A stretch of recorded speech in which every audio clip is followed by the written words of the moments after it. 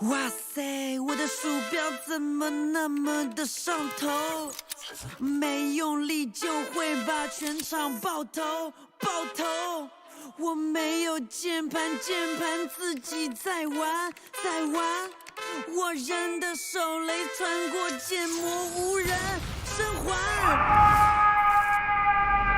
我用键盘打碎了屏幕，哥们才不是败者。虽然击杀知道这三个，至少数据颠倒是帅的。我是 bad， 但我 bad 得非常非常非常不快乐。是个拼命的 C 位英雄，那地方出门装先买了，脸长肿了，动作是疯了，老周的微操就退散不口抗。执法是要我这种没病的人，去看队里的稿子吧，尽是个综合。我用物理打败网吧，进入弹跳，飞出框架，不带欠费的网费，当成记忆，管我当下，我不懂你的 gay 还有那种活法。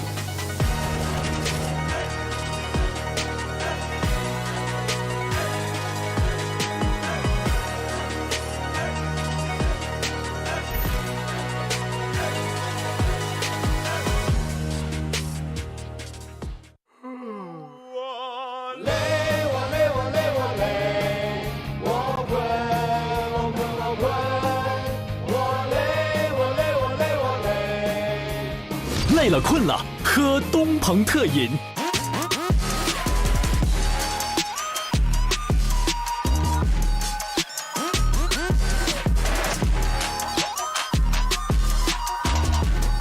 极限操作就用野蛮部落。对于这次的 ACL 比赛，我们非常开心，能给我们提供一个这样的训练的地方，还有我们比赛的舞台。每个人其实都很感谢这次赛事，因为我们是比较少的可以跟就是亚洲的职业队可以有这么直接的一个接触和对抗，所以我们都很感谢这次赛事。Ер нь бол маш сайн байсан гэж бодож байгаа. Тийм учраас ер нь мэдээд мэдэрч чадсан гэж бодож байна. 但是这场比赛对于我们而言，就是打得不好，可能这些出局的话进不了季后赛。我们5个应该以后都很难再组在一起了。如果我们进季后赛的话，我们还会继续打拼下去，继续拼下去。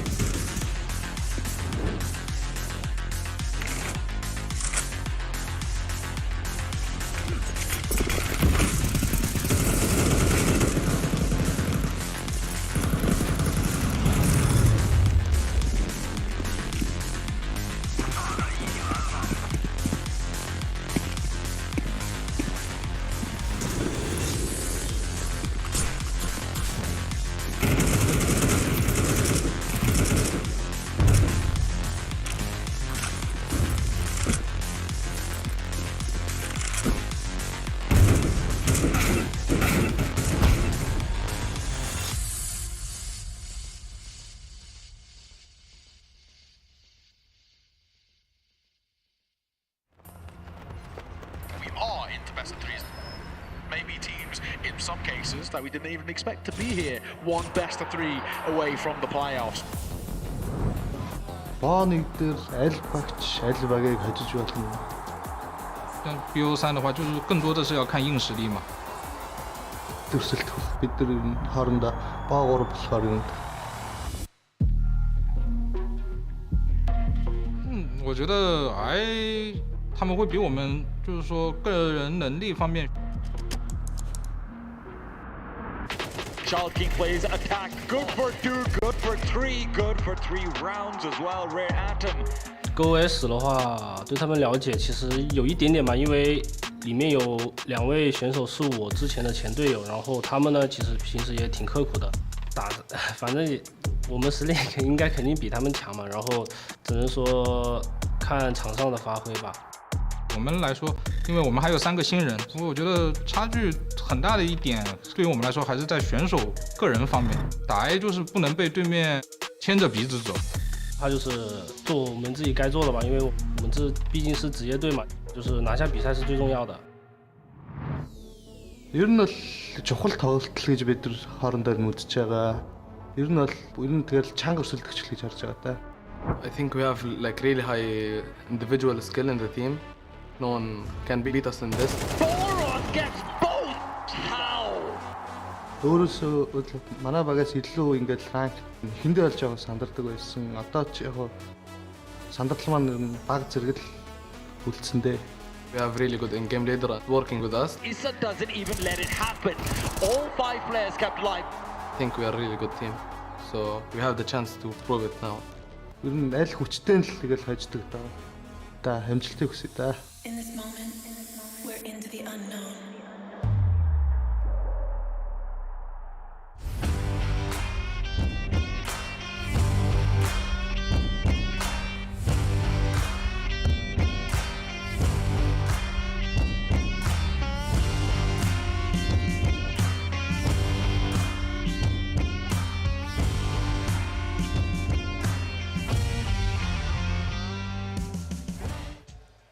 Hello and welcome back to day 6 of the Asian or Ancient Champions League, as Yumi has touted it so far, and it's been a pretty common occurrence. We're here ready for more Counter-Strike, but first and foremost, fellas, we're into the best of 3s. This is what we're looking for, the real deal now, as both of the games today decide who will be going forward to the playoffs. Absolutely, and as much as we might have looked at upsets, we might have been looking at Cinderella stories, now it's all about fairy tales, it's about guns and ammo, and that's what these teams are bringing to the table, very firepower. And also getting rid of some of those fairy tales as we move forward, because we've had, like you said, we've had some upsets. We've certainly been interested or enamored by some of the teams that we had very little information coming into this tournament about, but not a lot of them have actually been able to survive the gauntlet in this close qualifier. It's true, and as my own voice said, we've got a couple of teams here within this kind of deep run of the upper bracket that we actually didn't expect to really even be here as well. And this is, I think, a story that we had sort of all the way throughout. Teams have actually been, in some cases, actually overperforming, but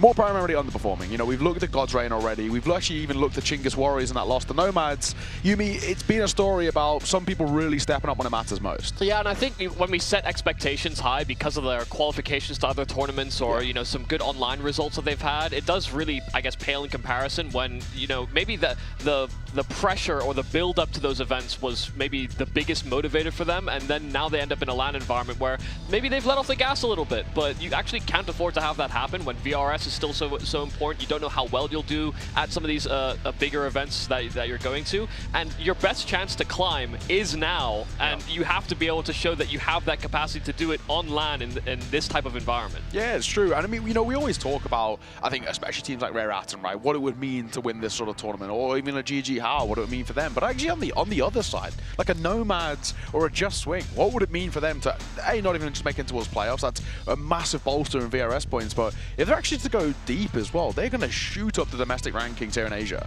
And considering how few tournaments there are in Asia, which are LAN, which are actually, you know, tier 1 VRS, this is the only tier 1 regional VRS tournament we've had so far. It's the first of its kind, and in a situation like this, this could very well set you up into almost a guaranteed place at the next MRQ, as far away as that might be.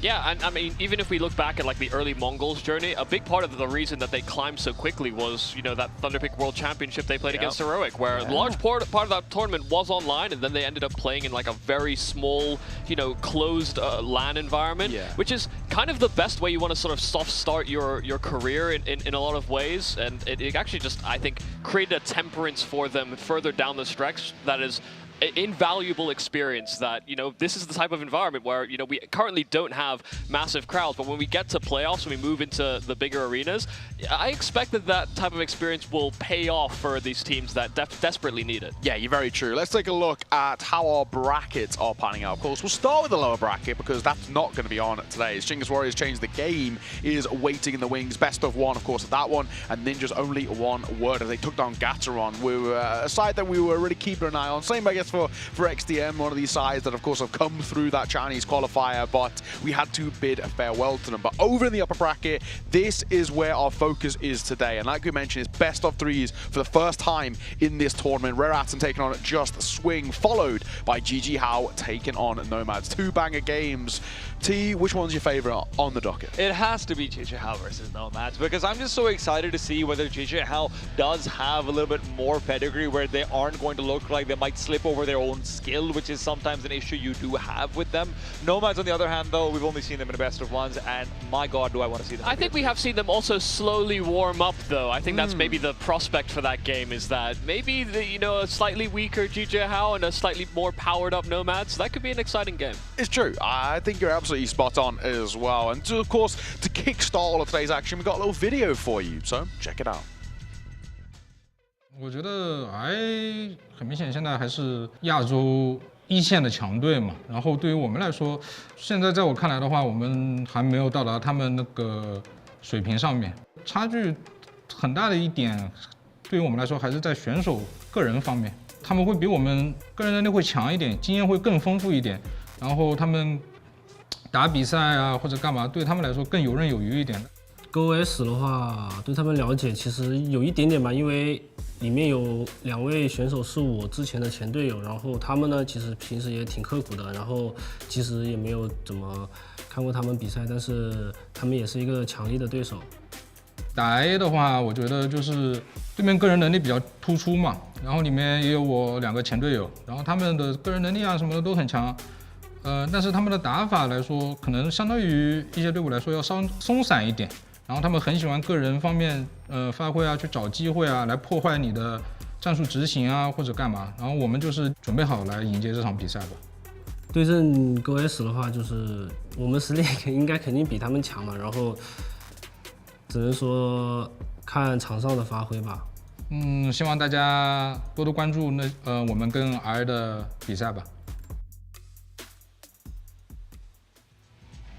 Well, as Chalking said there, and I think he's pretty spot on, we're definitely the better team, right? And I would have to agree in pretty much every single facet. But, you know, as also kind of how they mentioned, you know, there's a bit of, you know, a known quantity. You know, there's former teammates, rivalries, and they might be able to sort of get a little bit of a look into Rare Atom. I mean, this Just Swing side, they're not a bad team on paper themselves. As much as I'd like to go on with that idea, I don't think it's going to be as much of, hey, rivalries, more as Just Swing are probably going to be sitting on the sidelines later on saying, yeah, go Child King, we believe in you. Because unfortunately, Child King graduated from this. He was the best player from pretty much every team he was in leading into Rare Atom. He's always been one of the players that we've been keeping an eye out on. I don't think there is anyone who rivals him in a head-to-head rifle v rifle matchup on Just Swing. Yeah, and I don't think there's going to be any bad blood between them. Like, Child King was definitely the most competent rifler on that squad, but all of respect given over to Marek and Gas in terms of just the amount of work that they seem to put in during that wings up period at the very least. But yeah, it's hard to say that this Rare Atom squad isn't sort of stacked with capability. You know, Child King, Summer, somebody, they've been flying up, and to be honest, I mean, statistically, Kaze is their worst player because they've been breezing through these games so far. Even he's sitting at like a 1.4, which is kind of on near par to where the highest players on Just Swing are in Gas. It's true. On the flip side, Gas is the 3rd highest rated player at this tournament so far statistically, so he's actually been doing a bit of work himself. We'll give him some credit, but he's got a lot of work to do. comparatively, for Rare Atom, you got Child King, who is the best player at the tournament so far, averaging a 2.16 rating. Summer is in 4th with a 1.65. Lihang 5th, 1.56. Somebody in 6th with a 1.54. And then, like you said, Gaze, who's the worst of the bunch, quote unquote, is just outside of the top 10 with 1.4. It's so easy when you stomp games to get good stats, isn't it? Exactly. So it's a wild position that they're in. Just have got such a tough task ahead of them. Kaze mentioned in a video that we saw a few days ago, their goal is to win the whole thing, and I think obviously that is to be expected, but if they're going to want to go about this, they have to actually make this stage into playoffs actually quite flawless and actually quite seamless too. They effectively just have to show that they want it more than other teams that are in attendance, because some of them do have, you know, did make it to the major, for example, and are maybe going to be more focused on that and like building their strat book. Rare Atom don't have that to look forward to, so they have to win this event in terms of just pure motivation as well as confidence further down the stretch past this major cycle. Yeah, absolutely as well. With Just Wing on the flip side, it's all about they're still on that kind of rise, I guess you could put it domestically, T-Time. So they've got a lot more in terms of, it's more of a hopeful nature rather than actually for Rare Atom, it's, if you're not going to be an expectation.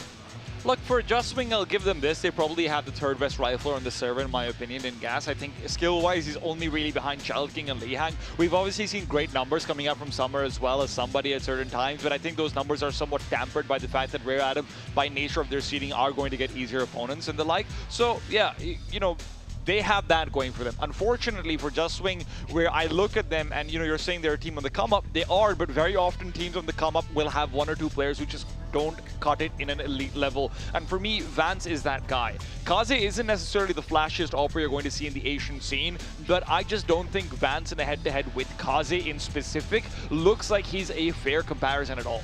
Yeah, I mean, but I guess the counter argument to that is anybody a comparison to Rare Atom right now. I would kind of throw up maybe at this Gas. stage of the tournament, it's a bit difficult. Quite literally, no head-to-head wins for Just Wing, so I guess that argument stands in a sense.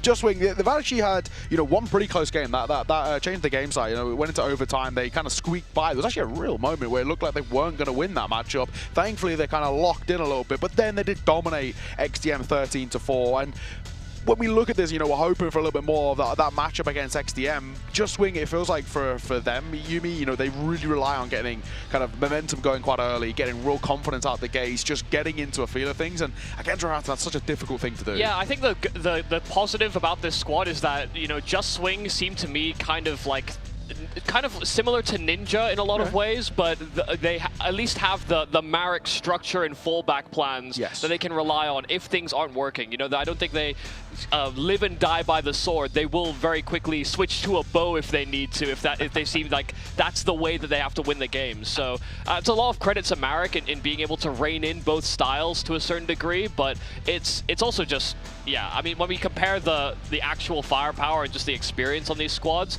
even if you have good game planning, very often players like Summer, players like somebody, you know, even Lihang and Child King, when they're left to their own devices, can sometimes just break your plans. And I will say this, that for Just Swing, if they have to have a win condition, assuming that Gas is going well and whatnot, right, that's just a bare assumption. But if they want a win condition, I think it has to be that QQ God can disable aggression coming up from Rare Atom, and that his lurking shenanigans that he was getting up to in Dust 2 earlier on versus XDM and whatnot can pay off, because Rare Atom are not the Rare Atom of old. They will try and get aggressive in your face and whatnot, and QQ God is a player I look to try and stop that from happening. Absolutely. Well, let's turn our attention to the veto process. Now, fellas, you've already had a bit of a conversation about this, so enlighten me. Where are you feeling that this veto is going to go, Yumi? So, I mean, I thought it would mainly just go Ancient into a Dust 2 into an Inferno. That's the map pool that I'm expecting to see here, mainly because I think... First ban is Just Swing. Does that change anything? No. It doesn't. I mean, it maybe changes the order, and like maybe Dust 2 is the first pick for Just Swing. I think... Oh, wow, they're actually leaning into the Ancient. I had Just Swing picking Ancient. I thought Rare Atom would probably pick up Inferno, and then we're going to get to a Mirage Decider later on. Rare Atom picked Mirage, so that makes it interesting. Inferno Decider should probably still be It's just kind of the handshake. I think that's the logical... I thought this was the logical way that the veto should conclude, mainly because both teams love picking in that first rotation, and so they're giving each other a decent amount of respect. But I am surprised that we see Ancient as a first pick, because, I mean, given what we've seen from Rare Atom so far, they've been flying on this map. Yeah, but then also, Yumi, you forget we are in the Ancient Champions League. So, you know, no matter whether it's best of ones or best of threes, it has to have an Ancient But why didn't you just let Rare Adam pick it? They were probably going to pick it anyway. It's true. But we always go to Ancient. That is a given. But yeah, I think you're spot on, right? You know, Rare Atom, T-Up, they look pretty fantastic on it, but I think also at the same time they kind of look fantastic no matter where they go. I think the issue for me is more Just Swing's Dust 2. I just didn't have that much confidence in how they won it before, because again, you are going to have the Vance versus Kaze head-to-head on Dust 2, the most op-heavy map, but beyond that, QQ God felt like his playstyle was very effective, but also quite predictable. So when you've got a situation like that, and you know, there was a lot of exploitation at the B-side anchor from XDM, needed backup consistently, and QQ God could keep 2 players on the B-side. I don't think that's what you're going to be able to do against Rare Adam. I'm glad that they didn't go into Dust 2. Ancient is very good for Rare Adam, Michael, you're right.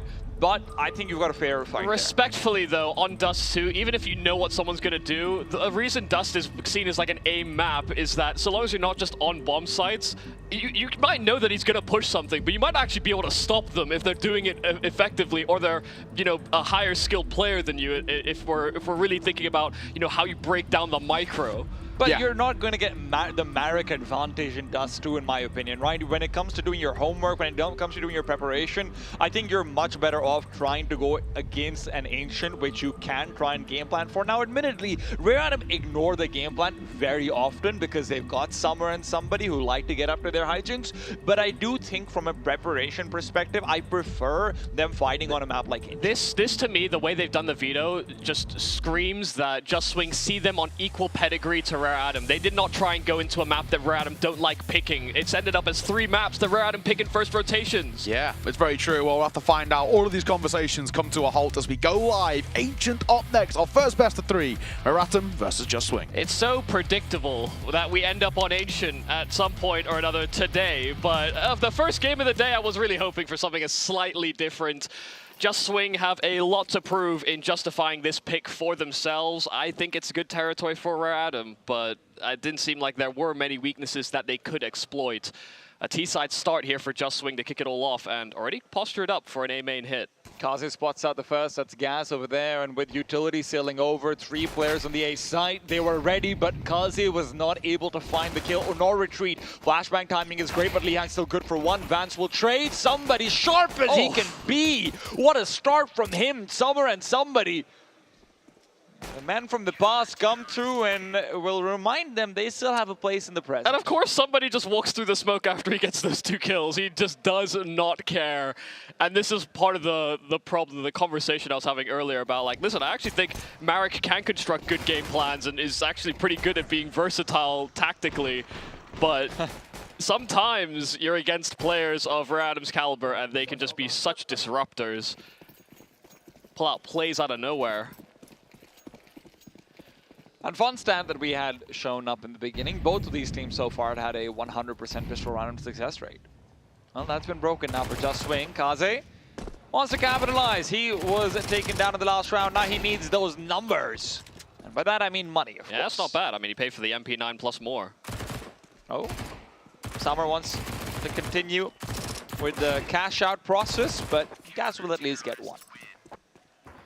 To be honest, they're probably quite happy with losing a couple of MP9s there. Yeah. Going in with 4 MP9s into what is likely to move in with a gun round around the corner. You would like to be able to upgrade. Of course, Just Swing opting to save primarily outside of the 1 Deagle. Now the question is, do Rare Adam actually get aggressive with these 2 MP9? Shulking and Summer, both players who do like to go for a little bit of a pizzazz. Same main aggression. And it's a missed smoke on middle. Oh, this is weird inside of main. Yeah. I don't think QQ will look behind him. Because he went for a fast timing. He's getting worried about it. And I mean, they're completely turned around. This is going to be 2 kills to come through from somebody if he keeps on going forward over here. Nobody QQ's got no idea. So the best case scenario is that the bomb coming in from Marek's hands could have been able to get the kills, but he had his knife out, and with that, somebody's found 2. Now QQ has to do the same as he'll start to proceed forward. Lulu, in the meanwhile, he's been given the tough job of staying alive when Lee hangs around the corner, peeking forward. 2 versus 4, and the only thing in their favor is the element of surprise. Well, I don't think that's going to do much. Yeah, this is going to be so frustrating. I mean, neither team looked behind, but once Rare Adam actually saw that you know, nobody was watching for an A main push in any capacity, they account for the fact that someone could have actually slipped on by. Why else would they leave that massive gap in their default? That you have to be kicking yourself there if you're QQ. Because it wouldn't have been so bad if he was able to justify his position and get 2 kills and swing the round back somehow, but every one of his teammates was dead before he could even get into a position where he could make that happen. I mean, Gas had to be able to find a duel for that to be like a possibility. Lulu has to stay alive, right? There's all of these conditions that need to be fulfilled for QQ God to be even remotely useful. Yeah, that's just... It's just such a disappointing way for the round to end up. Oh my... That's absurd. What did Kaze just do? I need to see that replay. He just shot like 2 bursts and like triple dinked QQ at range. Use the HE to kind of mask his presence as well. So small little details that can give you advantages, but yeah, it's fair to say I think Rare Adam are playing with some confidence. Yeah. What gave you that idea? I just think, you know, especially, I was having this thought earlier today, of the teams at this stage of the tournament, that's an ugly smoke. There's been a few missed-smokes from both teams. I'm glad our observers were able to catch that. Yeah. I'll hold my point for a moment. Gaza is going to keep on holding the line down. Shadow's being given up, and I wonder if Lihang realizes it's going to be a bait and switch. Marek does get the one and stays alive with it. Now, Gaza still has a lot of work to do, but this is a salaried man. He is ready to put in the night shift. Yeah, I mean, earning his position there, because losing his support in from Temple, it wasn't a great way to start, but there was more where that came from. Yeah, my thought earlier today was, at this stage of the tournament, I think the only team that I can really see, like, moving with swagger so far, I mean, is Rare Adam. Like, I think they understand that they're the best team at this leg, but also, Child King just kind of exudes a bit of attitude as well. And I can imagine that's even more so when he knows he's against ex-teammates coming into today. I saw him coming into the hotel again today from home. Man, look good. Somebody, though, also looking good on the server. This round will not be quite the same. Summer is the one to compensate twice over. I think he spotted out just the bare bones of Lulu around the smoke as well. If not, that's just a clean spam.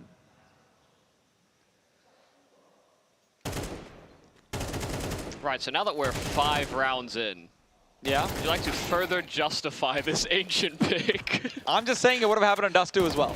Yeah, maybe. Listen, we don't know how that would have gone. So far, Rare Adam have played 2 best of ones, and they've only seeded 4 rounds, both on ancient. They also haven't played any other maps. So. Well, like, exactly. Yeah. It's the one map that they're stomping people on. And you decided, yeah, we can do a better job. Right now, that has not been the case. Radam looking fierce out the gate. And yeah, some questions to be answered for Just Swing. A timeout call, see if we can get that tactical versatility that I was touting Marek for earlier on the desk. They need some energy as well, that's true. I would just love to see them explore. You know, I think they've been moving in defaults. They've been seeing if they can punish these aggressions from Rare Adam, and they've been very unsuccessful. So from spawn calling is where a lot of people would sort of lean into. Maybe not after a timeout immediately, because, you know, it is a bit of a gamble or a mind game about whether or not the enemy team is gonna, you know, adapt their play style based on what they think your adaptation is gonna be. And so, you know, often the more experienced in-game leaders actually wouldn't probably call a timeout here to change their approach, but they would just change their approach, and if it didn't work, then they start, you know, calling timeouts and making sure everyone's focus is right. I think the issue is also just, and you know, one of the reasons why Michael's saying that they should consider from spawn calling is first contact or first clash setup has been within the first 15 seconds in every single round so far. Yeah. Child King's got a util piece out, and that's where he's going to be punished. Maybe there is a world where the B bomb site is taken over. Summer and Kaze are still around, but with smokes blocking off their pathways and no HEs to pop them open, it's going to be rotations that they rely on to do their best job. Now, the Molotov will not be able to stop the bomb from being planted, and with the flashbang through, QQ's hoping to spur them forward. Out and about they go. Vance finds one, continues through, and with Lihang the only one with a rifle, it's Lulu to shut him down and the round going with it. Kaze still fighting. I'm surprised to see that, but he doesn't feel like he's got a path of retreat. And in the end of the day, that is a big win for Just Swing to come back in. Absolutely. I mean, it's Tech 9s and SMGs for them to just go in with a... This is pretty much a clustered call towards the B bomb site from the get-go. They get these 2 smokes down. And the big thing for them is that even though there were smokes down, sure, they caught the timing on Child King, but once they got that bomb in position, they all clustered together. They triple attacked long and just hoped that they could trade out because they needed these close-range duels. If they try and play from ramp or inside of cave and allow Rare Adam to breathe, it was likely that things could maybe turn the other cheek. Oh, that is a great nade molly combo from Gas. I love that. Reading into what the likely response from Rare Adam is going to be, they play out 2 players in A main, watching out for aggression, and they use util to take care of the lead jump. There are just so many players that also, once they see that Molotov, would just not commit to it, but not somebody. He wanted to tank through it. And yeah, the punishment by the HE is sublime. What is that for? That should be Red Room. Right side Red Room? Oh, it's just, okay. Just a different lineup. Right. It's deeper, I guess. But hey. The round's not over. Just Swing will be very happy with the advantage they found, but can they make do with Lihang? Put him away. Another Molotov perfectly placed, and as Lihang continues to evade flashes that will never come, the T side are just trying to set up for Gas to find success in middle. Now, Lihang's going to be pushing them away. He's got the advantage back and away, and with them checking the other side, they're convinced it's a crossfire. Lulu still wins out. Gas, in the meanwhile, jumping up will not be punished on the timing, and with that, you're down to just Child King. Spots out the shadow for player number 1. It's QQ God who's able to take him down. A great backswing of rounds coming out from Just Swing. Yeah, and all off the back of that timeout, the fact they make a low buy work. The Gas has a phenomenal round from the nade combo that you highlighted earlier, but also just walking through middle, getting the donut player as well as Red. That was supposed to be the reinforcements on B, but none of them ever made it. So Just Swing have done enough to break the money here of Rare Adam down to SMGs, just a solitary rifle in Summer's hands, and a couple pistols alongside it. Now they've been doing a lot in the early segment, Rare Adam, in terms of getting aggressive and, you know, closing the distance, always siphoning off one of the major lanes to either side of the map, whether that's been aggressive A main pushes or deep lane control. And this is a little unorthodox for Summer, playing between smokes over on that B lane, but Cave is already being occupied by Just Swing. As is Red now. Oh, critical. Very important for Lulu to be able to find some over there. He's had a good few rounds. He's 7 and 5 right now. Will not be able to make it 8. And things are scary when you've got an AWP leading the charge up against Kaz's MP9. He's low though, and that's where QQ hopes for an easy pickup. That's what he'll get. Hold out to Child King once again. The last round seemed impossible. This one, a little bit less so. And with Marek on the other side, QQ behind. Child King was sandwiched. Yeah, I mean, Child King needs to get that kill at the doors. Somebody has slipped through. Oh, picks up the one. AWB as well, finds a second! It's all possible. He's got the defuse potentially. The problem is the kid, and on the other side, QQ with the AK is expecting somebody to come around the corner! Somebody gets it back!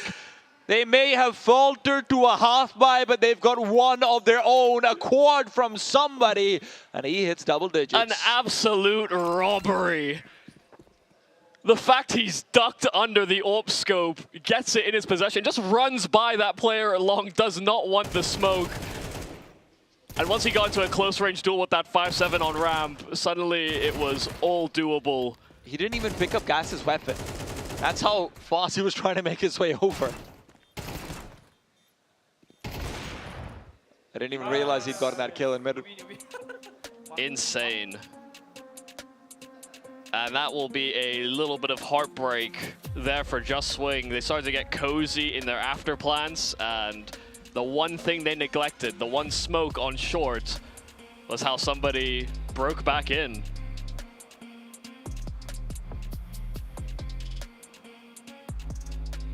Look, at the very least, they have money for the next few, but that's going to shatter your confidence. Just as you were starting to build it back up, too. Yeah. Like, start a little low. It's going to be 3 to 5 guys. One more gun round. We're going to equalize. Yeah. Start a little low, win on a low buy, get a rise, and then you get plummeted back to earth. Let's see if they are able to find some more solutions after that second time out. Seemed like they were getting ready to boost Vance onto B. In fact, 2 players were there to serve as stepping stones. He barely saw Kaze. I apologize. I did not know your game. Lulu will be continuing on with the oversight of Vance. Gas through the smoke will find another and Rare Atom. You got lucky with that 1v3. That's the message Just Winger sending. Vance could get more here. Smoke down, sure, but trying to get a Molotov behind it, see if they can trap these players inside of Cave. And inside of Cheetah, but one has escaped. That's the rifle, most importantly. Summer will hang around to see if he gets a rifle himself. And, well, he's a crafty little bugger. Vance is just covering him off, though. Fantastic round coming out from Vance. And listen, I will be very straightforward to everyone at home. Even before the game started, I told Michael, yeah, bro, I think Vance kind of cooked. I don't think he's good. And Michael defended him. I can see why. Yeah, I mean, he's. I think our conversation was mainly just like, I don't see Vance as elite. You know, I don't know where his ceiling lies, but he's fine. Like, he's good enough for this team and for this level. And he does have these small moments. You know, I'm going to be honest, I don't know how he killed Kaze in the first place, because he genuinely barely spotted him. But yeah, some nice shooting. A pry bar that Just Wing desperately needed. Both times they've come out of timeouts, both times they've attacked that B bomb site. Oh, but Gas had lined it up. It's a pretty big focus from Rare Atom out in middle, and although Just Swing have their own numbers here as well, I don't know if they want to take a head-on clash. It is going to be a double swing out from Red Room. QQ God also getting ready, but with the donut smoke extinguishing, there's a chance things go wrong. Elbow spotted, head taken off.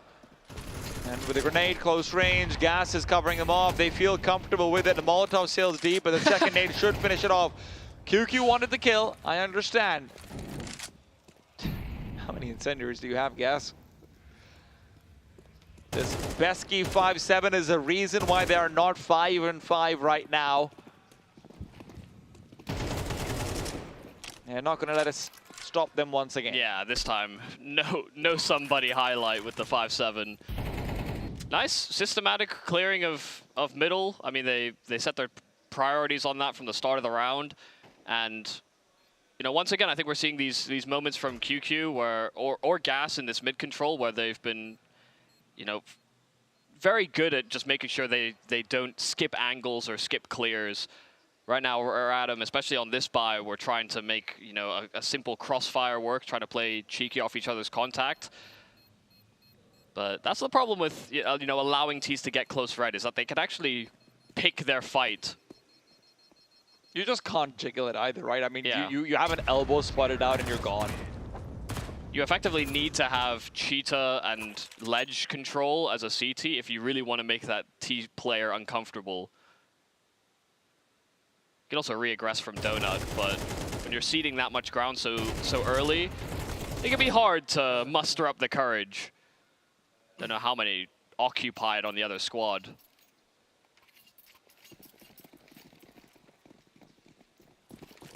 Just Winger set up for 5 on their T side, and considering the way things started, this is a very good look. Yeah.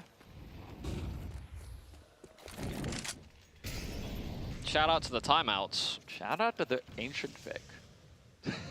Yeah, well, they're not there yet.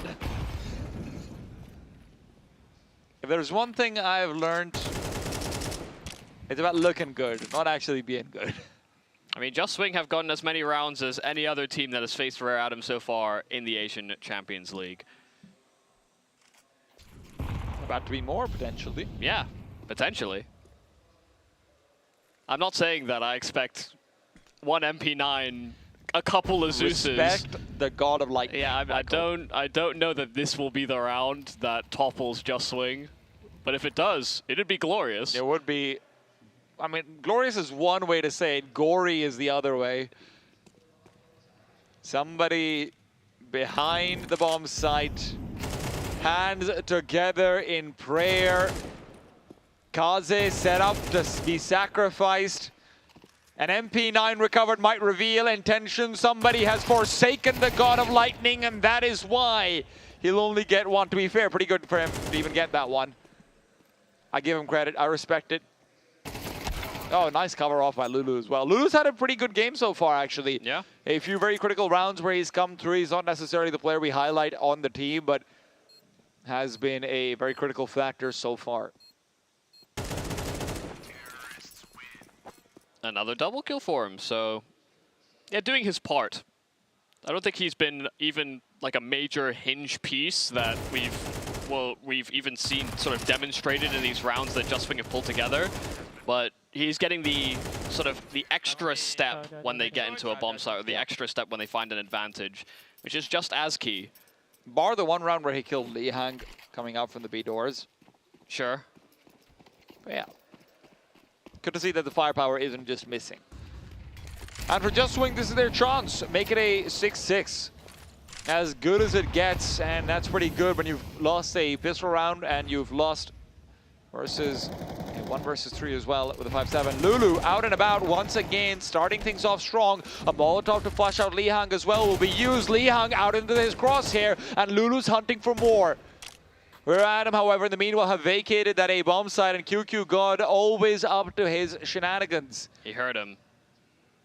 He knows Kaze is close, and Kaze doesn't dare swing out to Temple. Actually wants to try and make up for the fact they've lost this middle pressure.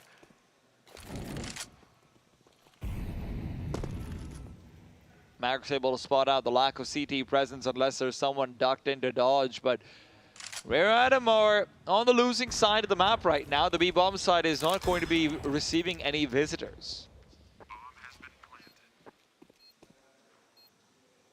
This looks pretty damn near impossible. Yeah, no kits, no smokes, no incendiaries, nothing that can pull people away from important high traffic positions, especially in post plants like Donut.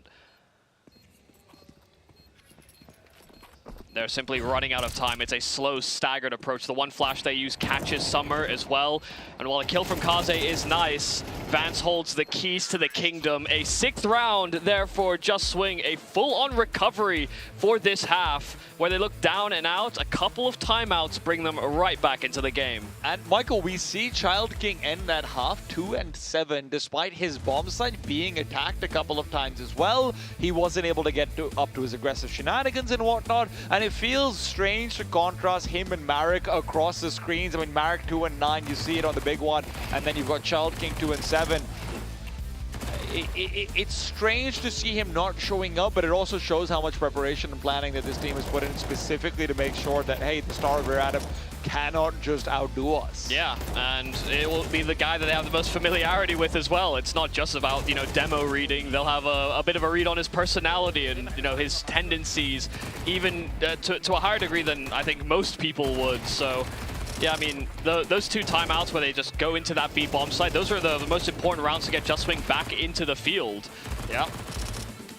And yeah, Child King just couldn't really muster up the strength. In that last round, though, I think clear to see Rare Adam were taking some liberties. I think, you know, Lulu getting past the smoke at Cheetah to ledge where nobody's watching it. Players are eating flashes, spamming the elbow smoke wide open to that ledge ascent is kind of outrageous. But also, I guess it's not out of character for them to disregard something in hopes their opponent doesn't, you know, make this more ambitious play. Even still, though, you expect better poise from a team like Rare Adam. And again, good half from Just Swing with all things considered. Could have very well been a 7-5 if not for the 1 versus 3 that we saw somebody pulling through. We got it on the replay just in time as well. Now listen, here's the problem. Okay. Second half was always going to be the tough one. CT side Rare Adam get to dictate the pace. All of your planning's been used on the T side to make sure Child King isn't able to get the duels he wants. Now Child King gets to decide that. Does he come back into it? Now we don't know, but it is where things start to toughen up. It also could be as well when they move into the second half, even if Child King is a little slower on the uptick on that T side, it's not like they don't have other pieces that can be aggressive and also, you know, are going to be a little bit harder to characterize for the Just Swing players. You know, if they at some point pull the plug and think, okay, Child King, you could be a potential liability or a sore point in that there's just such deep intertwined understanding of each other. Let's just get Summer to take entry. So let's get Kaze, you know, a little further forward than usual with the ult. Even Lihang in mid-rounds on Ancient, you look over towards what he does from ledge. I mean, what we saw Lulu do, that's like a Lihang special as well. So there are plenty of prongs of aggression that Just Swing do need to deal with. Bit of head massaging going on. That's not concerning. I do think it is strange because, you know, Lihang is definitely someone that has been sort of rising with the tide of Rare Adam, and even if they had the MRQ disappointment, he's been getting better and better as the months go on with them in this Rare Adam roster. I think even internally for me, I have to remember that Lihang has improved quite dramatically over the past 6 months. And so yes, he is another weapon, another tool that they can use when they end up on this T side, but we are hoping that Child King also sees a recovery individually. 2 kills, it doesn't suit him. Can Rare Adam continue their 100% pistol round success as well as the question? Vance is hoping the answer is no. KK and QQ put together have found them the 5 versus 3. Bomb dropped as well, forgot to mention that. Yeah, it would have been spotted. Child King's got good ground here on B, though. Gets this kill, and the round's right back in the Rare Adam's favor. And that's an easy one. They do have mid control, and that's where the CTs are funneling through. Now, they start to go up ledge, and they're able to find the duel versus somebody. This is not a good place for him to be. He spots out the one, and in a rare case, will retreat, actually. Yeah, but he needs to cover for the bomb to cross. Oh, no, he's fighting back, and this is where the double swing will come through. They're going to prevent the bomb from making its way over. Vance will find 3 in the round. Yeah, he needed to fight. He actually needed to prevent them from cutting off the bomb from making it into B. And, you know, there was even a possibility if they wanted to, they could have sat at those B doors and thrown the bomb over to B ramp, get Child King to pull away. But they wanted that deep position. You could see they recognized that that was a potential vulnerability in this reroute. And Just Swing had the whole gang ready to fight. Interesting to see the 4 MP9 buys coming out from Just Swing. Rare Adam are a team that like to force buy in that second round, and that's what they'll reveal. And as the spam comes through, Casuals find a stray man. Lihang is down, and they're not shy of using their incendiaries early on. Nice to see that incendiary ferried over to QQ as well, by the way. He wouldn't have had money to buy that one himself. Vance is looking to switch out, and with the MP9, it's a better weapon for the angle. Child King is low as well. Where does Rare Adam go? Even if these guns are favorable, if you swing wide enough with the MAC-10, you can suddenly find yourself in an advantage.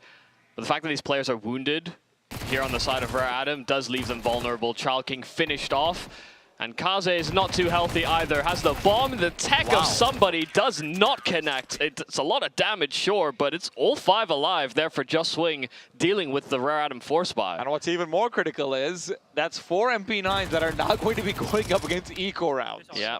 You also kept many players alive when the pistol ran. I don't know if the armor was untouched or not. I won't lie and pretend that I do, but this is ideal situation to build up some serious cash. Yeah, not expecting to lose this round. Well, they weren't expecting to lose the round with somebody's 5-7 either. Yeah. Maybe we should just put away expectations. Take the rounds as they come. Breathe through life as it's meant to be. It's a far more stoic approach to the opening segment for the Just Swing CT side. Rare Adam were kind of all over them in the opening 4 or 5 rounds. It was only when the timeouts came that Rare Adam started to pull back. So the fact that they're giving away as much space as this, kind of allowing Radom to run the map, they could be in for a bit of trouble still on this B-bomb site, and Lulu instantly gets decimated over at long, and Marek can't manage the MP9 spray. They did not expect to lose this round, but they find themselves in a 3 versus 5, clamoring back into B. The Yang's in the perfect position to find his third kill over here. Summer, the one who steals it. Kaze does the same, but he's okay with it. This robbery is not just of kills, it is of rounds. Rare Atom have done the unthinkable. There is no way for Gas to bring this round back in their favor. It just is not possible. He's got a smoke and a kit. I refuse to believe. He might try. Oh my god, Kaze just decimates him. Well. Yep. I was kind of counting. I was kind of out that round a little bit. The good thing, the silver lining to the massive cloud in Gargantuan is that all they get to steal is MP9s. Sure. They don't just get a free rifle round coming into the next one. You are going to see Just Wing have their own weapons as well. This is going to be an even buy, but Just Wing do not want this to be the case. Yeah, they could have been living lavish a little bit. Could have used this round if they'd saved MP9s to just serve it as a bonus and maybe get free upgrades, but yeah, they have bought all the way down to 0. This is a round that could swing how this second half develops. QQ is very far forward in the A main area. This looks to be a fight back through middle that Marek actually wins. He had a sloppy spray with the MP9 in the last round. That doesn't mean he can't get it done with the M4. A nade to open up the smoke, and Child King is gone. So Just Swing will not be sitting on their laurels. Yeah, they've taken mid back and they've pushed through A main, so they should know what's coming next. 3 players already reinforcing the B-bomb site. Certainly seems to indicate that you're right, Michael. But with smokes down, the bombs should be able to be ferried over. Now, these CTs are thinking of getting sneaky. The spam's not enough, and the bomb can be planted right at the nick of time. Kaze does go down. It's a 5-on-2. Both players funneling in to Cheetah from the T side. Summer will double up, and the highlight is pretty. And pretty ain't good enough. Now, he can look to spam away, but as soon as he does that, Gas will start to push forward. He's got the Tech 9 at close range. Summer doesn't have weapons to spam with. The MP9 as well. He's fighting for the ace, and Summer inside the smoke is a man unhinged. The veterans of Rare Atom will do it all on the B-bomb site. A full 1 versus 5. How does he get away with that? That is actually unbelievable. I mean, the spam is on point. He knows that smoke is breaking into cave. He toys with them. And the fact he jumps back through that smoke into the bomb site to collect on this magic moment, that is a masterclass. And for Just Swing, their hearts have been broken not once, not twice, but now thrice on this B-bomb site. I can't believe, I cannot, but they have gotten away with 2 absolute robberies back to back. From the Tech 9 buy where there's only 2 players with armor to now a full 1 versus 5. And it's the same place where they already had graves laid out from somebody's 1v3 with the 5-7. Oh my god. That's not okay. It really doesn't feel like it's going to be okay either for Just Swing.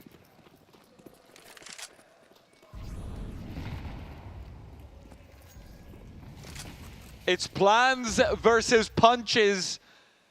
And for Rare Atom, they've got biceps, triceps.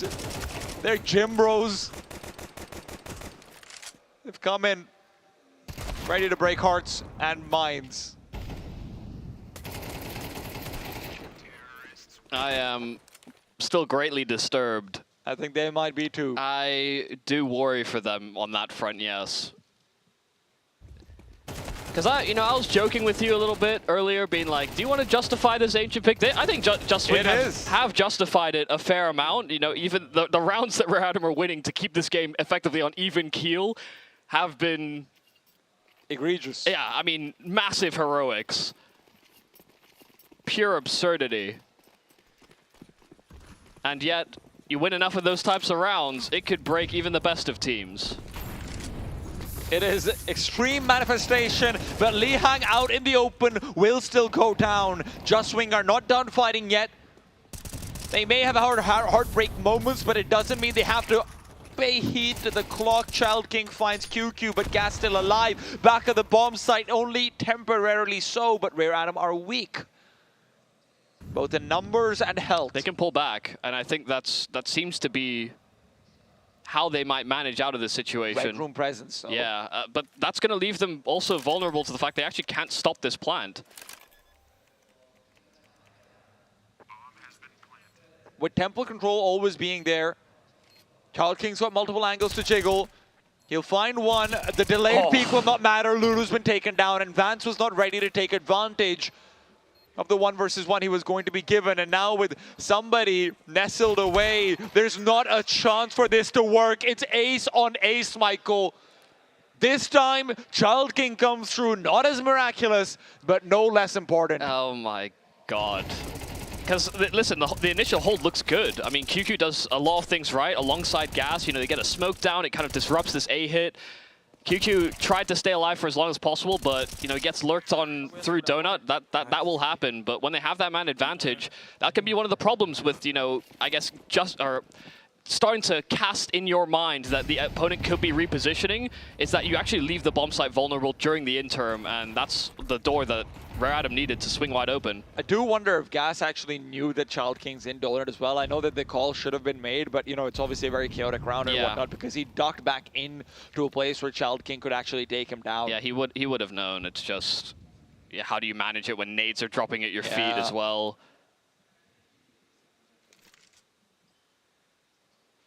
Justwing, their hands are firmly clasped together, hoping for their prayers to work out. They need a round that Rare Atom have found again and again, a round of miracles. Just one will do. Mid was dead silent though, so they pulled a third player back to this B bomb site. Initial fights don't go their way. Lihang is making quick work of these ecos, and that's one thing you can give commendations to Rare Atom for. But Vance, perhaps my commendations are early. He finds 2 quick kills with an eagle. Those are not retrievable weapons, not really. QQ God with a 5-7, ducks behind the bomb site. They don't have a Molotov to clear it out. It'll have to be Summer. And with the smoke coming through, QQ God gets 1. It cannot be 2. Still around the corner of the bomb site. Gas is going, and Child King is not going to let him come out on top. Vance, a quad kill that is necessary, but one that will not be achieved. Child King is firmly back into this game on the T side. 13 and 10 from a 2-7 end to the first half. Yeah, I mean, his defense did look tragic, but you know, you kind of bring it up just as we're getting into this T side half that Child King would have more control over the duels he takes, more able to choose the tempo of his duels as well, and we see just how class he can be. It's a very, very even-looking scoreboard there on the side of Rare Atom, only further highlighting some of the disparities between Justwing and Rare Atom. Marek still on 5 kills, but that's a really nice timed shot by Vance. Smoke was not blown open, but took a chance at it and finds an advantage. Lulu's found another as well. Rare Atom will not be given the match point for free. Well, map point for free. A clean round from Justwing so far, and it continues to be the case. 4 alive. Just what you want up? Oh, can't be recovered. Okay. Yeah, it's fine. They're okay. So long as they're able to stem the bleeding somehow, prevent Rare Atom from feeling like they can just take however many risks they want. They go for a simpler, you know, drier B execute. I mean, they still get smokes down, but they don't layer flashes. They don't, you know, play with any pace. They're hoping Justwing, well, swing into them. And they did recover the up. They were unable to actually punish those duels.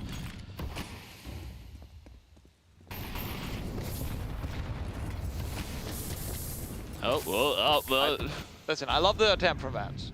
I like the idea that he's expecting there to be a solitary player out towards the B bomb site, hunting for Lihang while Gas spams away, taking his prior position in mid. Deep nade goes too far. Gas won't be bothered by it. This is a full mid commitment here for Adam. They've got 2 from ledge as well as elbow. They are waiting to see what Just Swing do to respond. They're going to have to use a lot of utility to recover mid though if they want to go in. But this has been a priority for Just Swing. Just Swing are going to fight this. Do they use util? They see the smoke coming over. Now they do not dare to pull out their side belt, but the swing from Marek is perfect. QQ got less so, and with him going down, somebody and Summer are able to focus onto the Red Room players. 2 versus 5. Vance misses his first opportunity. Will be able to get number 2. And with Lulu nearby getting 2 as well, this is going to be critical. Kaze can run off. It's a 1 versus 1 between Oppers. And although Vance has been getting the better of Kaze many times over so far, this is still going to be the most important of all. He just knows he has the timing. He knows that there's no way that Vance would have made any steps rotating away from that A bomb site, but now that Kaze is punching in this plant, there will be a moment of hesitation for Vance, but he'll now have to try and read where Kaze plays in the after plant. It seems like he has it. No, turns away. There's so many angles to deal with, but Vance is on the right one. They're staying alive by the skin of their teeth, Michael, and I love it. That's a dangerous, I mean, listen, Vance points to his own head there. I mean, he outbrained Kaze, but I mean, that's a fairly standard play to make if you know you've got a free open plant and the last opponent is on A to try and take over long control.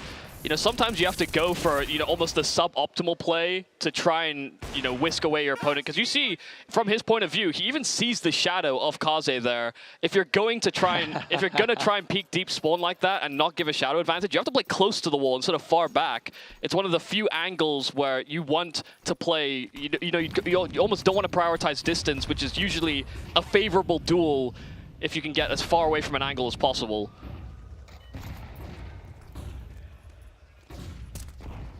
Marek reveals. They would have known, but now he backs off. This is a very, very dangerous place to be, even if you're rare out. I'm sure you find yourself with a lead, but your money breaks here. Just Swing could suddenly leapfrog you. Unless you pulled off more of these magic moments on low buys. Not something that you'll want to rely on, but you know how you have in your arsenal. Yeah, they've not really snapped their wands yet. Marek's in a tricky position. They know where he is, but them being forced to use the smoke to dissipate the Molotov. Rotations back to the B-bomb side. They are going to have 3 players here, but Rare Adam are still playing with the idea of going out through ledge. If they did, they would have been on a collision course with Gas, but Gas is even peeling himself back to see if he can reinforce this B bomb side. But they're playing far back. They're going to probably try and play to boost and deny plants if they can. All 4 players are over here from Just Swing, but they're not going to be ahead of the smokes. They have to be above them. QQ's found the bomb. Critical kill for him, and with the grenades being lined up, it cannot be a default plant. Child King starts to move back. The time's running out. QQ God has found another one, and Lulu will prevent Lihang from getting the collateral spam away. Summer being down means this is GG for the round.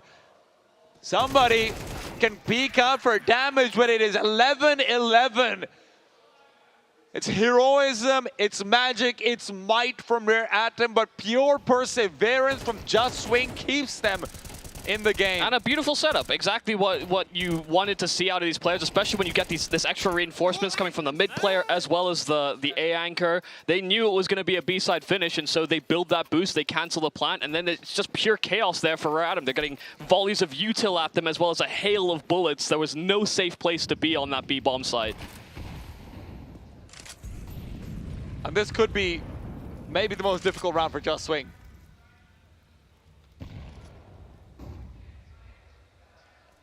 But knowing you're so close. Yeah. But one more heartbreak could still be available. Worst case scenario would be Lulu dies before getting the smoke down. Well, that worst case scenario is not going to be challenged yet. It's a funnel. And it's all coming in through cave. Deep nade is going to get a lot of damage out, but Marek really needed the frags. Lulu is left alone. His position will be suspected if not known. Vance trying to cover off the cross, but this is not the weapon to do it with. And Heartbreak Hill is where Just Swing will have their graves buried. how many times is this going to be? It's a fourth so far.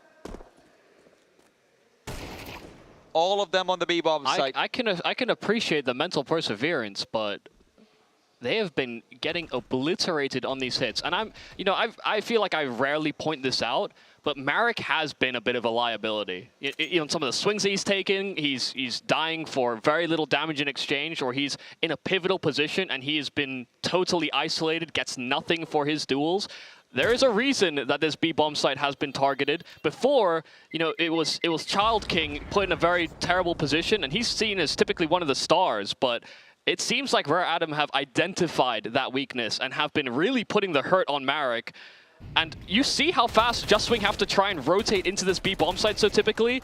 They needed Lulu to serve some sort of stopping power, but there was basically nowhere he could be on that site that couldn't end up being cleared.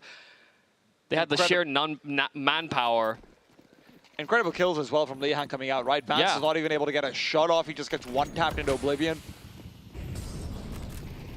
Oh, run boost does actually hit here for Gas. He gets to ledge very quick. A quicker ascent than they should be ready for, but I'm not sure if Head on a Swivel will be there for Lihan. He was really not ready. And yet he still flicked straight to the head. These last 2 rounds have really just been Lihan. So much impact being found. And already giving them the 5 versus 4, the most dangerous weapon eliminated from the map.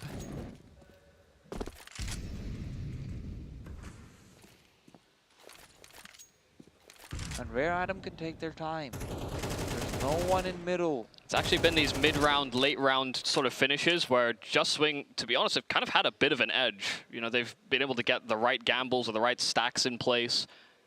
So I think there's a growing fear for Adam as well that they could fall into a trap. You see them still so spread and waiting for Just Swing to swing into them. Another player inside of Cave, though. This B-bomb side is not vacant. It might as well be, considering how few T-side players are intending to go there. Even QQ was starting to lean over towards B, but he should be able to get to CT in time. Lulu has to get at least one. The only help he's been given is the boost and nothing beyond it. Rare Atom, through sheer plot armor, are going to take home Ancient. They are going to be left in a 5 versus 1. And although Vance has been a big man, there's only one player who can pull those off on the server. It is somebody. And my God, Michael, that B-bomb site, I don't even know how to say it. Yeah, how to sort of rationalize. 4 unlosable rounds on paper that they lose on B. Then they've obviously lost out the pistol and the follow-up, which is obviously understandable. That's 6 rounds from Rare Adam that have nothing to do with guns. Yeah, I mean, they got back-to-back aces. Somebody 1v5 and then Child King as well. Closing out the following round. It did feel as though Rare Adam just had that je ne sais quoi, about them today.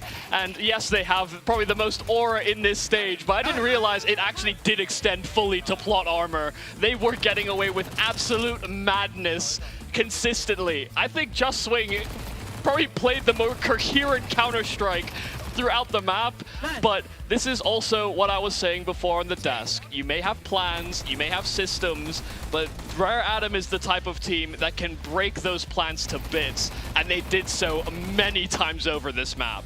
Plans versus punchers, and I will not understand how they won this, but maybe Neokai can. I mean, I think it's safe to say that was the best map we've had, without a doubt, throughout this tournament. Absolutely incredible.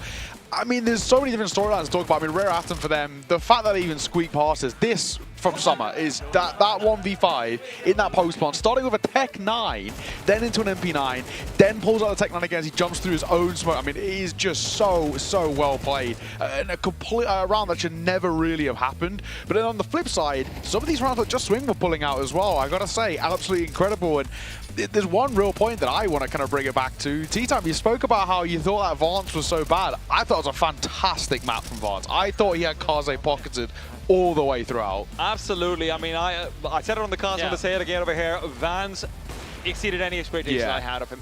Not just the idea that I said, hey, I don't think this guy can hang with the elite. This guy was not just hanging with them, he was hanging them. Fantastic performances. Deagle, rifle, up. Yeah, and not necessarily always the fastest AWPer, but actually served to help him. Like this is this is a round that demonstrates like, okay, he's not going for those fast flicks. He knows that that shouldn't be his priority. He just gets a free kill because of it.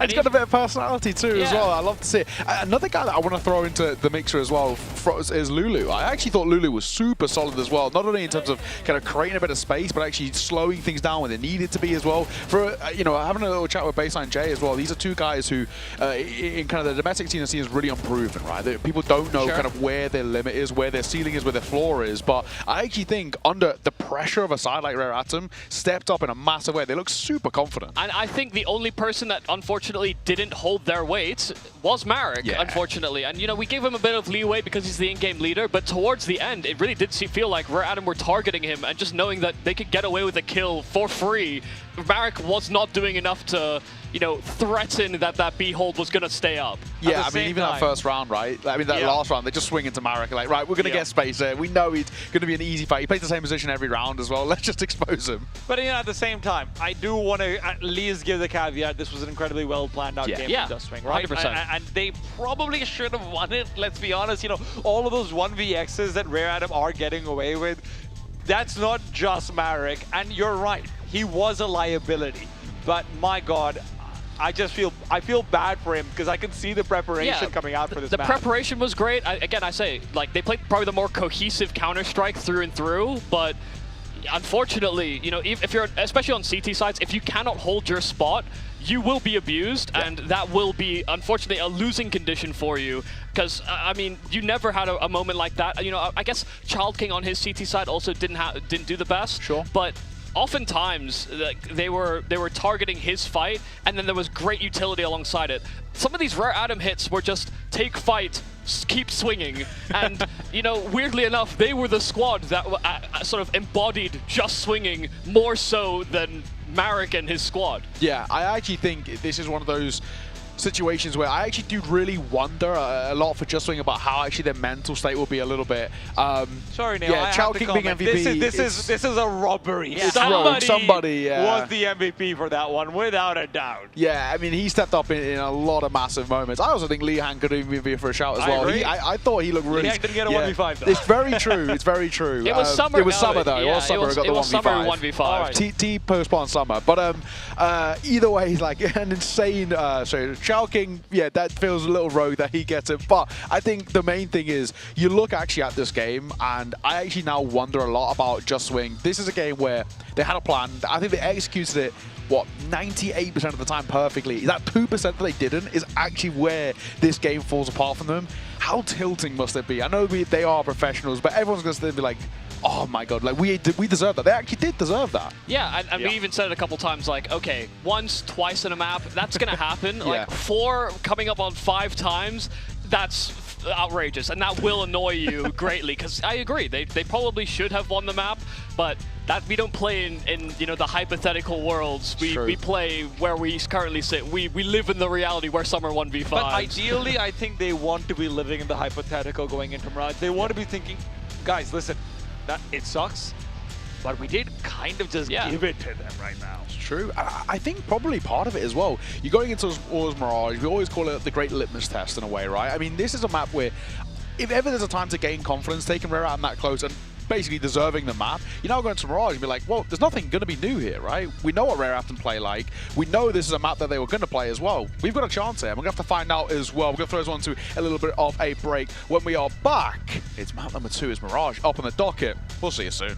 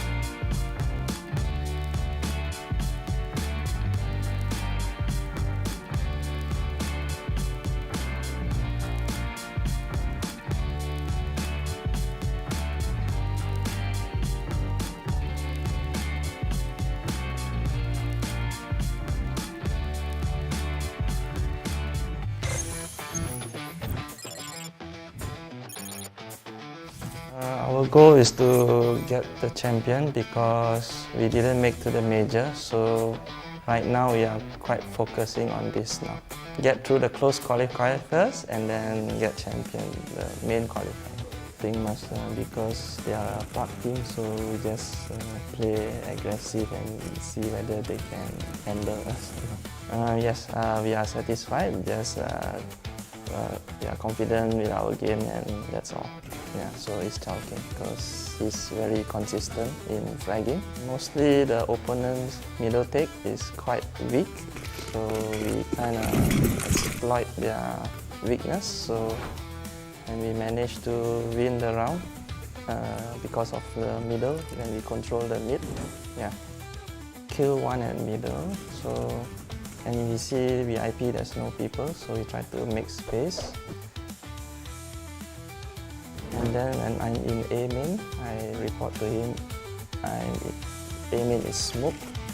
So how try to take pressure to move, to go CT, and he said ready to pick A main together with me. So he made the first contact, and then he bait for me. And then come out A main and I'll kill the A main guy. So, and also I kind of expect Temple have one main, so I managed to kill 2 in A.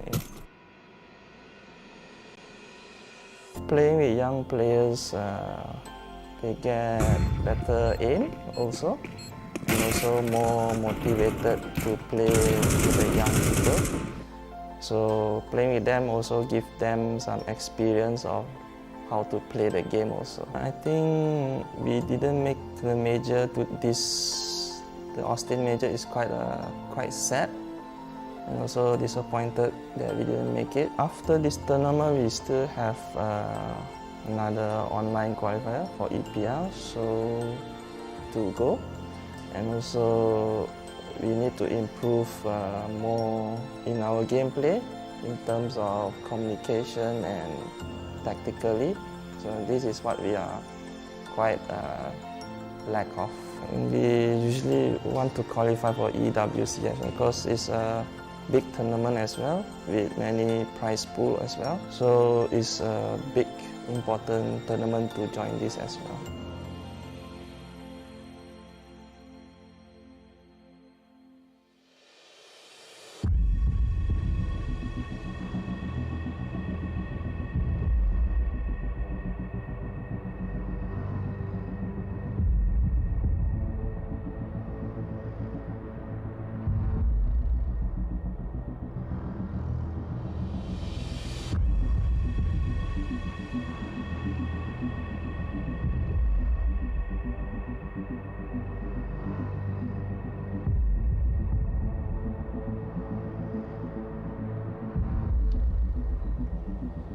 Map number 2 coming up now. It's Mirage up next with, I mean, it's hard to follow. That is without the best map of this tournament so far. Storylines all the way throughout.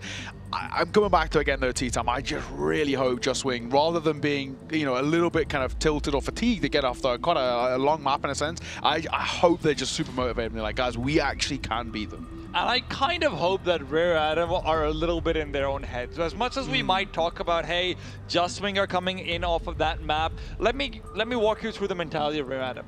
They had to beat a team they are much better than in a map by winning multiple 1vx's while Kaz is getting like rocked and rolled by Vance, while Lulu, this guy who they've probably barely heard of, is coming through looking pretty legit. Gas is teeing off like he always was going to, and Marek is out calling them. Yeah. Right? Maybe you go into Mirage with some jitters, maybe you go into it with some shudders. I mean, it is as well, when you look towards Mirage as well, I mean, there's definitely got to be a part of it where for Rare Atom, I know, you know, there was that video before, and there's a lot of respect shown between the two of them, obviously players that played together and all the rest, but I think Rare Atom have really got to be like, okay, these guys are actually like, they're actually no joke. Like, sure, we are the favorites, we see ourselves, I mean, they even said, right, we are just mechanically better than them, right? They said it in the video, but they've actually been proven that it's a lot closer than it, I think a lot of people would have seen. I would be very surprised if Rare Atom played with much respect in the opening rounds again, though. You know, that was the way that they set the tone early on in Ancient, and it's, you know, if they're going to use that mechanical advantage, they may as well do it that way. Yeah, it's very true. We'll have to find out enough of us rambling. Fellas, Mirage up next. Ratham already up a map. One map away from qualifying to the playoffs. We'll see if they can close it in 2. An absolute nail-biter of a map on Ancient. And now we find ourselves on the dusty plains of Mirage.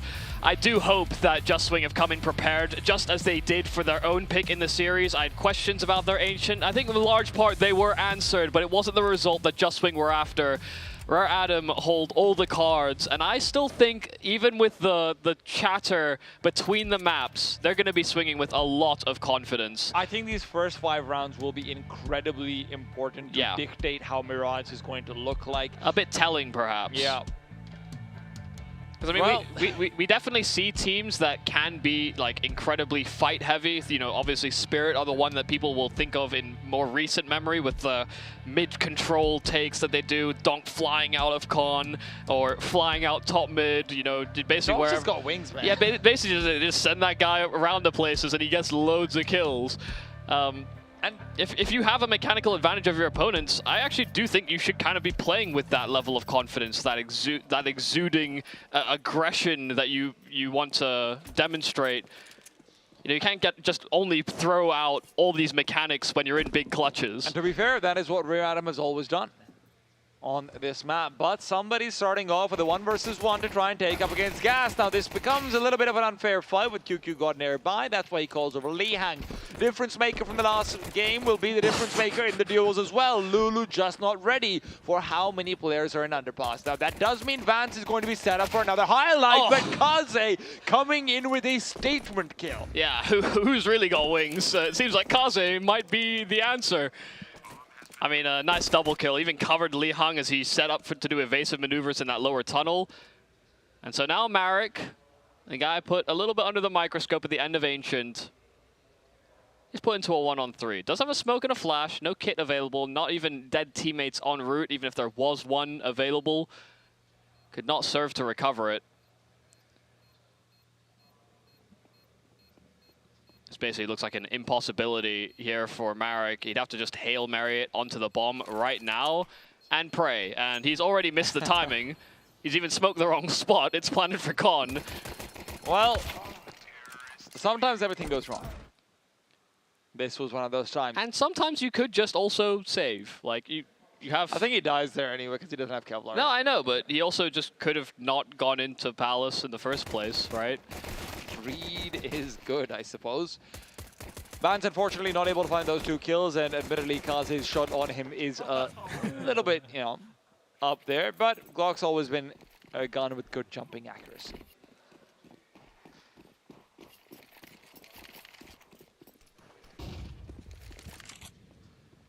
It's going to be a potential triple swing coming out from Catwalk. It's QQ God watching out with the Eagle. The CTs are certainly considering it, but with the first man dealt with, nades flying through.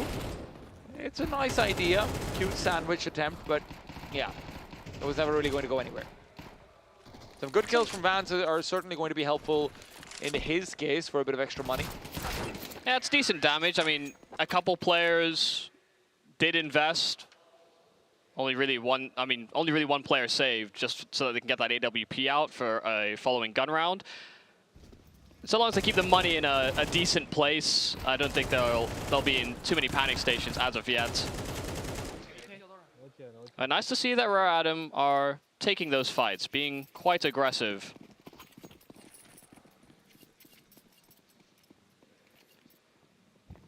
I feel like we've got some additional ambiance to start this map.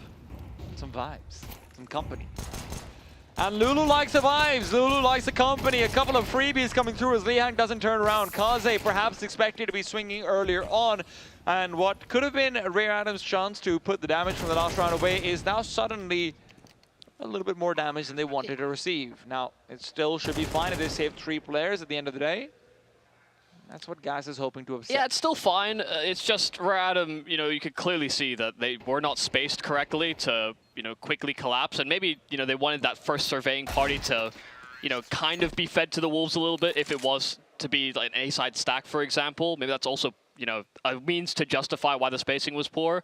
But yeah, it did feel like Lulu was just getting away with far too many free shots without ever having to worry about someone swinging him close.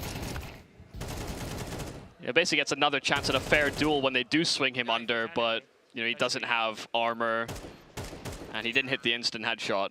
Yeah. Also didn't have QQ God able to swing. Well, now come out the buys, and it is going to be featuring a Vince AWP that is going to be holding out from CT spawn. Nothing too fancy, as he's worried about a blind push from Mirage. Mirage have gone for standard mid control though. In the meanwhile, Marek, you do wonder if he's going to be a point of exploitation looked to by Mirage again. The B side slightly easier to hold on to than Ancient's Cave is, I would argue. But no less critical. Yeah, just as abusable in a way. But you can get away with playing multiple different positions. You can be harder to flush out. He'll be accompanied by QQ, who accompanies him back into this bomb site. But it's seeming like they're sort of teeing up for a little bit of pressure on short, see if they can distract for somebody to maybe pull off a successful lurk. He's in a very good position, but the problem is Vance, who's been given up this head again and again. They're playing with fire on Rare Adam, but Vance is going to decide to stay away. He does not want to contest this too heavily. He's leaving it up to Lulu, takes the elevated angle. He spots out two, and one of them will have their head on the ground. Fantastic read there from Vance. He started jumping on top of that ticket booth before the smoke bloomed in his face. And now this pivot back to B will be a lot to do with somebody and whether or not he can find an entry. Summers found one, Marek is down, and somebody starts to swing around. There's still two players at the back of the bomb site. Critical kill from QQ God. He doesn't stop at one. And as gas is low, he's not expected. He's not the man normally seen at this site. They have to make sure it's not going to be another one of these miraculous 1v3s.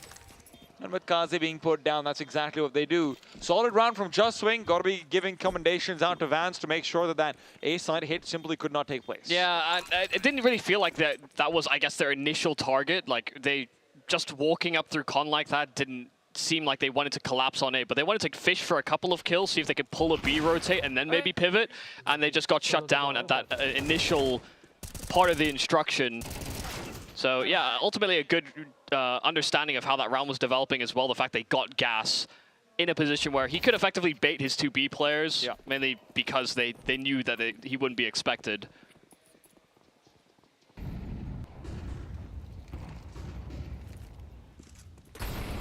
Fast mid control here for Rare Adam.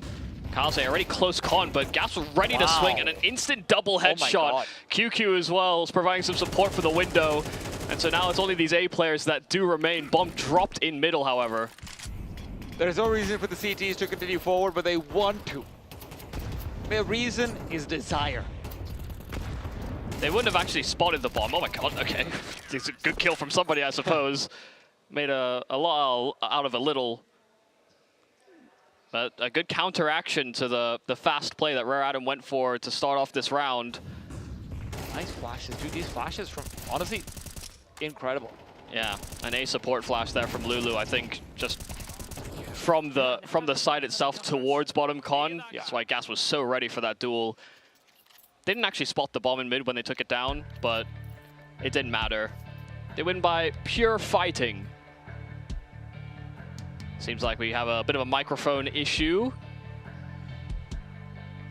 Are those walkie-talkies that the referees have? Yeah, it seems like quite a lot of the crew are walking around with radios. You know, walkie-talkies were always fun in my youth. I always used to get them and think, oh my god, these are great. Then I realized much later on those weren't actual real walkie-talkies. I was so disappointed. It's just a reliable system. It is. No signal interference, you got your own frequency. Yeah, but yeah, because the frequencies are open, you know, randomly some guy could be like, hey, I've stumbled across your channel. What are you guys talking about over here? Yo, guys, anyone up for a 5-man? Like those public TeamSpeak servers. Yeah, there's been a fair few videos of people literally intercepting the radio frequency of like massive department stores and just being trolls. So I would not advocate for anyone to do that. Yeah. but it's a potential vulnerability. Either way, everyone seems to be very well communicated with. We get pretty fast relaying of information about what's happening for us as well. It's honestly pretty insane. Like, to be perfectly transparent, I don't know how many Counter-Strike events Heroes actually done before. It's not too many, that's for sure, but it's just, they've been really on the ball with it, and mostly I think new TOs really do struggle. CS is a game where you have to manage servers yourself. There are so many complexities with just that, you know, anti-cheats and this and that. It's not all inbuilt. There's a lot of technical know-how behind running a tournament. It's been very impressive so far. Yeah, but, you know, like you said, maybe unfamiliar with CS specifically, but everything else about running a tournament, Hero are very understanding and, you know, have done it many times over. Well, Rare Adam now are hoping to maybe come back to winning ways with a Force Spy. I would love to say that it's a write-off, but it never is. QQ God, however, with an aggressive move early on, will find a Child King unaccompanied by a flashbang, so that Hero Ake is already in the ground. Early util from Marek will be receiving this fast B hit. QQ God is also rotated back over, but these flashes are very well layered. He doesn't get a chance to protect. It has to be Vance with a flick, and he re-peeks back in with another one. He keeps it going. Vance making sure that this Mirage is going to be hotly contested, and although Rare Adam do get a bomb plant, and that is nice to see, it isn't going to be enough for the next round to be a full buy. Is it wrong of me to have been scared that Rare Adam got into the bomb site so quickly? I did think, you know, flashback to those ancient rounds where techs and SMGs got so close and just completely decimated Just Wing's defense. If not for the fact that Vance was able to stop them from permeating into the market, you know, this could have been another one of these awkward post plans where they're just quickly clamoring back into the site, and, you know, weapons are being recovered. You kind of lose track of where players are. That doesn't happen because Vance has a steady hand. They're re-buying the Hero AK into this one.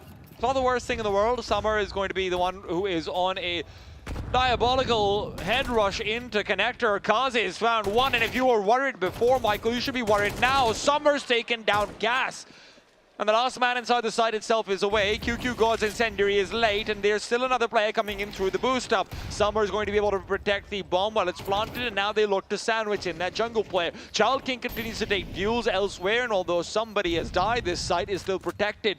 Dance's AWP hardly going to be the most useful in this situation. QQ God has rotated over, but he's got a grenade in his hand. And although he pulls out the AK on time, it's all left to Vance. 1-on-2, positions known, but now changed. A smoke to segment off. Hunts for a duel that will never be given to him. Lihang takes it away. Michael, your fears have been realized. Yeah, I mean, what a fast kill there from Kaze. It pulls all the attention. They wanted to go for a double ramp aggression here at the start of the round, and they get punished for that. You know, Rare Adam were very quick in their intentions through mid. Summer pulled his knife out, swinging top middle, straight beelining for connector. So the fact that Kaze was able to hold his ground and keep attention for those extra few seconds just by staying alive at ramp and getting a kill, it just makes that A-side defense crumble. To be honest, I'm really surprised they actually went for that A-main presence where they know it's going to be a weakened buy-up against it. Really feels like a risky play, but at least against the gun rounds, they will start off strong. Gas finds one, but he's turned around. Somebody receives a headshot, but he'll still stay alive. Yeah, that could be the difficulty with trying to swing out from Con and, you know, keep fighting top mid if you don't have a molly or something to disrupt some lower pressure. Lihang will take up the same position. Somebody is evacuated given his low health. There isn't much pressure onto the A-bomb site, so the CTs have been able to vacate. They come back to see if they can clear out that short position. Kaze, however, is watching out for Marek. So QQ finding the kill into Lihang is critical, but the incendiary forces Kaze out, and in a duel he is more than ready for. He's the one with the bomb as well, so if he lost out there, that could have been round over. Instead, it's round very much in the motion for Adam. Raggy, the round is still live. 1v2 now here for QQ, but doesn't survive for much longer. Unable to stop Rare Adam in their tracks. Great round from Kaze. Those two big kills from top mid. Really responding to Just Wing's intentions of reclaiming underpass effectively.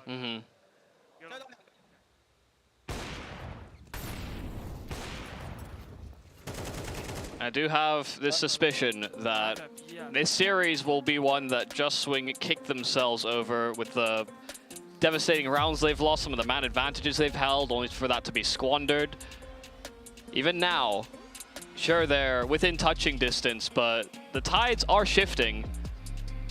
We're at him with a 5-3, just as Just Swing pulled that first time out. But this is also where things start to get a little hairy on Ancient. Even where Just Swing were having these difficulties, they pulled out some good pocket calls out of these timeouts.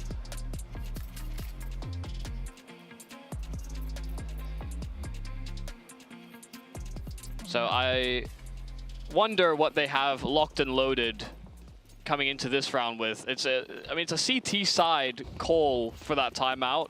They're just making sure that the temperance is there for the squad, because it's not exactly like this is a decent buy, and their best weapon in the hands of Gas already gone and kind of irretrievable. And I'm scared, Michael. If Just Swing lose another gun round, I'm scared that this could be just another case, one of many. I mean, how many times do we see teams do really well in the first map? They feel like they should win it. Yep. Second map comes in, they're fired up, they're doing well. They're going for peaks. But just 1 or 2 rounds here or there, and you see a whitewash. Yeah, I mean, that's kind of what I was trying to say earlier, is that, you know, 1 or 2, that can happen. 5 or 6, you know, there are lots of teams that would just buckle and think, guys, this was just simply not our day. We have not played up to even our standard. They need something to serve as a spark. At the early stages of this map, it seemed to be QQ. I mean, getting a lot of impact in sort of his positions in middle, some of the aggro plays he was making there, but also the support he offered to B. He was a bit of a catalyst, but they need that reaction to keep on happening moving into this half. Oh. Well, we definitely should not have heard that as clearly as we did. Yeah. Lulu, in the meanwhile, will be found out by Li Hang. That is a kill as critical as ever. Unfortunately, although there's some team flashes going on, Child King's able to do enough damage for somebody to finish off Gas as well. Now this leaves it in the 3 versus 5, quickly turned to 4. QQ got back in CT spawn while Marek is waiting for this ascent up connector that will never come. Child King decides he's going to just stay around in middle and prevent rotation from short that way instead. In fact, he might even be hunting preemptively, going back towards the B bomb site. Now, 7-3 is projected scoreline, and although Just Swing will be having a buy in the next, should they save these 3 weapons here, it feels like it's getting away from them. Even the save of these guns is not guaranteed. Child King might wait for the explosion before starting to make his move, see if he can use that to mask his presence. Smoke blooming at his feet and actually colliding with him though, given his low health. He does not decide to chase, so weapons can be saved here for Just Swing. 3 up means another buy is around the corner, but yeah, they do need to find these solutions fast, because Radom could just run away with this half. I mean, even just these fights. Again, I think, you know, if you compare both Mirage and Ancient, we're seeing a lot more sort of contact, dry, or like very limited util sets out from Radom, and by them simplifying, they're just finding so much impact. Well, they're vibing at least. Yeah, somebody's laughing. Yeah. Kaze might not be laughing for too much longer. Swings are being planned. Kaze does back off. Now as nades start to fly forward, Liang receives. Vance without the AWP still has to perform. Gas able to find a quick kill. Liang is down and Vance is considering whether he should start getting aggressive. That smoke in the middle of the bomb site should make things easier for him, but he's still worried about a Palace play. Backup is there in the CT side, so they're looking for the retake, and they're looking to just hold on. Rare Atom, however, still have Child King going into the site. Lulu's been taken out of it, and as Child King continues to perform in the middle of it all, Just Swing see their hopes fading.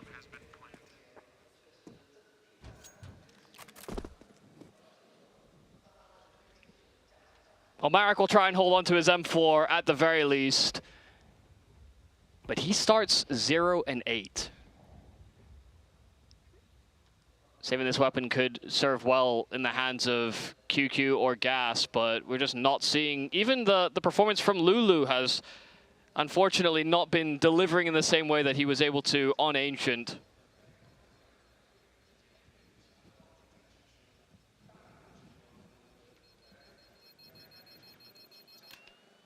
And you do just keep on wondering what this could have looked like had Ancient just been a smoother ship. You come into Mirage, you know you've got some breathing room, you know you've got yourself maybe a cushioned wall that you're up against, not just hard concrete that is spine-breakingly difficult to get out of. Jostwing have been very good with the timeout so far. But I do wonder what kind of conversation you can even have in this situation. Last round of the half, Vance with a scout, Lulu with an MP9.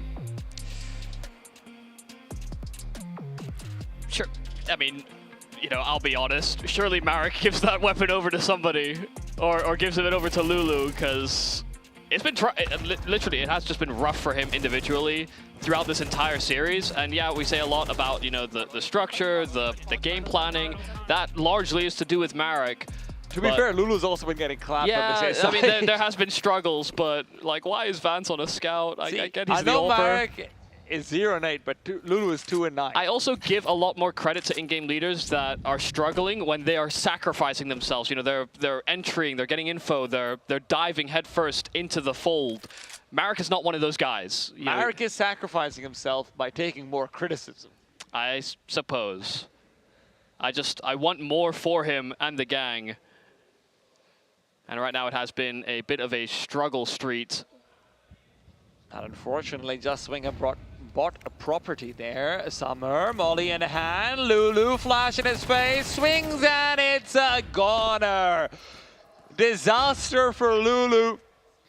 As Rare Atom are not even committing to this A bomb site through the main path of entry. Gas turns back, he's realized it's too late.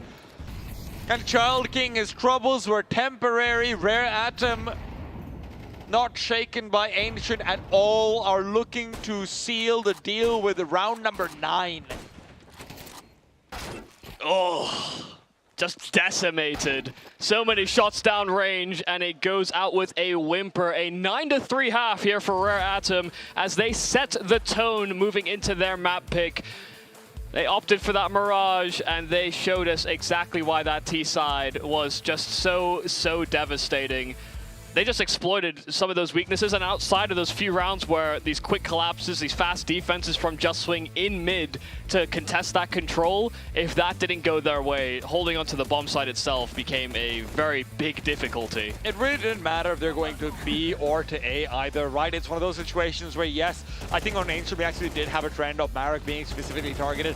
I genuinely think Rare Atom was just walking out and taking control. As long as there wasn't an early engagement in mid, like you mentioned, they would always get connector. Child King always gets in position to fight in the mid round, and Lulu was always dead over there on A. Marek just literally ended the game with the half with 0-9, I think. Yeah.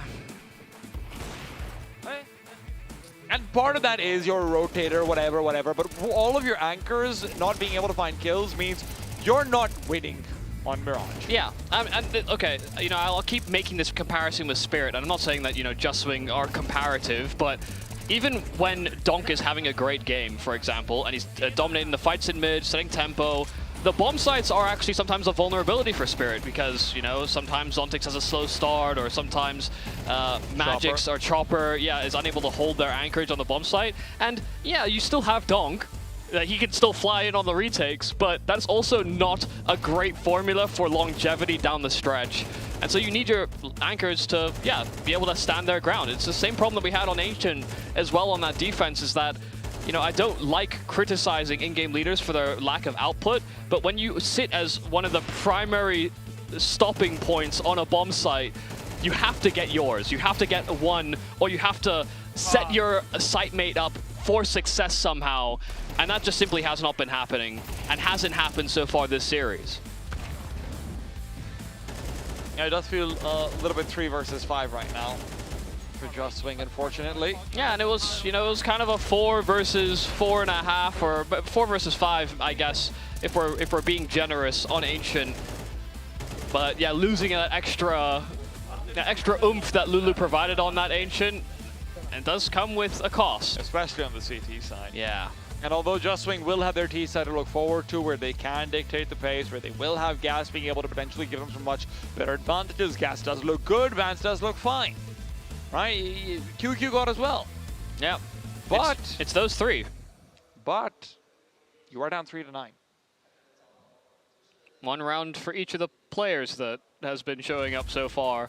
Listen, we can also just maybe see whether or not someone like Lulu can get more active on that T side. We gave the same sort of leeway to Child King, and sure, we understand Child King to be more of a star, and Purely or Lulu is a little bit less proven in that same regard, but it can't be just simply one map wonder. I don't want that for Lulu.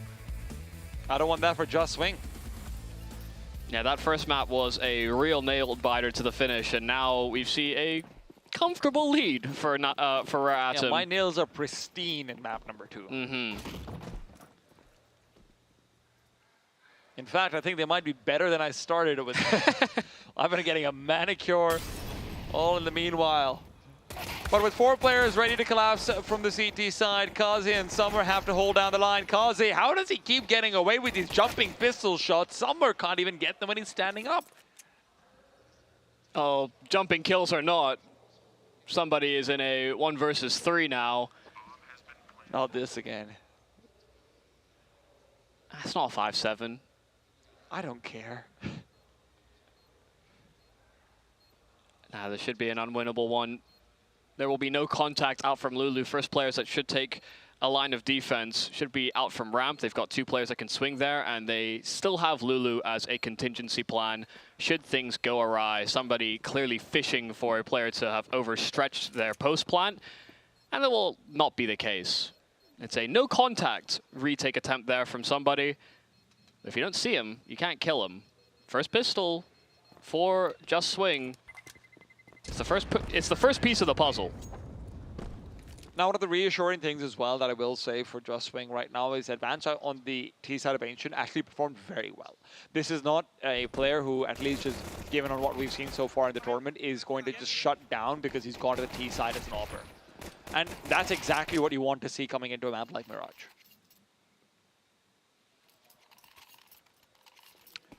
Do Rare Atom start the way that I think they should on the CT side?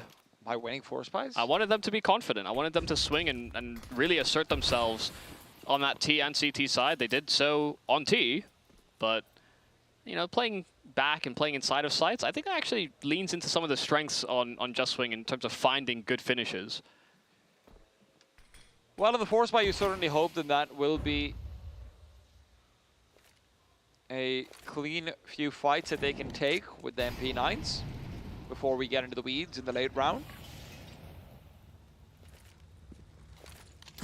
Flashbang through, but Gas has been taken down. Lihang finds a gap through the smoke, and now he knows what's coming over for him because of that flashbang. He's able to switch out and upgrade to the AK. Marek is unfortunately going to be meeting criticism once again.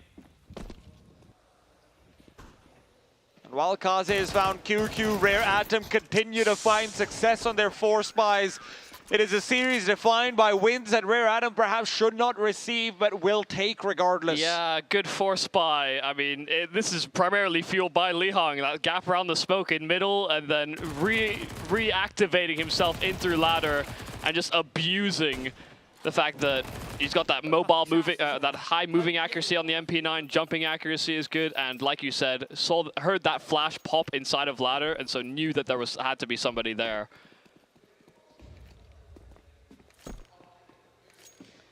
It is a very, very solid way to disrupt the flow of Just Swing, as they were hoping to close the gap. They find themselves on Glocks in the 3rd round of the second half. That was a full burst kill. Yeah. Oh my! This cannot be to Glocks. How Just Swing win their tier side rounds. You know, karma can happen. They would have really liked it to happen in Ancient. but they'll take it where they can get it. Child King not cleared initially. They're turning around. They're considering it, jiggling and juggling weapons, but it's always the Glocks that will be haunting the dreams of Rare Atom should this be a turning point in the game. He only got one? That simply will not cut it. Summer's had a slow start to Mirage, but he now has a tall order ahead of him. He's got an HE. They don't have Kevlar. But if he pulls it out, he's a goner. They're going to start moving through. Summer's getting careful. He's getting worried. They're not going to be receiving any damage at all. Marik's already scaled up, but this is not the man you want leading the charge. He still gets it done. Every single kill in this round, bar the last, is with the Glocks. The Glocks! They may have lost, or rather, Rare Atom may have won many of these force buys and these low buy rounds, but they will be just as gobsmacked as we saw on that camera that they let them lose, that they lose to Glocks. You can't do anything but laugh. Well, you can look to fight back, I guess. If you're looking for a lifeline back into this map, that is your lifeline. You have to capitalize on that. It might be all silliness and smiles, as Rare Atom think that they have a lead they cannot lose. But remember, this should be a save now coming up from Rare Atom as they failed to capitalize over here. This should be a lot of USBs. Yeah, easy to smile when you have a bit of a cushion. But once that lead starts to dry up, suddenly you will see no wry smirks.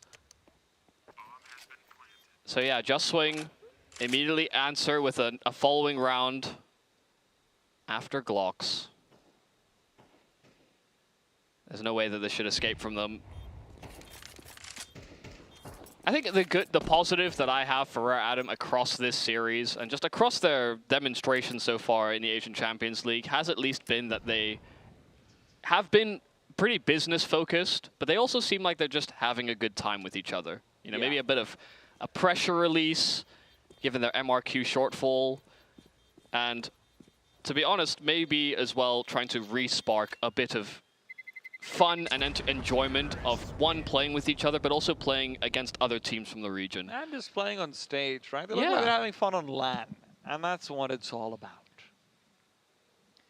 Now, it could also be all about winning. Yeah, and they should obviously still be focused on winning, but you know, I think there have been different iterations, you know, not this particular Rare Atom roster, but other rosters that Kaze perhaps has been a part of, other rosters where, you know, Summer and somebody as a part of the old Tyloo, there's a bit of complacency, maybe a bit of, you know, raised voices at one another about some of those shortcomings.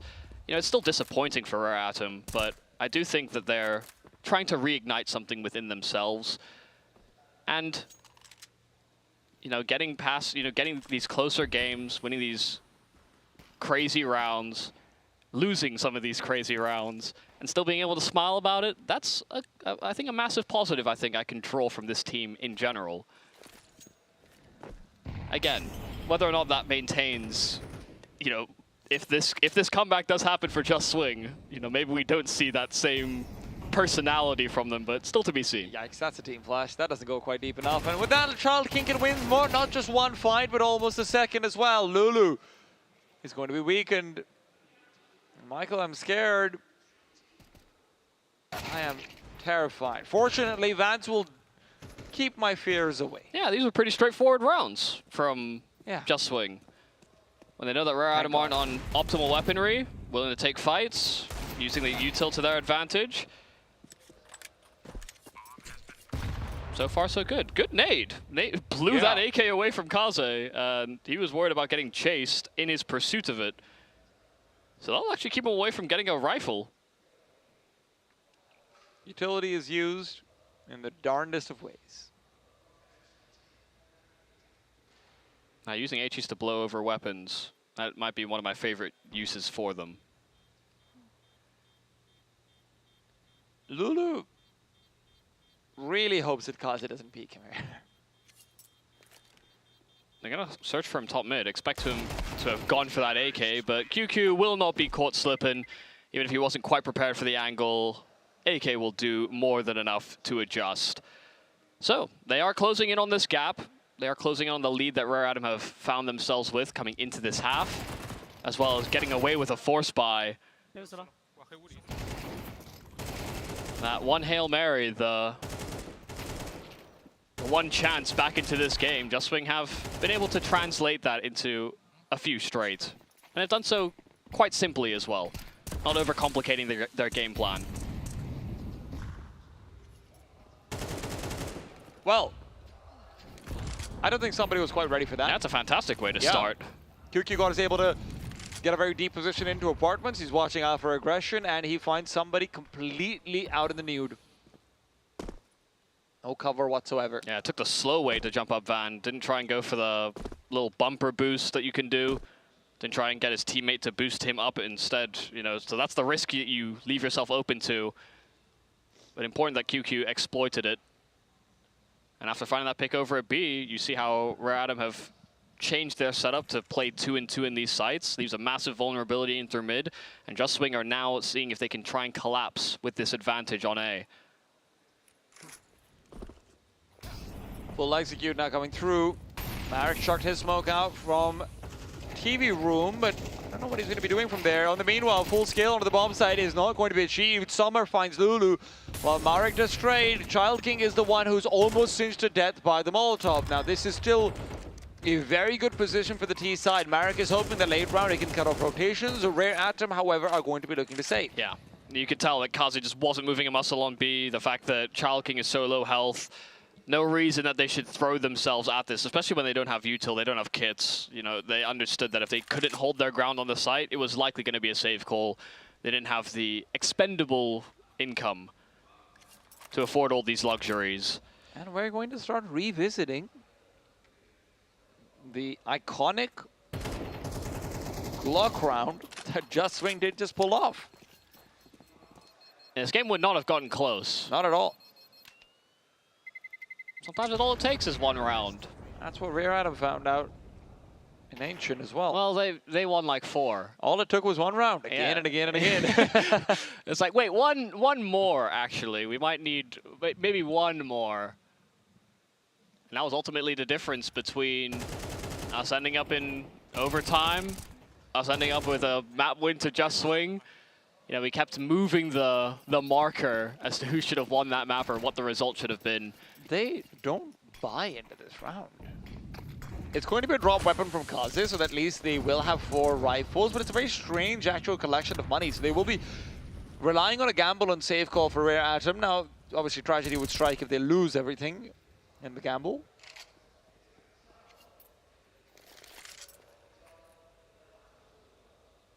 QQ has been kind of feeling it this game. Moving into this map, he's found many entries, and so they're going to lean towards his side of the map. Well, now he's feeling the pain as Lihang will deliver it twice over. Somebody with a 5-7 perfectly positioned as well. He will be getting great damage as the B-bomb site was all too well reinforced despite the window that Just Swing see as they try to climb out of it. It turns out to be on a skyscraper. It's so important to get that first kill cleanly. I mean, Lihang perfect tracking, his crosshair plays like this adjustment onto QQ. You're not expecting to die like that, especially if you're taking that window route. So it disrupts the flow of the hit, but the fact that Lihang gets that kill in the opening sort of 5 or 6 bullets of his burst, he's able to reset his focus back on that window. And so the fact they didn't have that sort of correct spacing or pacing into the bomb site just disrupts their whole flow. That's a fantastic opening there from Child King. Played inside of the smoke, and as he emerges, catches the boost. And Just Swing may have been given chances, but those chances are over. Lihang is in town. He transferred that? That's what he does. That's absurd. He's insane. A reminder that Child King is not the only one with potentially royal blood on the server on the CT side. I think he was moving too. Like he was starting to strafe away because I don't think even he believed he'd hit the transfer. It's not about what he believes, it's about what he does. Yeah, well, yeah, proof is in the pudding. And he's been eating it up. Molotov will force out the fight, but it's one Lihang just wins. You don't want to force a fight against this guy. You really don't. Yeah, he was being pincered regardless. Just an attempt to get that bomb back, considering it was dropped in middle. They got totally destroyed between this Child King Lihang combo from the floor into short. Yeah, he starts crawling back. It's just as he stands up, that bullet connects. Sometimes a bit of fortune, but it's not just fortune for Lihang. A good mechanical display here on this CT side. And for Just Swing, the one good thing going their way is they had enough money to be able to buy all the way through. Flashbang out towards short. Lihang needs to be eliminated. Gets priority number one, and understandably so, but gas is traded. Kaze, can he step into the shoes of the short player of Lihang? Keep on defending the mid area of the map. Doesn't feel like he wants to try. He might not need to. I mean, somebody looks to be re-aggressing as Child King looks to reinforce that B bomb site. They will be trying to serve some kind of contingency. Just a slow crawl and a couple of kills back here for Rare Atom. Man advantage and good coverage from Vance, holding that top of connector. And as they see that as a way back in, Child King, this reinforcements, they won't know that he's positioned himself over at B, but they grow warier and warier. A flank was lined up the round prior. He gets the bomb over here. Steps, yeah, that's all he needs. He finds Vance, but he switches. He catches himself in a quick switch, and that's all that Marek needs to close out the round. It may have been a slow start, but that's an important one to trade. Child King just finds the perfect timing over there as well. For a second over there, you saw Vance actually peeking out and watching for that push in through B short. But he still managed to get the kill. Just Swing are staying alive. Just barely. It's good to see Marek being able to step up a little bit into the second half too. Lulu, unfortunately, yet to show that same potential. And I say step up when Marek's found 5 kills, but he did have 0 in the first, right? So, hey. Yeah, everyone makes progress their own ways. Ooh. Unfortunately for Vance, his way is not with a kill. Yeah, he was 1-11 at one point, Marek, so every kill, it counts. Now he's right there with Lulu. Yeah. Might not be a good thing. I don't think that's a positive. Well, QQ at least has been shooting up and has been doing a great job from pretty much the start of this map all the way till now. It's an entry onto Child King, who looked to clear them out on the underpass. And so they lose one of their critical components in maintaining this crossfire between him and Lihang. Lihang. Oh my goodness, that is the second time now that Gas has gotten the better of Lihang. Summer backstab is prime, but he won't be able to stop the bomb. That's a critical difference. They're slow up con, so he actually might be able to, especially with Kaze getting that. Kaze drops the bomb there, and then all the information in the world has been given over, and Summer needs to accelerate. These grenades are flying through. Kaze's got explosives and bullets to worry about, and Summer only has the ladder to work with. As he starts to peek forward, he won't be able to stop the bomb from being planted. It just barely gets dialed in. QQ God immediately trades. His fire will continue to blaze on while somebody's rotation will be dependent on an AWP retake in a 1-on-2. You really think that it's better off to save here, but somebody has won too many clutches in this series so far.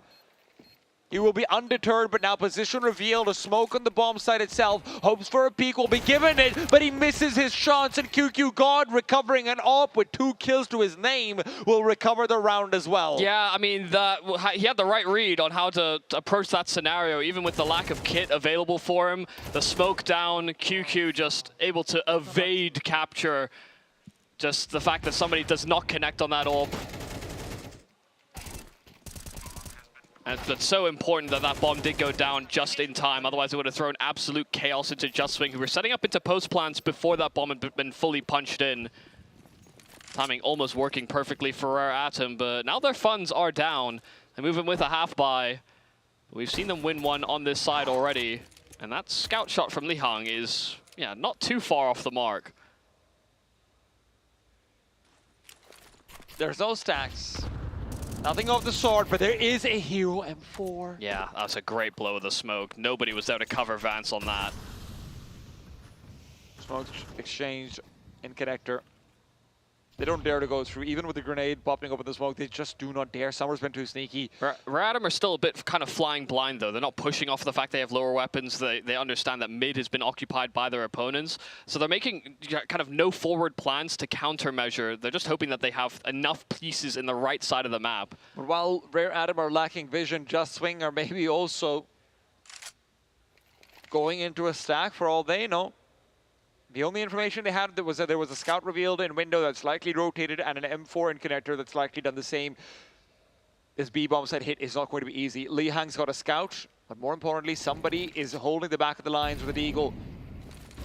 That combination put together could be dangerous. They cannot afford to let Lihang get any shots through. And as Lulu threatens the crossover, Lihang's already got the head of QQ. It's the main man taken away, and Summer's here as well. The full B-side stack, and Marek trying to salvage a gone situation. Rare Adam with 13 will dash the dreams of Just Swing. And how do they do it, Michael? With a force buy. Yeah, and by the skin of their teeth across both maps, they got away with some absolute tomfoolery, some stolen rounds right under the nose of Just Swing. This was a commendable effort by a team that we consider as one of our, I guess, favorites within the Dark Horse category. They definitely have the punch, they have the tactics, but it didn't all fall into place on the rounds that they should have brought over the line. Some of them escaped, I mean, too many of those rounds escaped them, but that's also all the class and caliber of Rare Adam. They are our first team through to those playoffs. And Kaze's had a fantastic game on Mirage, where he was a little bit more quiet out towards Ancient.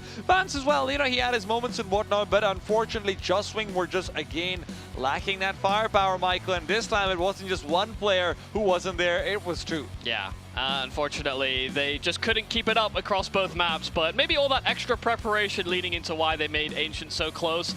I do think that, you know, Just Swing are a couple of tweaks away from actually being one of these teams that I actually will say, when they get to playoffs, will be something that, you know, they could serve as a good upset team moving down the line. Bold calls coming in over here now. It is Michael saying when they get to playoffs. I'd have to agree. I mean, genuinely speaking, like it's even maybe in a similar vein to where we're kind of saying like when Chinggis Warriors, but I think it's more so with Just Swing. Chinggis Warriors have shown they've got these. Will go up against Just Swing. Exactly. So they've got this sort of fallible nature about them. Just Swing have honestly looked super sick, and I think they've really earned a lot of respect in this series. Maybe we have to kind of once again come back. I know we have this argument about IGLs, but Marek was a little bit quiet. I mean, he was 1 of 10, right, to start off. So it was a little bit of a rough showing from him individually, but then also had his moments as well, too. You know, a little 1v1, that kind of gave them an important round. We take those in any regard. But for Rare Atom showing their class again, you know, another game that goes quite close and shows that Just Swing are very solid, but they still do more than enough to close out. I mean, exactly how the players described this matchup coming into this game is kind of how it ended up playing out. You know, they understood that Rare Adam were the team that had the better mechanics, and, you know, even if they were an underdog, there were ways that they were preparing to play against not only one of their ex-teammates, but also one of the best teams within the region. They understood that they were going to be underdogs, but, you know, I maybe questioned the way that they approached the Veto, thinking, like, the way they targeted the maps felt like they were on even keel with Rare Adam. Yeah. They did kind of prove that. Yeah, I absolutely have to agree as well. So, you know, credit where it's due over towards Just Swing. I think, you know, T10, coming back to something you touched on, much better map out of Kaze. I think he was flying to start. At one point heading into the second half, 16-5. He was looking so solid, and they really actually did need him in quite a lot of these early rounds. It was really critical to what he was able to do, especially when you consider that Child King and Lihang were given a much more mobile role across the team. It felt like Kaze had to be the foundation for a lot of that defense as well coming forward. And it was great to see, but unfortunately, man, I really just hate to see Lulu having this dip in form. Yeah. It was just so dramatic. This CT side had no firepower on either anchor. Especially in comparisons to map number 1. He was fantastic map number 1. He really looked like he was kind of flowing with confidence and really in his own, and we couldn't really get enough of that. But, you know, on the flip side, QQ God, a really good map. He actually had both maps were very solid from him, maybe slightly overshadowed by what we saw from Vance and Lulu in that first, but QQ God consistently across the board, a really solid series from him, but unfortunately, again, just not enough. On the flip side, Kaze was fantastic, but even across Lihang, another great map too, right? You know, this is a guy who continues to prove his worth in this Rare Atom side, and especially, I think it's, you know, in particular quite tough for Lihang actually to get those, especially outside of Asia, because you've got, you know, Chowking, who's so individually brilliant, can have these pop-off moments, but then you've got legends of the scene, like your Kaze's, your Summers, your Somebody. So for Lihang, I do think he gets overlooked quite a lot, and he continues to prove his worth. I mean, to be honest, unless Summer is having a bad game, usually Lihang, it doesn't get the capacity to shine, because Summer can be quite explosive. Somebody can also kind of fulfill that same occupation. Lihang is like far down the pecking order in terms of kill priority, but when he does have his maps, we're always thinking like, this guy could grow to be something quite great. It's also really great to see, because when this Rare Atom project was initially made, I know Michael and I talked about this internally as well, Lihang and Chowking were the two players who felt like they should be given a come up if there's going to be like this secret third best Chinese team that could fight for #1 being made, right? That's what Rare Atom was seen as when Lin Vision and Tyloo were frontlining and leading as much as they were. It's great to see him coming into his own in stages like this and whatnot, but at the end of the day, Kaze is a legend for a reason. Yeah, exactly. Kaze stepped up in a big way. They needed him, and he delivered. And actually, I would say as well, especially kind of in how competitive Counter-Strike's played at the moment, I think AWPing on Mirage is quite difficult because it is quite figured out. People know how to counter AWPers quite a lot, but I think Kaze kind of reacted to that by being super adaptable. He was very loose in the way he liked to play. He knew he had to kind of move around the map and make his own chances, and I think he did a really solid job of it. So credit to Kaze, right? I think he stepped up in a big way, like you said, showing just a wealth of experience this guy has, and we still see those flashes of brilliance. I know he's been a player that, especially when Rare Atom haven't done well, people have looked towards Kaze because he kind of have these maps where he's got a little quiet, right? But it's when you see moments like that, those flashes of maps where it's like, that's that worth already there. What I will say is that, you know, it becomes easier to be an AWPer on Mirage when you actually have pretty solid reads. Yeah. And I think, you know, with the way that Just Swing, as much as I'll commend their game planning for most of this series, I do think there was, you know, especially on that T side, it was becoming a little bit streamlined and predictable. You know, it was very middle focus, and then we'll expand. We never saw like fast A hits, fast B hits. I'm not saying that that's necessarily a solution that would have won you more rounds, but we never saw that as a part of their arsenal. It was basically, they were always running into this Chowking Lihang duo, and then from that information, Kaze kind of slipped in behind them and got a lot of his impact from there. Yeah, exactly that. One round that I will say that I really did find funny was that Glock round coming through from Just Swing. That was pretty hilarious. We've got an interview in just a second over on the stage. We're going to be thrown over towards baseline J. We can reminisce about the full Glock loss for Rare Atom, but for now, we're going to get ready for our match number 2. Over to the stage.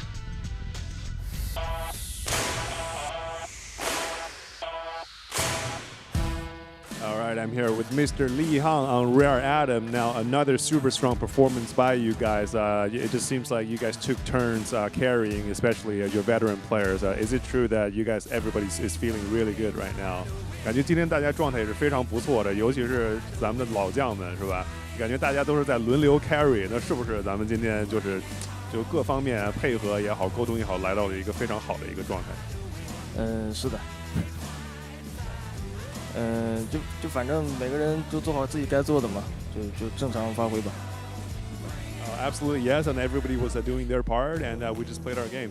We played our normal game, I guess. Now, map 1 was super close, but you guys won so many clutches, you guys won so many force buys.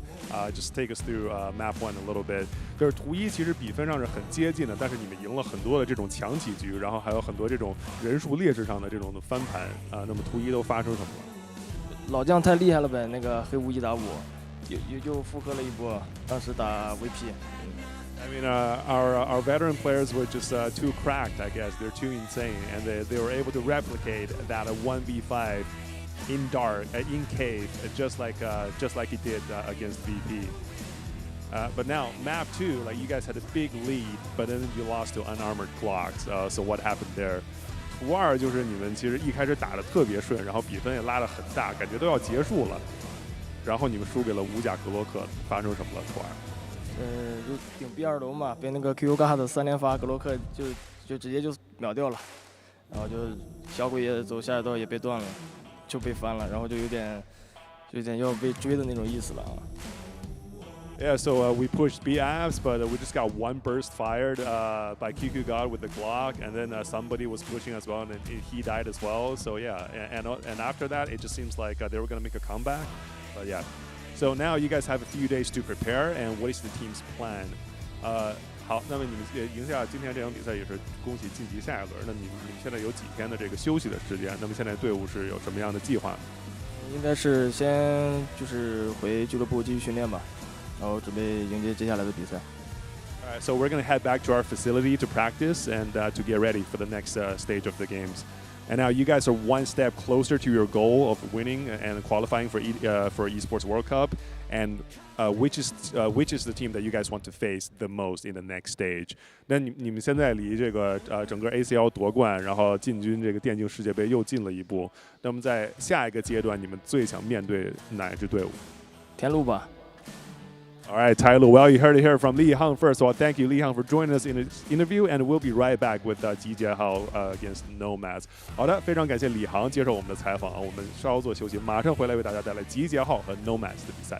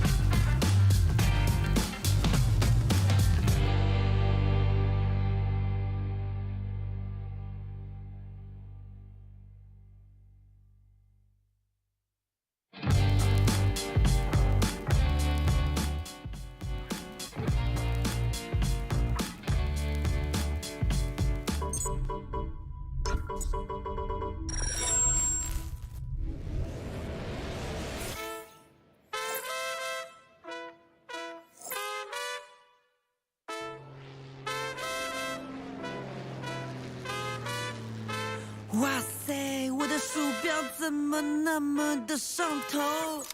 没用力就会把全场爆头，爆头。我没有键盘，键盘自己在玩，在玩。我人的手雷穿过建模，无人生还。我是刀塔的教授，不然爆头，给你爆头，突然爆扣，这就保留胖胖。不 FPS 当我 RTS MOBA 好牛，打到了对面，15秒钟摇头。我想要 you can you got no BB no can， 50路的烧妹，滴滴答答到滴滴答答，滴滴的刀飞，流线炒作，我为自己陶醉，疲惫已备，干嘛几岁变到死贵，气氛已 Z 离队，你还洗肺，一问我个几位，怕是我上对什么行为，不为别问，我在力出几位，不梦梦但不红问，老子自己基本自追，下了图我的游戏，默默的盯到玻璃，记住怎么你的某会。我要健身，我昨天睡觉打了通宵。我骑车柳天就点击酒店，大到来是火电店头晕母血，厕所美制人的那么每次歪歪里的怼，就像每次最后他都没有位置。我要变成大嘻哈，我要去 ins 玩街霸。小车开了，我呆了，闹掰了，破灭火箭上不用抢的拆了，坏了，路基线炸了，我好卡呀，有人他们在搜查呀。我很心烦，我的操作太性感，电竞的人都把我当小心肝。去菜狗，去了带头，外面技能摸摸抬头，压力怪是我的抬头，带飞宇宙，收了什么关口，吃不完的烧肉，纯靠我太熟。有种来考我，我就尝你，我要硬汉，这是真正的强行。杀我，杀我，杀我，杀我，杀我，杀我，杀我，杀我，杀我，杀我，杀我，杀我，杀我，杀我，杀我，杀我，杀我，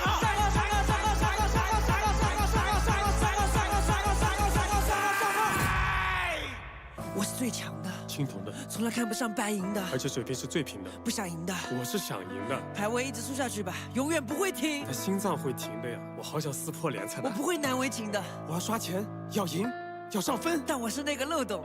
我要跟你说个道理，你用刷钱效率去对抗虚无，套上最贵的皮肤，挂机在排出体内的余毒。我做得到。我享受游戏纯粹的快乐，当一个追梦的骇客。我不是菜，我就是爱玩。我多少兵才算合格？都在骂孙权哥哥。为什么画面永远是灰色的？因为你死掉了呀！这还能输的？别奶呀！保持我 play loud 的特质，我只会对你呵斥。管好你自己。可我真的需要一场单排放空，我好在乎这次比赛。我要发疯！我用键盘打碎了屏幕，哥们才不是败者。虽然击杀知道的3个，至少数据颠倒是帅的。我虽然败，但我败了非常非常非常不快乐。是个拼命的 C 位英雄，那你们出门装先买了，练着输了，动作是疯了，老周的微操就退散不口抗，只怕是要我这种没病的人，去跟队里的稿子们进行一个重合。我用物理打败网吧，进入弹跳，飞出框架，不带欠费的网费，等着记忆管我当下，我不懂你的 gay 还有那种活法。我是复数的差异的拉，也能永远有敌的1号位。谁都不能拿着我的 S5杀，不要接触外面和洗澡水。别总拿电竞不能运动，做有趣的灵魂也影响比赛。失败也可以是胜利，对不对？游戏卡当然是快乐崇拜。主公，你明白游戏的意义究竟是什么了吗？是赢，这把我要赢，有意义比有意思本身更有意思。那你现在知道你该做什么了吗？我悟了，现场的朋友们，把你们的装备送给我吧。我不是这个意思，我不是这个意思。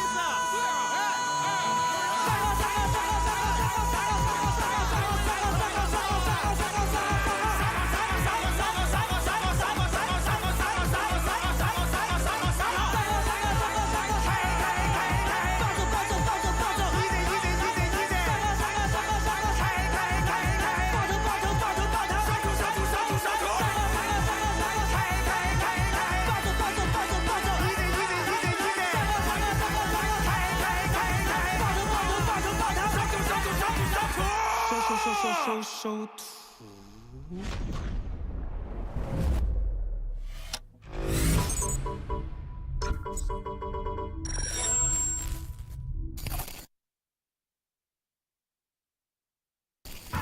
反击啊你，削他呀！你俩还是回去搞说唱吧，不要来碰游戏了。OK？You can you are, no can no baby。Best of threes. Maybe teams, in some cases, that we didn't even expect to be here, one best of 3 away from the playoffs. Боо нэг дээр аль багч аль багийг хожиж болох юм. 但 BO3 的话，就是更多的是要看硬实力嘛。Төрсөлт бид нар хоорондоо боо 3 болохоор юм. 我觉得他们会比我们就是说个人能力方面。Chalking plays attack, good for 2, good for 3, good for 3 rounds as well. Rare Atom. GoS 的话，对他们了解其实有一点点吧，因为里面有2位选手是我之前的前队友，然后他们呢其实平时也挺刻苦的，反正我们实力肯定比他们强嘛，然后只能说看场上的发挥吧。我们来说，因为我们还有3个新人，所以我觉得差距很大的一点，对于我们来说还是在选手个人方面，打 A 就是不能被对面牵着鼻子走。他就是做我们自己该做的吧，因为我们这毕竟是职业队嘛，就是拿下比赛是最重要的。ер нь бол чухал тоглолт гэж бид нар хоорондоо үзэж байгаа. Ер нь тэгэл чанга өсөлтөгч гэж харж байгаа та. I think we have like really high individual skill in the team. No one can beat us in this. Boron gets both. How? Өөрөөсөө манай багаас илүү ингээд ранк хүндээ болж байгааг сандардаг байсан. Одоо ч яг сандрал маань баг зэрэгэл үлдсэндээ. We have really good in-game leader working with us. Issa doesn't even let it happen. All 5 players kept alive. I think we are a really good team. So we have the chance to prove it now. Ер нь аль хүчтэй л тэгэл хождог даа. Та хамжилтыг хүсье та. In this moment, we're into the unknown.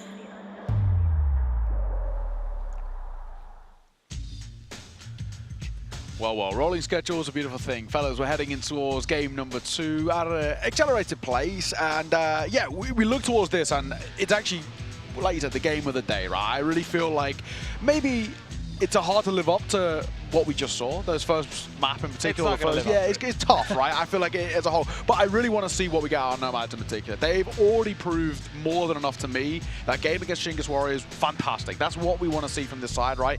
If we could bring that level against GG How, we could have yet another spicy game. But, you know, again, T-Time, we're looking to playoffs here, right? Win this best of 3. There's one game now deciding who'll be joining Rare Atom in that next stage. Yeah, I can't wait to see Nomads come through over here, make a really good fight of it, try their best. Loudon has a few rounds, and then GG How makes the playoffs. That's probably what is going to happen, in fairness. I mean, I think it's fair we temper our expectations for the Nomads because, yeah, that win over the Chingus Warriors was great, but it also was kind of an inner domestic matchup. They were all friends beforehand. They came in on the same buses. They were having meals together. You know, there's a lot of sort of camaraderie going into that game, and that actually adds an element of, you know, different anti-stratting than most people would be able to look at just from a demo alone. There's better cluing in on personalities, better understanding of maybe the win conditions, or even whether or not Chingus Warriors were thinking that they may have kind of booked themselves into this very same position to Nomad find themselves in before the game had actually even happened. So yeah, as much as we want to say Nomads have looked good so far in this part of the tournament, they also did go through a team that they had a sort of a weird advantage over in sort of a non-normalized way. Yeah, I think it's spot on. We're looking towards this series now, and one thing that goes in Nomad's favor, while they might not be the on-paper favorites in some cases, stats, now don't, you know, delve into the details here, don't look at the sample size, but the highest rated team in this tournament now, after our previous semi-final, is Nomad, 1.33. They're 0.01 above Rare Atom now. So all I'm saying is, the numbers gods are looking down for every problem. Exactly. We have a little video as well to bring you in just a second, but to follow that, Clouden is also now the highest rated player in the tournament, right? 1.86 is what he's had. I hate the fact that they've become the highest rated teams and players by not playing. Exactly. It is held. I mean, Chalking is still sitting in second, but regardless, this game, you know, it brings a lot. I mean, Clouden obviously has a lot of pressure on the shoulders to do a lot of heavy lifting. I think so far what we've seen as well, he's been fantastic. But without further ado, we've got this video to bring you to, well, just spice up our second game. Жаагийн тоглолтыг нэгч үзэж байгаагүй. Тэгээд хөвдөө бол ер нь тэгэл чанга өсөлтөгч гэж харж байгаа да. Тактик нь бол тэгэл буудлц тэгээд ер нь firepower ихтэй л баг байх гэж бодож байна. I don't know a lot about Nomads, but we're gonna prepare and do our best, and hopefully we'll win. Ер нь тэгэл саяны шиг нь хүчтэй л өсөлтөх баг. Бид нар ер нь хоорондоо баа гурав болохоор энэ баа нэг дээр аль багч аль багийг хожиж болно. Баа гурав дээр болохоор ядаж нэг мап алдлаа гэхэд бид нар айдсгүй. Дараа нь дахиад хоёр мап байгаа болохоор энэ when it's best of 1, like you can lose both pistols and it will be hard to win the game. But in best of 3, it's more like fair. Even if we lose 2-1. I don't think anyone can win us 2-0. I think we're gonna close it out 2-0. Well, Nomad's there, you know, the stronger team will win 2-0, and Boros' response is, we are the stronger team and will win 2-0. So I think it's safe to say how the feelings are heading in towards this one. We'll start with Nomad, though, looking over towards them. Of course, Cloudon's the name that is always the kind of the forefront of our mind, right? I think this guy has obviously had a fantastic tournament in the 2 maps he's played so far, 1.86 as we touched on, but I also feel like Hooligan's been looking really solid in his own regard, too. Yeah, I mean, he seemed to be the secondary piece, and we weren't really sure who would actually end up being that I guess, important focal point on a fragging metric on the Nomads coming into this event. You know, Cloudon was maybe the one that had a decent amount of experience while still being this sort of the second youngest player on the team, but we wanted to see whether or not players like Para, like Hooligan, like Henex could actually kind of step up or elevate their play style, because in their online play, it has been a little fleeting in terms of consistency across the board. For sure. On the flip side as well, over towards GG Hao, this is a side team that are stacked with talent. I mean, Azamas, of course, has been the standout player for them so far this tournament, and kind of generally is as well. He's somebody who always steps up to the plate, but kind of a continuing conversation is who's going to be that kind of second and third player. You look at players like Issa, of course, at good moments, but I actually think Mini's looked fantastic. That previous game, he was great. The difference between GG Hao and other teams is you look over towards other teams and say, who's going to step up? In GG Hao, it's a fight for second because all of them can and probably should take it. Boros, Issa, and Mini. I mean, that's 3 candidates to be your second best player on this server, and not because everyone else is worse. I think Bibu's the only player who you can look to and say, okay, this guy's probably going to be the one supportive, taking more of a back foot in the team, roles for role, but otherwise, I mean, these guys have got firepower. Yeah, it doesn't feel like they necessarily have a weakness. It is just about whether or not they feel confident enough to take those fights. And I think, you know, one of the positives coming away from their earlier games is that, yeah, sure, Osamas is leading the scoreboard, but I saw better temperance from Boros than I think I've ever really seen in him across multiple rosters. His systematic clearing looked a lot more controlled. He wasn't just diving headfirst into bomb sites like I think people characterize him with. I think that there's still room to grow on some of these players, and I think I've seen a fair amount of growth from Boros in particular. Do you think some of that comes down to Lord, the coach, who's kind of stepped in towards this team? Obviously, it's kind of a not somewhat official, at least announced, right? But it seems like, you know, from what we've seen from him so far and GG Hao as a whole, they actually look really formulated. Listen, man, I'm going to be the Middle Eastern expert here, and I'm going to tell you that's exactly why Boros is taking a more measured approach. It's because before, Boros had like Snappy on his team, Magisk on his team. He knew someone else would be the one with the booter out being literal tier 1 players, by the way. Right now, everyone else also wants to press W, so Boros knows he can't be going with everyone over there. He has to think twice. He has to be the guy, you know, who's playing more of a veteran role, and this is the first time ever for Boros. He is in a position where, I mean, outside of Issa, he's the most experienced player. Yeah.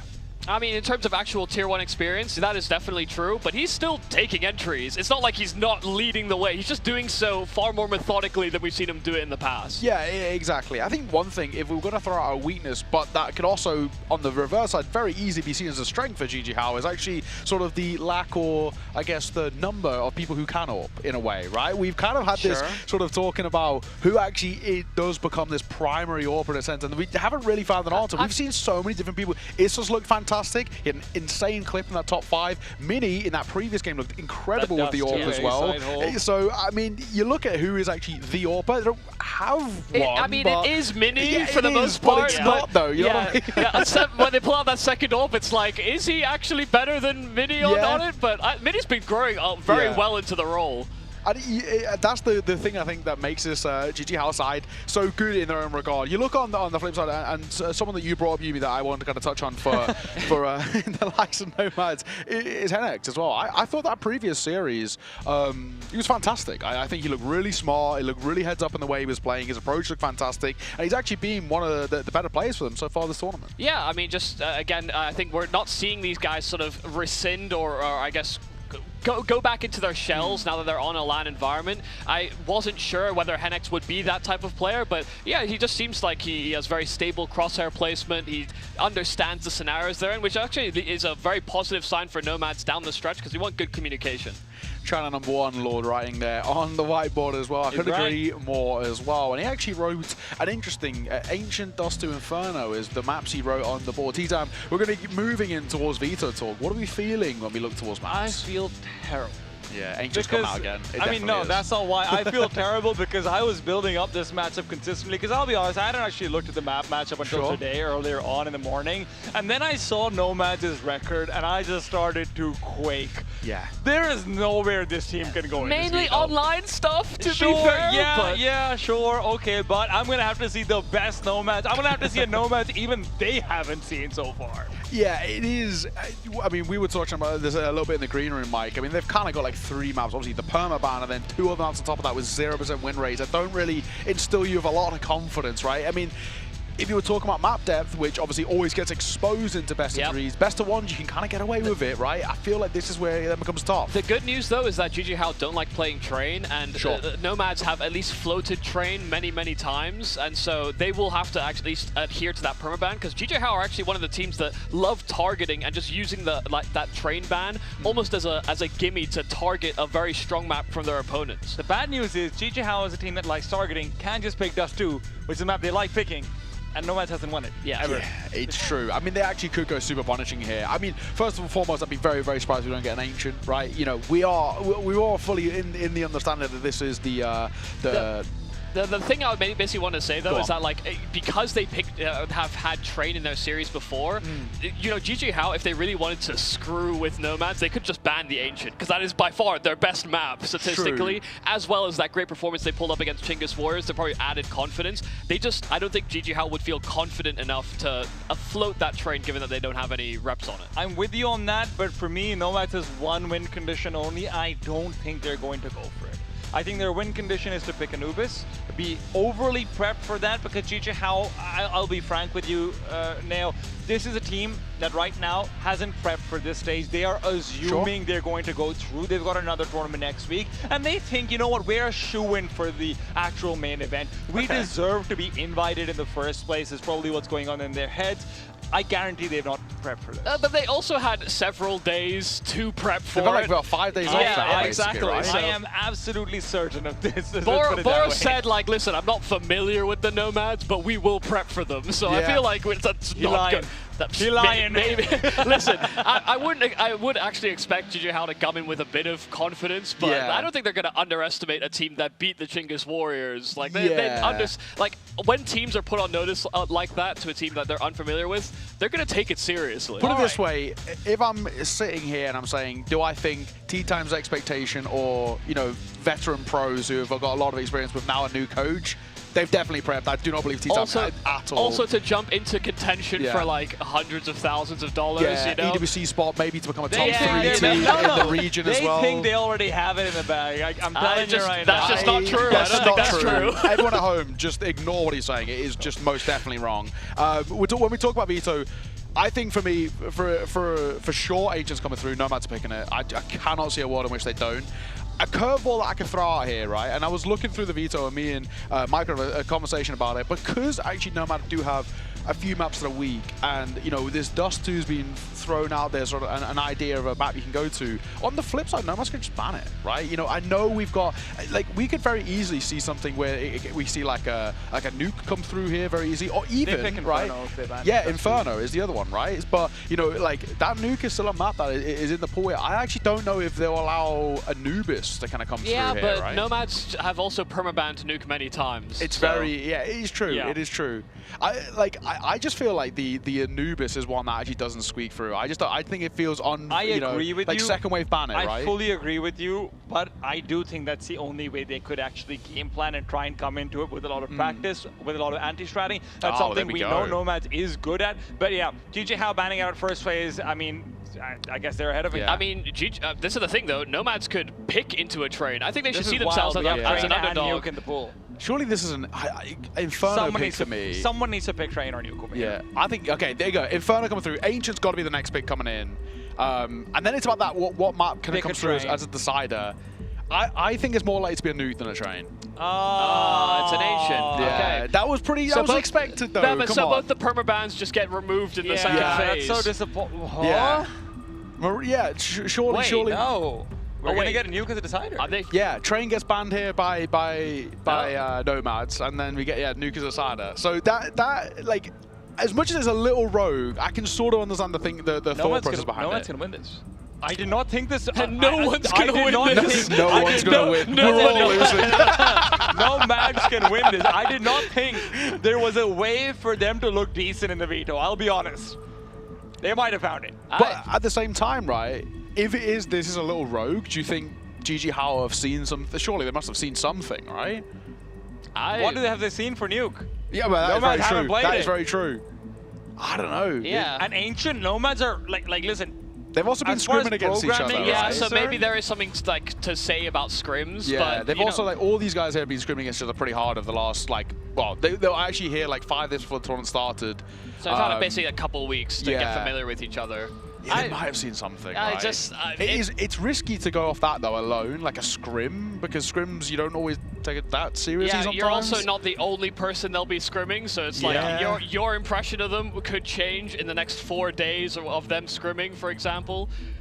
It's this Veto did not go anywhere that I had planned. Really, I mean the Inferno I think is actually one that could actually be quite spicy in the sense of because it is a somewhat known quantity of a map, right? This is where things could maybe be a little spicy. But rather than us rambling, let's get into the action. We're going to be kickstarting things on Inferno. Map number 1. We're going to see a new map as well, for at least for now, before Ancient comes in. Fellas, take it away. GG How versus Nomads. We have 2 maps in this pool that Nomads do have 0 recorded games on. Inferno is one of them. It is not necessarily their permaban, but it's not something that has been picked or they pick themselves fairly often. So GG How have gone to fairly unfamiliar waters and just simply hope that they are the better squad, which I have no doubt they do think that. They'll be starting off on the CT side. 3 players clustered into A early on. Duels will be hunted for, and maybe by Osama's left alone in the boiler room, though, flashes through as it will be a play and a fight out for Archers. Osama's has found one through the smoke. Henex has been taken down, but Para immediately trades. The fights are still ongoing, though. The CT's trying to delay, waiting for rotation that will never come. This A site has already been taken over. Yeah, some really solid kills. The fast wrap, they were not prepared for that long swing. So the fact they have this 4-on-2 and they've already spotted one of these players attempting the retake, they are very clued into what's happening. Parachute as well face check towards short momentarily, but with Bibu getting that kill over at long, maybe Boris has a bit of a window. Boris is lost, though. There's too many players who just are not peeking him. Bibu good for the one, but he's got too much to deal with now. No kit, not one on the site. And he's got a smoke to save if he wants to.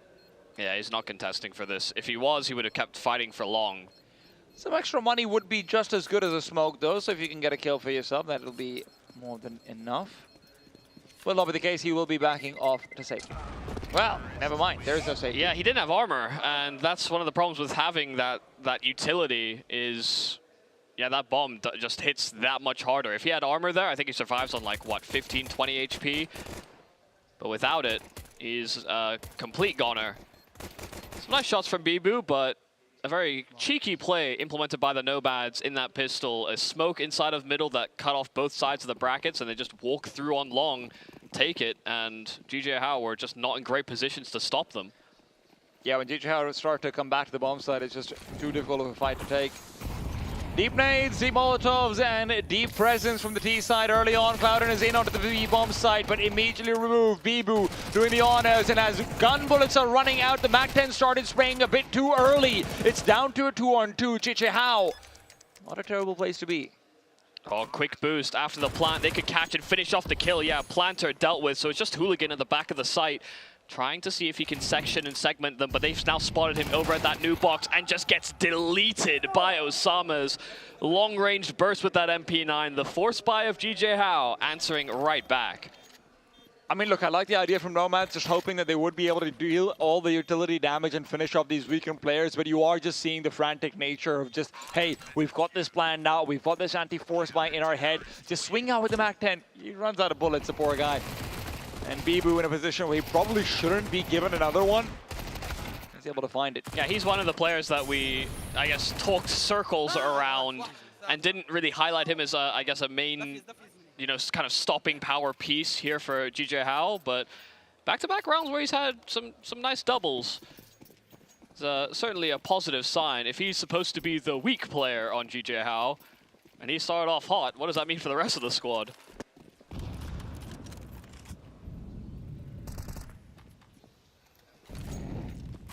As expected, Nomads going in with a force buy of their own. Of course, they got the bomb plant in, but after winning the pistol and seeding the following round, you want to answer as quick as possible. Look at how fast GJ Hao are to actually reinforce the same bomb site. By the time all of the utility and brackets is used, they will already have 4 people here. And it's the right play. That's where Nomads are congregating. Good Molotov to force him away. Randy's taking a lot of damage, bumping and bopping back into his teammate. Hennex will also be tagged up. Shouldn't be any real tricks available here for the Nomads. GJ Hao are fully conscious of the fact that brackets has been taken. And as that smoke fades, Bibu will start to investigate, but on the jiggle, gets spotted and doesn't react in time. It's a 1-for-1 over at long. But now with the Moto smoke dissipating, GJ Hao have rescinded themselves into the site. Osama is continuing to take duels though and putting a lot of pressure on Nomads, but they're finding kills. Bomb out. They did not expect Mini to be here, and while switching to the sidearm would have been faster than the reload, Boris has also gotten himself into a position that's far faster than they should anticipate. Hooligan is low, and while the bomb is being planted, Boris tries to interrupt it. Hooligan should just be a dead man over here. He's going to try and bide his time, but his time is limited. Boris will save them, but wow, Clouden in the middle of that round really giving it to them. I would be amazed if Nomads don't just buy again. Yeah, I mean, another bomb plant, another one surviving round there for GJ Hao. So, yeah, absolutely. There's full justification to commit to this force buy again. I'm really surprised that Bibu swings over there after Mini's already gotten the first kill. Yeah, Mini just didn't spring into action until much later. But losing track of timings with the Nomads, you know, very clear intentions towards brackets, and, you know, with a deep position via Boros, they just did not expect him to be there. A good clutch for Boros to win. And man, I think a lot of people have their eye on in terms of whether or not he can stably improve as a player, because mechanically, the skill has already been recognized. But you can't just be all aim. You have to carve out a play style for yourself. Something that's desirable to other teams. Mini finds one. A Molotov that is going to be keeping him cornered, but not quite burning him. Mini will still be taken down. Hooligans already found space, but as he looks to find weapons, that's his mistake. Maybe the Tech9 would have had a fight, even if not a fair one. Osama, the spam, the spray, it never stops. And that should be the end of the force buy wars. Somehow the CT is winning them. Yeah, I mean, 3 alive, good positions, and, you know, even if... The thing is, Mini actually didn't need to make necessarily a play once that Molotov didn't actually spread into his cubby, but he knew he had reinforcements coming, and he knew he had all reliable Osamas inside of pit. It's a lovely spray, good control. And it's always important that that first kill happens in that first 5 to 7 bullets. Boros is aggro. There's a deco on the other side. This could be dangerous, but it's caught switching. And this is the thing about GJ Hao. A lot of teams, when they are favorites, when they're overdogs, you see them stress test, you see them be disrespectful. We use that term a lot, that you have to get respect from them. Yep. GJ Hao just don't have any manners at all, no matter who they're going up against. They don't know that you're supposed to use a fork and a knife. They're just over there punching, picking things up with their hands, just having a good time. Yeah, they're definitely a team that if they have good atmosphere, especially if they recognize they have a solid spawn for something, they'll take risks. Like they happily have a bunch of players that are willing to drive some initiative and think, hey guys, I mean, we may not have like a firm plan about how we want to structure ourselves, but let's investigate this attack and see if it works. And if not, then we can refinagle the setup. Oh, that's a little bit more shown by Mini than he wants to, but he's still okay. No damage taken.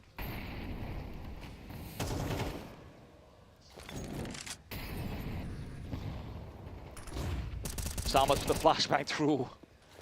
The nade might even finish the job, but no, it bounces out and away from the map. Hooligan takes advantage of his Isa all alone. Osama was on the reload, would never have been able to swing out, but now as he does, it's Osama and Mini to strike together. So, despite losing the first man, it's an excellent position to be in for Chiche. Yeah, just a fantastic crunch. The fact that Osama's evacuated his position, immediately re-pause so that he could combine alongside Mini. It's very, very well done. Incredible coordination, snap decision-making, and with all that pressure that had built over on A, they look to re-clear out from the brackets, but they're in the wrong place to actually contest. Solid smoke timing, though, implemented by Boros to try and keep Nomads at bay. They even fumble their own smoke, but they do catch the flank. Para getting a kill and actually watching out for more. Is he lining up util? Is Osama's going to get a backstab? No, they're backing off and Para's going to be a freebie. Osama's not a fair duel for him when there's more players coming in from behind Para, but you still have to win those. Hennex making his way back over towards the A bomb side. There is Mini ready and waiting, but Mini will not be able to prevent the bomb from crossing over. Randy continues to prevent Mini from finding more space. Mini's just buying time. Bibu rather is just buying time. Is for Boros to come through. 4-letter words and names. Boros has been a nuisance on these fast flanks, though. They have to account for this. They're trapped inside of the site. Hennex waits. Bibu crosses. The white swing seemed like it could have been enough, but it's Boros again. A 1-on-2, even if it is a trade kill for the first. It's a full solo duel versus Randy. And he'll take home. Another clutch here for Boros. I mean, again, this is a player that has, I think, really transformed on this GJ Hao roster from the smoke timing, you know, playing position really well over as that solitary B anchor, but then also when he gets that call that they're backing away, he is very fast to jump in behind them. And you maybe wanted more out from Osama's, but even if he blunders his double, Boros still clutches. God, these 2v2s, these 1v1s going out of the A-bomb set are really what are keeping Nomads from breaking in and making headways. Hooligan finds the first kill as a grenade will blow open the smoke, gives him sight lines. Yeah, good heads-up play there from Hooligan. Didn't let that space fall away from them for free. If he had waited on that HE, they could have missed the timing, and Osama's would have been in a position to siphon the second mid players. Boros is not going to be expected here. They're not going to be able to clear him out either. They don't have Molotovs. And look, even if they're clearing this, where there's a hard check, Boros will be able to fight back. And as you move in, it's a difficult duel to win. But when they do, and they're not decided on this B side. Yeah, they're not springing to action. They've not tried to jump on that opportunity. They still want to try and re-clear out brackets. That's a good crossfire here for the CTs. If Nomads are greedy, if they don't use their utility, it's going to be difficult. Now that incendiary feeling over in middle, Bibu gets a free duel. It doesn't win it, only does damage. That damage could come into effect later on rotation. Now called over. Mini is going to be over here on this A bomb site while Nomads decide to re-navigate back to B. This is going to be a safe call from Chiche Hao, I am sure of it. Good amount of pressure at least built on this A bomb site though, because it did pull Mini back away from that B bomb site, and now they go with this gamble call, and it's the wrong side of the map. So yeah, there was a path where Nomads could have been, I guess, overcooking the advantage that they had. But they do just enough that GJ Hao can never feel that confident in their call, given that they were at that deficit. I appreciate what Nomads do over here in this round as well, right? I mean, after they've got the mid advantage, they make sure that any points of aggression that could come through from GJ Hao are immediately eliminated, right? They don't even go all the way into deep banana. They're just happy clearing out the first part of it and just watching out for car. After that, they know, okay, we've got about 30 seconds to try and force rotations, to try and have GJ Hao make moves, and that's what they work off of. Yeah, they were set up heavy in the apartments as well, positions where they could trade off one another. You know, when you lose one extremity, often the counter reaction from CTs is to try and take another extreme back. And while you can play more passive, just sitting inside of bomb site styles on this map, GJ Hao are not really one of those teams. Not typically, at least.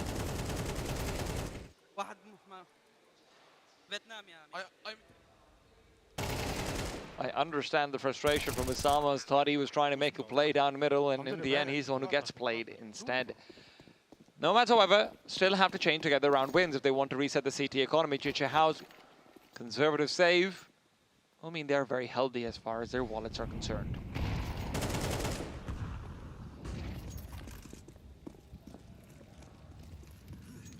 Late deep smoke on Banana.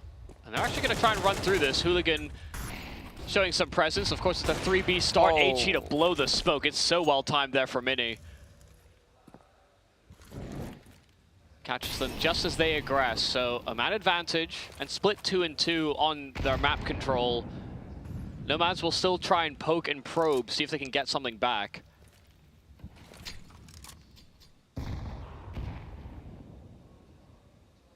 At the same time, it is going to have to be an individual play. You're not going to see like a nice flash setup into a peak or anything like it. They just don't have the resources to try and make that happen. That's their last Molotov of the round used. It's 2 smokes and a flashbang is all they have to find space. And when you've got that kind of utility, B does seem like it's the only option.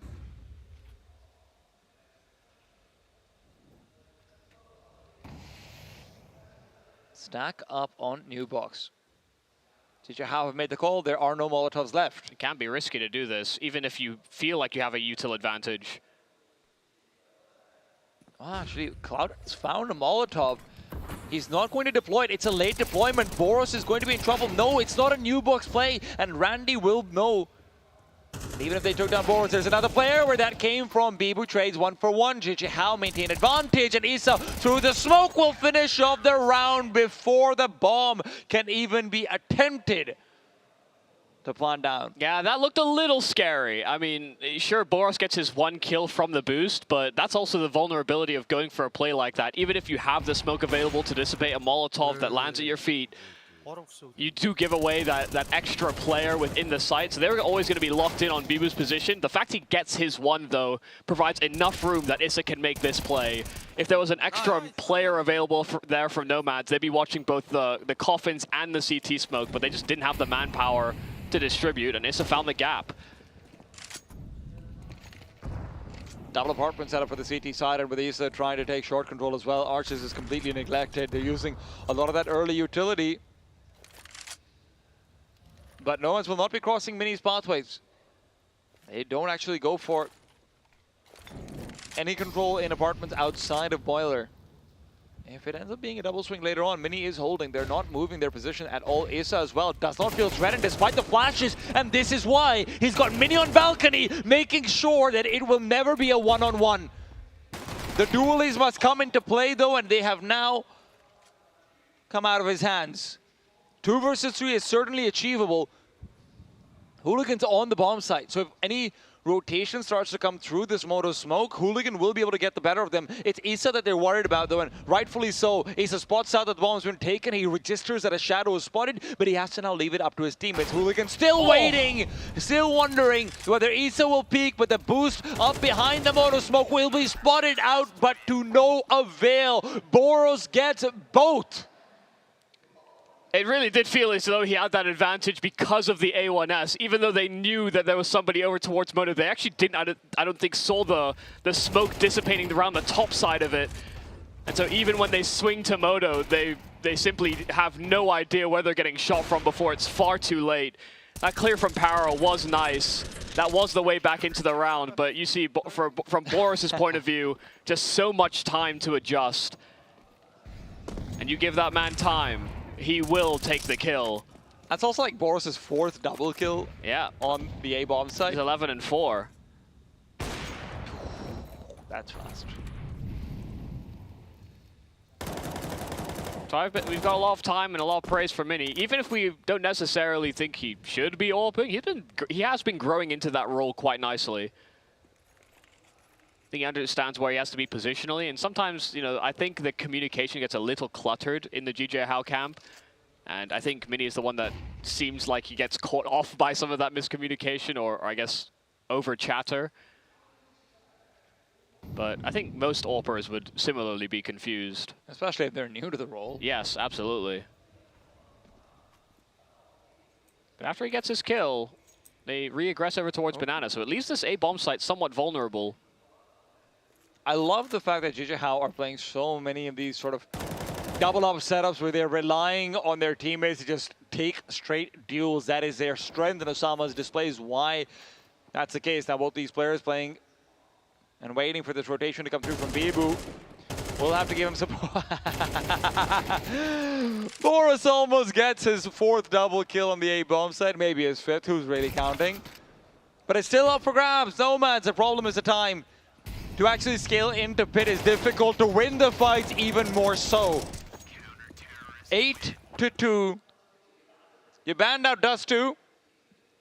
And it's into the fire.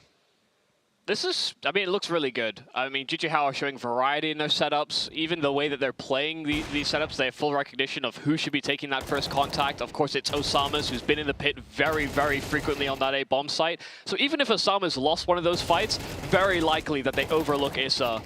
They instead would have likely been clearing for the site, especially because, you know, long control was still being held there from GG How. And even when they're somewhat caught out of position, if... Wow. I mean, these shots from Mini are so on point. Even when GG How seem like they might be caught out of position, they're rotating very heavily and off one another. Asa might have been taken down, but Osama is running out of bullets. The Tech-9s have taken the man who's been dealing so much damage to them. Boros looks away. Maybe worried about a flashbang. That's the only justification I can think of, or a double swing, but Para's been lost, and guess what? So is Henex. Apparently, everyone wants to give Boros an easy fight. Since when is Boros invisible? This is the guy that's usually diving head first. That's how people would normally look at him, but instead, everywhere that they looked, Boros was not. I'm telling you, Michael, this is a Boros who knows that he has to be the one to play these late rounds. Yeah, but he's still being aggressive. I think it's just he's exploiting the fact that they're leaving some of these timings over on B and Banana. And listen, GG How I think have been calling great in terms of re-aggressing and finding information. Even if their stacks aren't in the right place at the right time, individually they're doing enough to slow down a hit. 9-2. Yes, but an opening. Another time they try and be aggressive down middle. Last time it was Osama's punish. This time, Issa. That's all without damage dealt back to Hooligan. So if you're looking for these multi-frag rounds that JJ How's players have shown us, that could be a nice setup for it. And he launches out. Flashes are not in the highest of quantities, but he doesn't dodge it. In fact, he'll have to just swing out from behind, and Para didn't move a muscle. Incendiary will force him back, so Osama's at least will be given a slightly more favorable duel. But with 2 around the corner, it's never going to be easy. He dodges a flash. No, he doesn't, actually. Completely caught out by it. That was the second layer. There was another flash that followed up. So, yeah, he seemed to be in good position, seemed to have a good understanding of that flash coming, but not the second one. Nomads, their most convincing round yet, may be the one that finishes off the half. Henex should get a free backstab over here. This is so odd that he's managed to slip on by. Yeah, Bibu's thinking, okay, I'm so sorry that's happened to you, but I can't believe he walked through the smoke. I think he went arches. Yeah, I'm telling you, he went arches. Archer to see, I guarantee. Yeah, something for the demo, perhaps. Might be something for the highlights over here, Bibu. Can we have more 1 versus 5s today? Nah, never mind. Not with flashes like that. Flash took a seat, and Bibu's about to be made to do much of the same. He might be getting some kills, but at the end of the day, Nomads with 3 rounds on T side, a little bit shy of bare minimum, but maybe still something to work on. Yeah, this was GG How's selection, right? I didn't even really clock the fact that they opted to start for that T side. You know, usually it's the team that picks into it, the opposing team starts CT, but you know, I guess with Inferno being a map pool that has over time become more and more T-sided, they thought they could get off to a good start, but that wasn't the case. May have been able to win out on the pistol, but then they get answered by 4 spies. And from there on out, it felt like GG How just simply did not look back. Even though those first 3 or 4 rounds were quite close, it came down to some clutches. Once GG How had set that precedent, they got some real distance. A great half from Boros, though. From clutching to aggression. He kind of did a bit of everything here on the defense.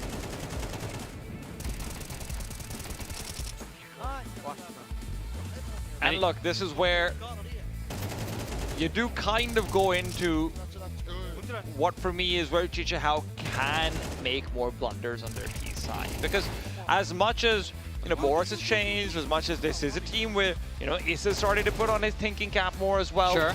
It's still a team that loves to go for really late round entry, just contacts. They like to have a player go out and fight a 1 versus 1 and hope and assume that they will just win it. It can be a bit of a double-edged sword because it can also be very effective. Some of the teams that find the best timings, or some of the best highlights we have actually are from players, dry swinging angles and catching their opponent off guard. Sometimes the staging can give away what the next part of the plan is, but also with the way that we've seen Chichihao shooting so far, I mean, I agree with you, they'll probably do it, but I also think they're probably going to get away with it too. Never easy versus this team. Yeah. But we also see a bit of a difference, clearly, from the Nomads' upset over the Chingus Warriors. I think the biggest highlight from that game was the fact that Nomads had basically perfect reads all the time. I mean, they set up good contingency plans, they set up crossfires, they were triple clearing things that were clearly the sort of next important piece for the Chingus Warriors. The Nomads had it pretty down pat, and part of that was familiarity, and also probably that, they wanted to kind of take it to some friends of theirs that, we are kind of a rising squad within the Mongolian circuit. But that lack of familiarity, or I guess that over-familiarity with the Chingus Warriors doesn't really pull itself through against Chichihao. I also just think Chichihao is one of the hardest teams to anti-strike. Sure. Right? Like you look at what they're doing. Some of it's just based on mood. It's vibes. Yeah. Even when you're looking out towards these smaller setups that is having them run on the A-bomb site, right? That we got to see with, for example, Mini on balconies, scoping down, Issa and Osama's playing together. I'm sure they've practiced these, right? Don't get me wrong. No, absolutely. But they are just things called on a whim. Like, we've done this in practice. We're going to try this out. And it's not, there are some teams at the top end of Counter-Strike that literally probably have flow charts of, these are how our first 5-6 rounds are going to look. And these are the ways we want to play out our first 3 or 4 gun rounds. Yeah. I don't think Chichihao think that far ahead.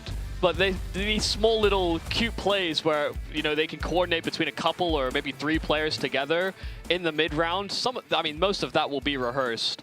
I don't see anyone carrying notes, put it that way. Yeah, where's the binder? Lord needs to get hooked up with a printer. Randy's about to be hooked up with 4 people on Banana. That's not always great. Hooligan. The dualies will receive, but not deliver.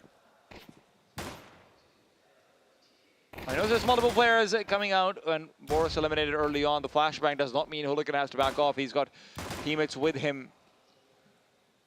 All in the meanwhile, Bibu explores that A-bomb site. Clouden will be allowed to retreat. Bibu does not take the fight. Doesn't want to reveal his position this deep into apartments. Nomads are starting to rotate an extra player over back to A, though, so there was a timing where that A-bomb site was seemingly more vulnerable, but they throw one smoke towards long, and Chichihao set their sights back on Banana. It's still going to be a 3 versus 2 coming out. It hasn't been a full rotation from Bibu at all. And with the flashbang, he's trying to make sure that the rotation doesn't come back over. Hennex is worried, and he starts to make his move back to B. This is still very slow from Chichihao, uncharacteristically so. So Randy will be able to position himself to get a few spam shots out. But Chichihao, that slowness means they are snaking it back to A. Wow. 30 seconds on the clock. This is not going to be easy. They're just rebounding between bomb sites, and once again, they've moved into a site that only has 2 players here, but this could be a pretty deadly crossfire. Clouden needs to get one from his position in pit. Finally wrangles on that first. A bomb can get planted, but they have to deal with Clouden before they do so, and now that he's sussed out, they deal with Para as well. Hennex applying that pressure. They cannot feel safe to get this planted, and Osama just keeps on fighting towards Moto. A triple kill for Osama's as it just bouncing between bomb sites. Chichihao find the weakness in the defense. Yeah, triple kill over there on the bomb site. 4 in total. Osama's just delivering as we have known him to do so. Of course, the first half was starred by Boros. Right now, Osama's is feeling particularly good about it. Nice way to jiggle the team, of course, back and forth. But, you did feel like Clouden had an opportunity to do a little bit more there. Para as well could have gotten away with a kill. still, it's hard to win those duels, there's no doubt about it. And we put a lot on Cloudin coming into this game, but he has not been flying as much as some of those earlier rounds. And here against the Force, or actually no, just a bit of a tempered buy here from Nomads, a couple of upgraded pistols. They do get somewhat decimated over towards Banana. The SMG of Osama's leading the way, carving out that path, and Hooligan is the next one up on offer. In fact, Hooligan kills Osama's just as they tried to commit to a double swing. Osama's pulled out his pistol to try and swing out yeah, as well. Yeah, he just knew Mini was right behind him. I do hate the tempered buy. If Para saves the Galil, it's still okay, though. It's the way you have to think, unfortunately, when you're down this many rounds, however. I mean, going for the force buy, sure, could put you in a position where you could sort of slingshot back in. But if you go for the force buy, your first full buy, sure, it will be better equipped, but it will be when GJ Hauer at 12. The alternative value paint would be of an eco, not of anything else. Right, I understand. Yeah, because they will miss out on a couple of HEs, perhaps. I mean, they'll have smokes. They'll maybe miss out on a couple incendiaries as well. It does help that they get some kills. Yeah. That is not insignificant.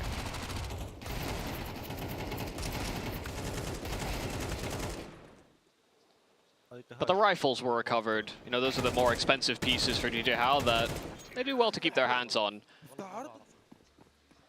Yeah, CTs are going to be coming into this one with 3 MP9s. At least they do prioritize utility. That's something that's good to see. The MP9s perhaps going to be going for banana control, but it'll immediately be receiving a Molotov back, and they just don't have the utility to afford a smoke out for it. Osama's in a position that the CT side was not able to achieve. A lot easier to get there on the T side, it turns out. A hop, skip, and a jump away. It was kind of a weak jump spot there from Randy, because his teammate is playing close, and Randy actually can't really spot for him. And Hennex can't back off over here either, despite the smoke that's been sent out deep. That's gone too deep. That wasn't meant to be a jump smoke. Hennex thought he was going to have a fully bloomed smoke at the bottom of Banana to try and fight out from. Yeah, it landed on the mid-roof. And the tiling didn't need to be hidden. Hooligan might wish that he had done some hiding on the B-bomb site. Mini continues to scale up. There's only Randy left, and even he's not left for long. The head taken off. GJ Hao with 12. And I don't know if Nomads are going to escape 3. Randy threw that smoke, failed it, bailed back to New Box, saw his teammate die CT, scratched his nose on New Box, and then died. So, you know, he's thinking, oh, well, you know, not a lot that I could have done here, I suppose.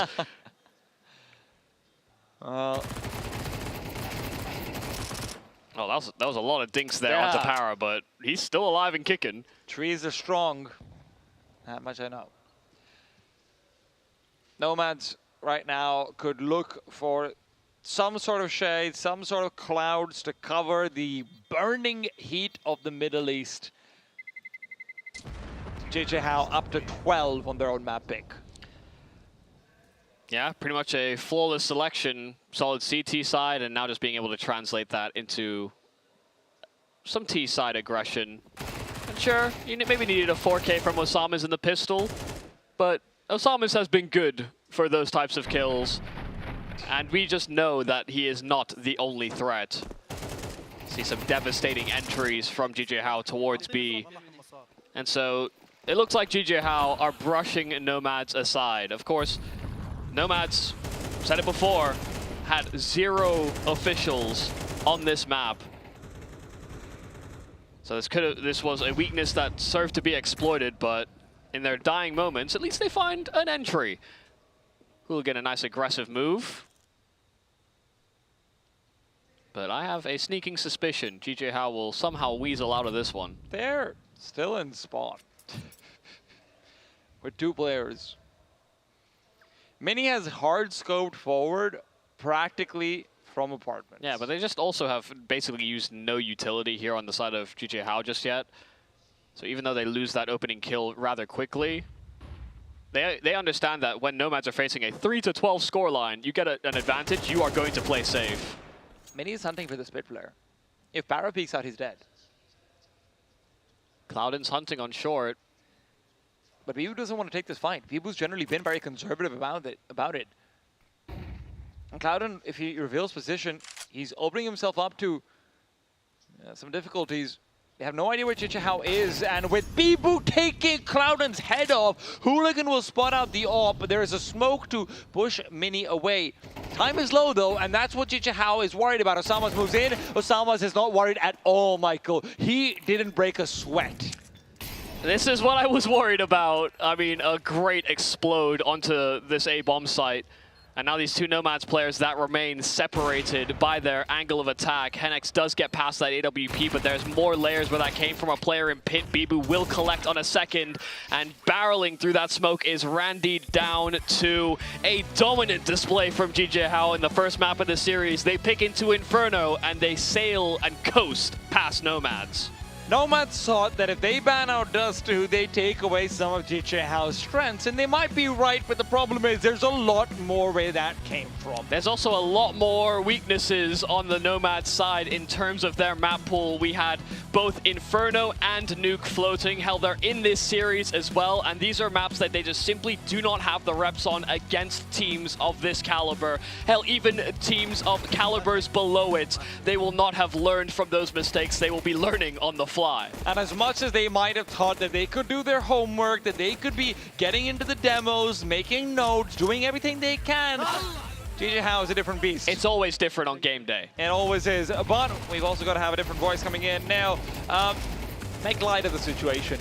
There's not a lot of light. I think if we're being completely frank for Nomads, there was just so little on offer. And I think, you know, we've always already something we've touched on kind of vastly about how this is a map that's not rep for them, and it was so evident, right? So many errors. I think, you know, first and foremost for Nomads, you know, you don't want to kind of beat them on that down a little bit. A lot of things that need to be cleaned up. I mean, spacing first and foremost on that T side was next to kind of horrid. In some of these fights, you could just see them get isolated so easily. On the flip side, though, that was such a strength for GTR. I think especially on that CT side, the way in which they played together, these kind of two-man setups they were going for were absolutely excellent. They gave themselves so much coverage, right? And even if someone was to fall, trading was so perfectly executed. So I just think Nomads just never got the space that they wanted to, hence why that first half was so lackluster. And then, unfortunately, that CT side, that second half was next to non-existent, right? I think, unfortunately, on their map control, Nomads were very clear about their intentions pretty much from start to finish. So if there wasn't util being thrown over towards the banana at sort of the dying embers of a round, Boros was almost always going through it and flanking them from middle.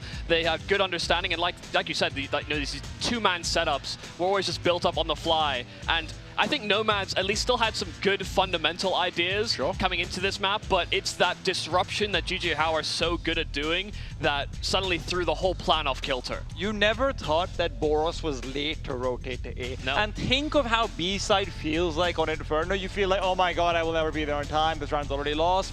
Boros was always given a chance. Yeah, absolutely, and I think so. When you even look towards that second half, or the small amount of it, right? I think very evident in terms of how little Nomads have in terms of rotational understanding, right? You could just see the space getting created so easily for GG, they could play with the tempo and the timing so well. On, you know, another point where we just don't see the individual, and I think one individual in particular step up, Cloud, and of course we've bigged him up. He was the highest rated player. Stats leader. Yeah, exactly, and now very much not so after that one. 5 and 14, 41 ADR for him. He was first in something, I suppose. I guess, yeah.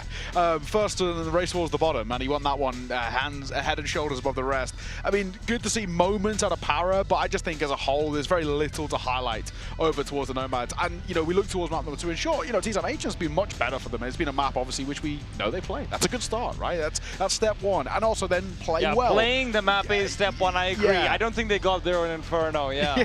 And I think, you know, the issue is now, though, is can you dig yourself out of this hole? And for, you know, T-Time, do you think there's even a chance at all?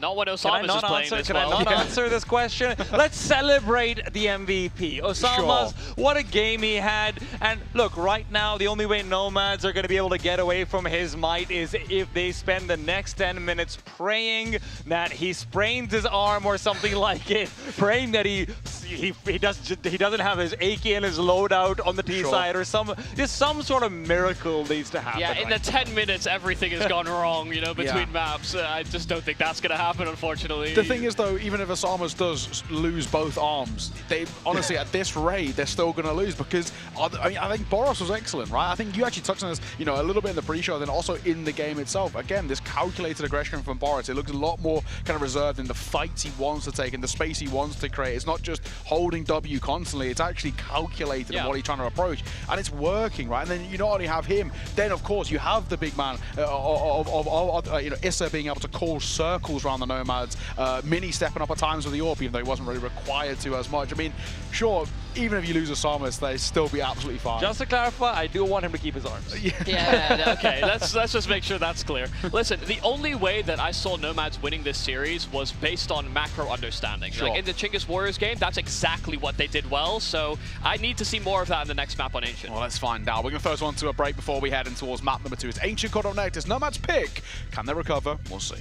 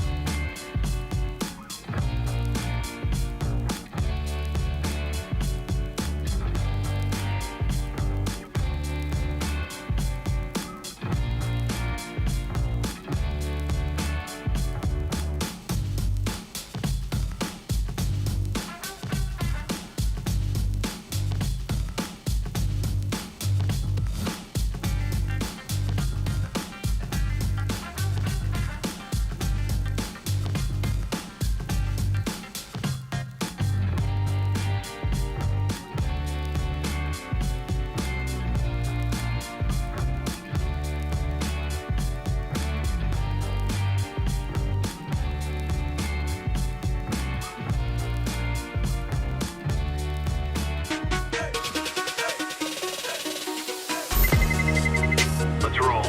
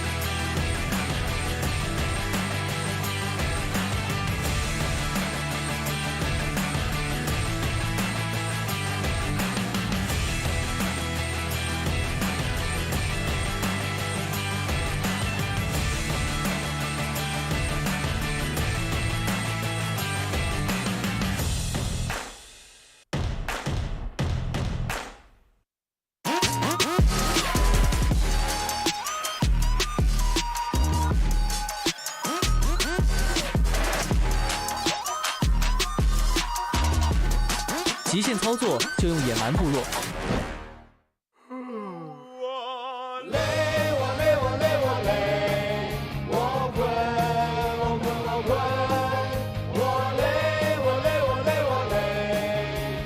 累了困了，喝东鹏特饮。对于这次的 ACL 的比赛，我们非常开心，能给我们提供一个这样的训练的地方，还有我们比赛的舞台。每个人其实都很感谢这次赛事，因为我们是比较少的可以跟就是亚洲的职业队可以有这么直接的一个接触和对抗，所以我们都很感谢这个赛事。 ер нь бол маш сайн байсан гэж бодож байгаа. Тийм учраас л ер нь мэдээж чадах чадсан гэж бодож байна. 但是这场比赛对于我们而言，就是打得不好，可能接球局的话进不了季后赛。我们5个应该以后都很难再组在一起了。如果我们进季后赛的话，我们还会继续打拼下去，继续拼下去。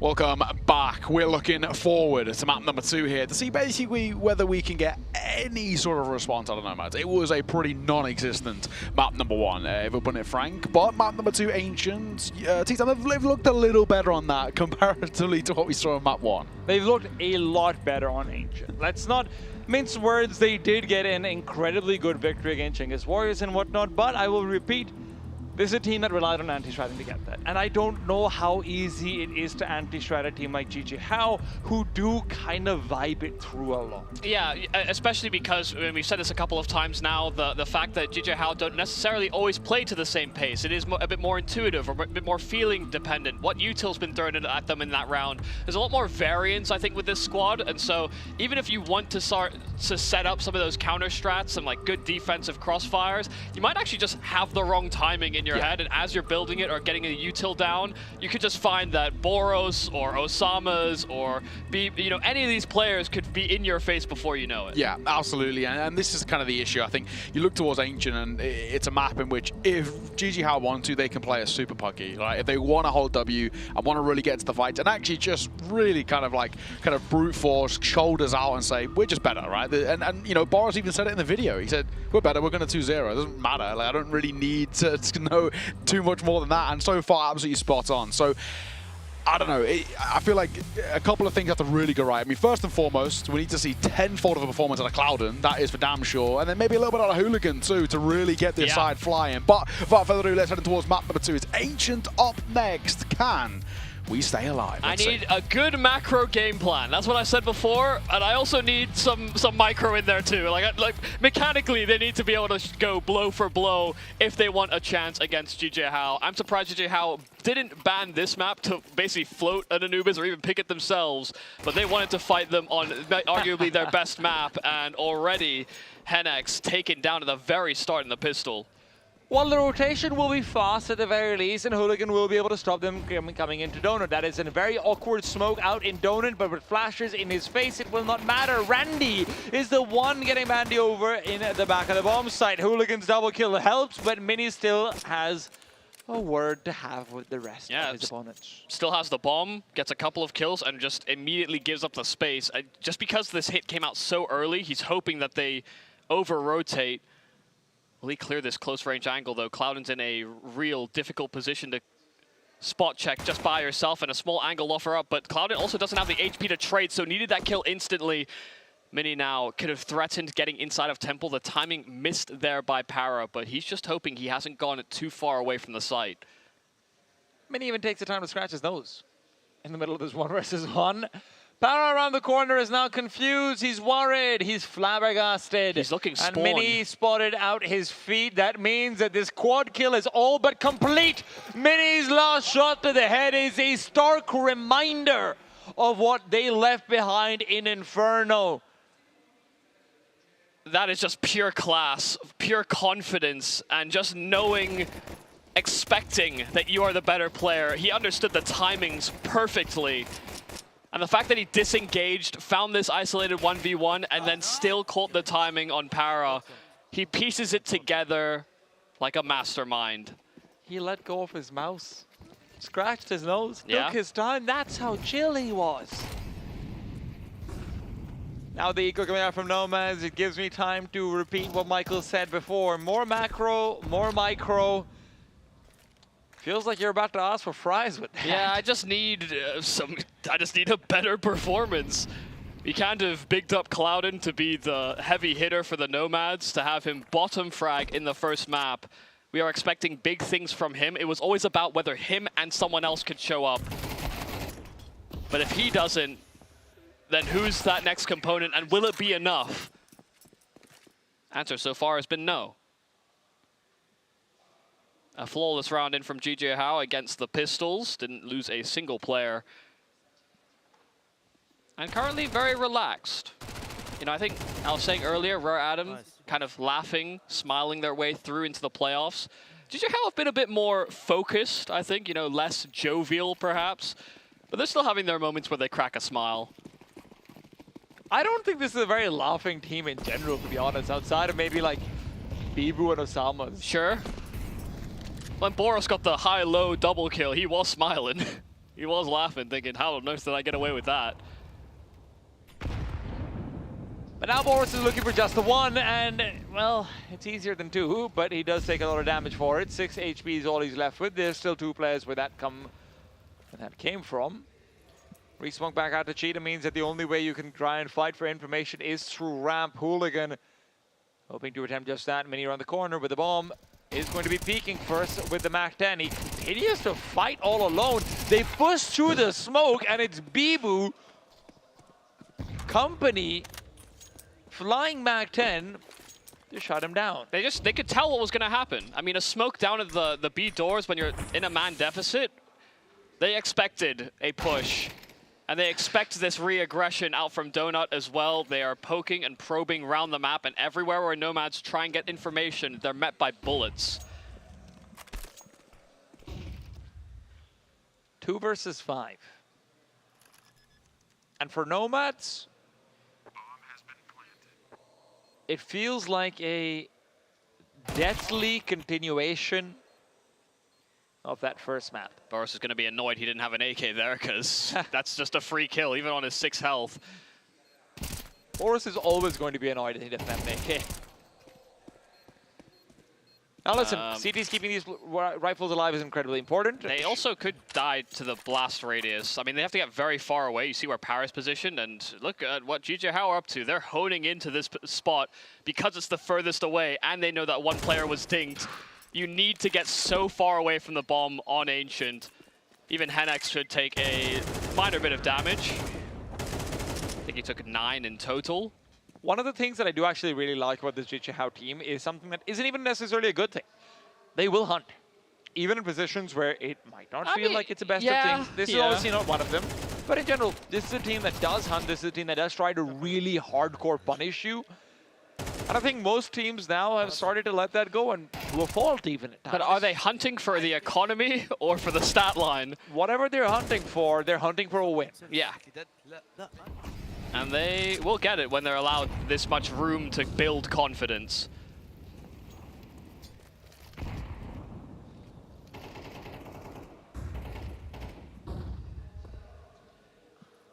Five sevens, a Deagle, and an MP9. Not a group of weapons that you really want to have, but maybe it's the weapons you can make do with. Hooligan will make do with a very short life that he's lived so far on this B-bomb site. His only kills coming out of A in that pistol round.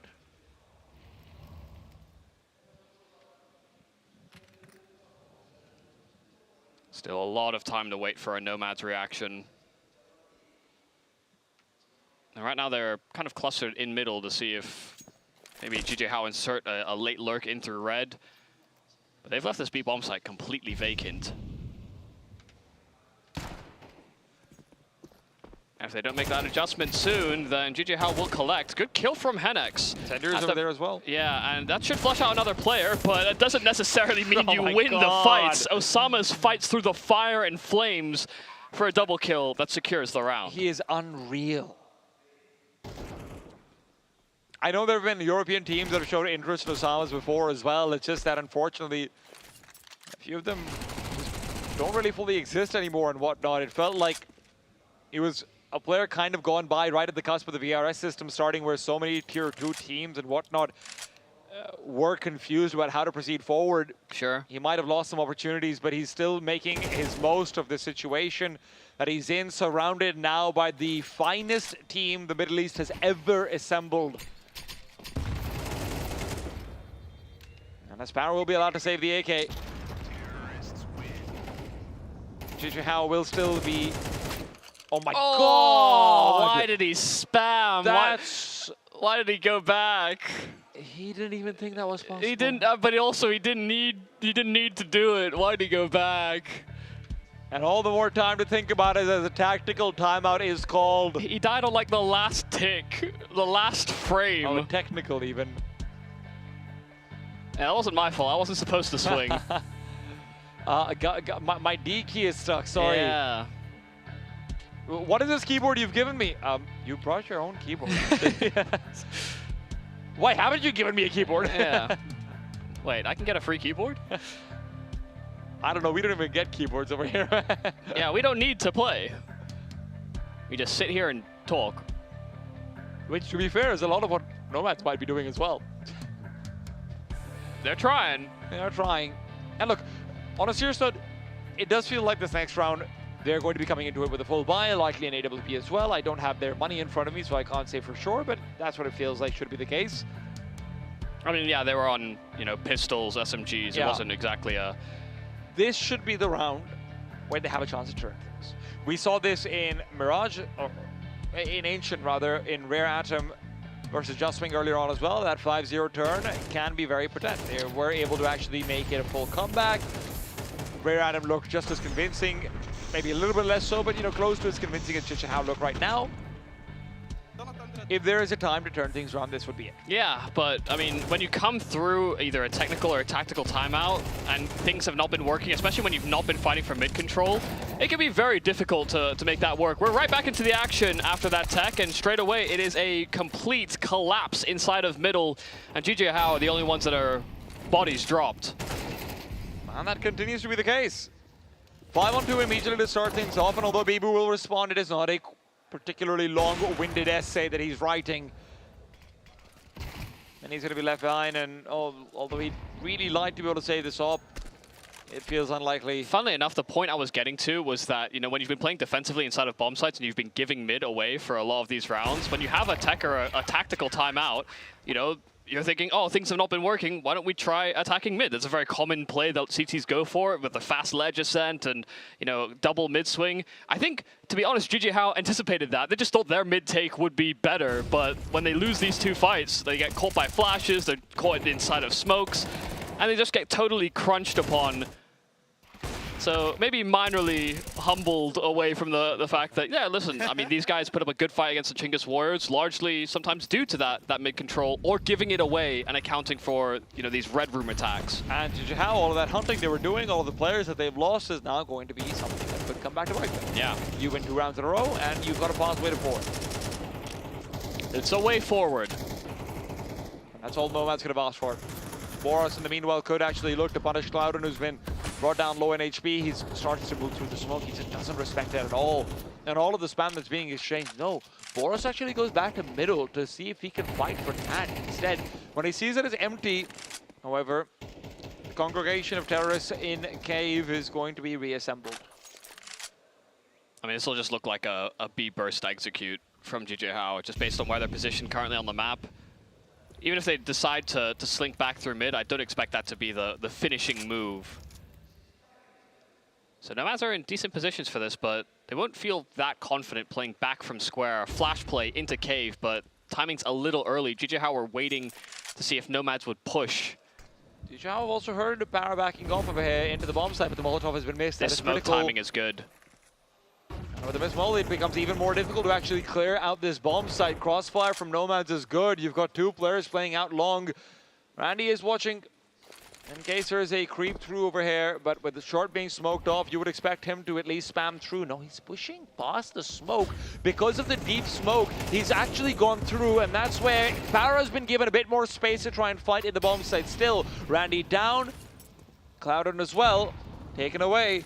And Hooligan with the AWP inside the smoke, it's not the best of places to be, but Hennex is at least buying time. And Bibu with the spam behind him, the P250 doesn't quite take him down. The smoke fades and right in the nick of time as JJ Howe will not find the bomb plant. Osama's might find the kill, but even that evades. Yeah, I mean, that was a pretty desperate attempt. Great util held onto there by the Nomads, having a follow-up incendiary on the default plant. They did not feel confident being funneled effectively into the plant exposed to ramp. And then for that smoke to fade right in their face, just as they're punching in those final digits, Hooligan hits his shot and secures a second for the Nomads. And that's where the money's gone. Not quite the full force buyout from JJ Howe, but enough to make it a threat. It is Boros to lead the charge with his Deagle. Although he might have given up many of the hardcore entry ways, it doesn't mean he has forgotten them.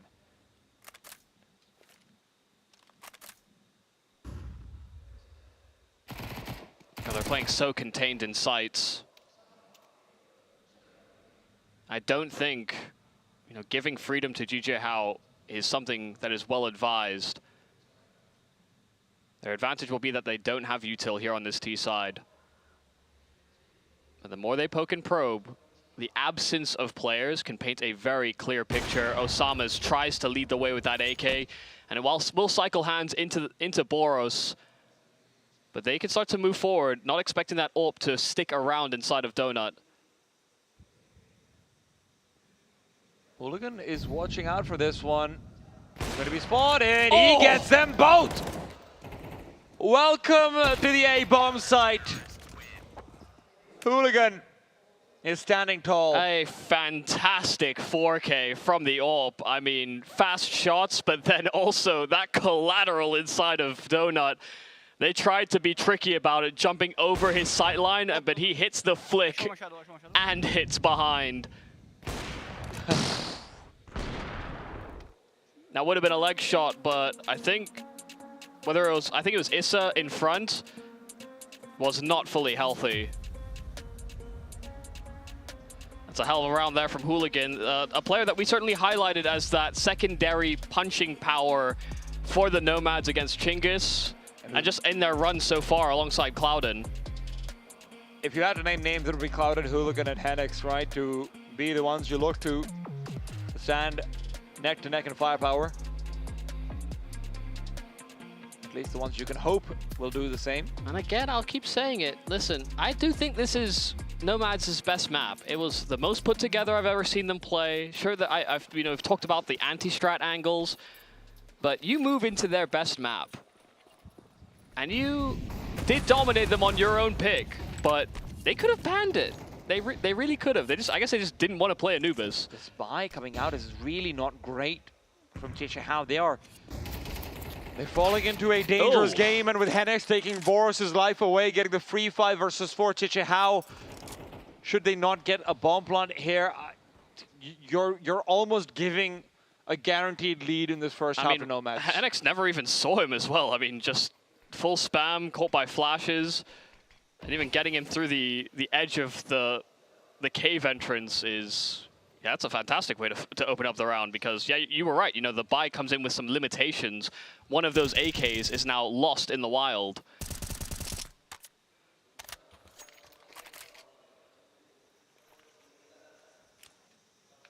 But once again, you know, even if they're aggressive early, they always peel back. They always play within bomb sites. They don't stick around to find out whether or not JJ Howe will punish them for these advanced positions.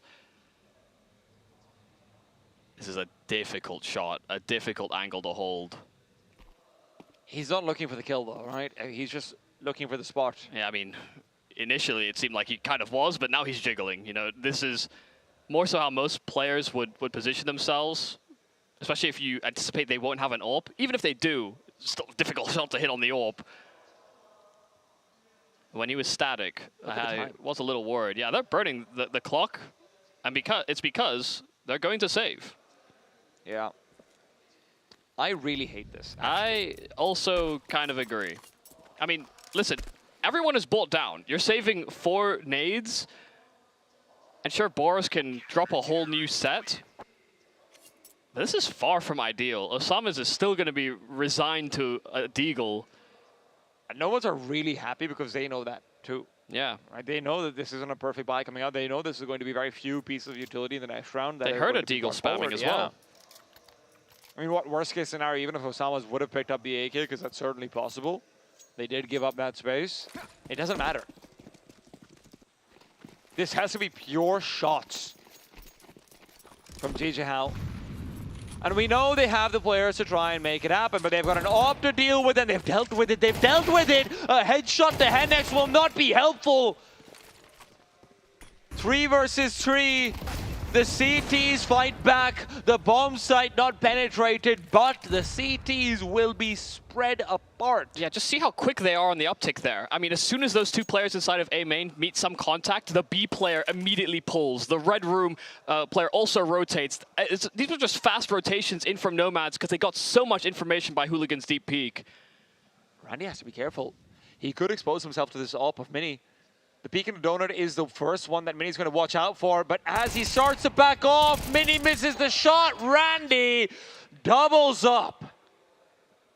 I mean, the reactions really were impeccable there from the Nomads. Good information gathering from the start, a double play into A main, and they have not been making plays like this prior.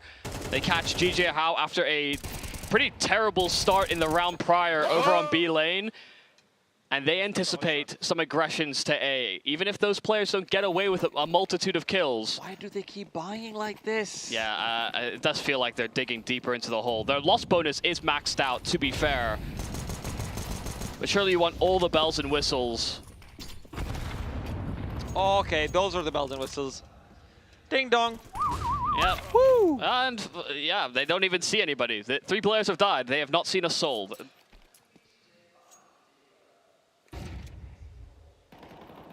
Did they call a tactical before that buy in the last round as well?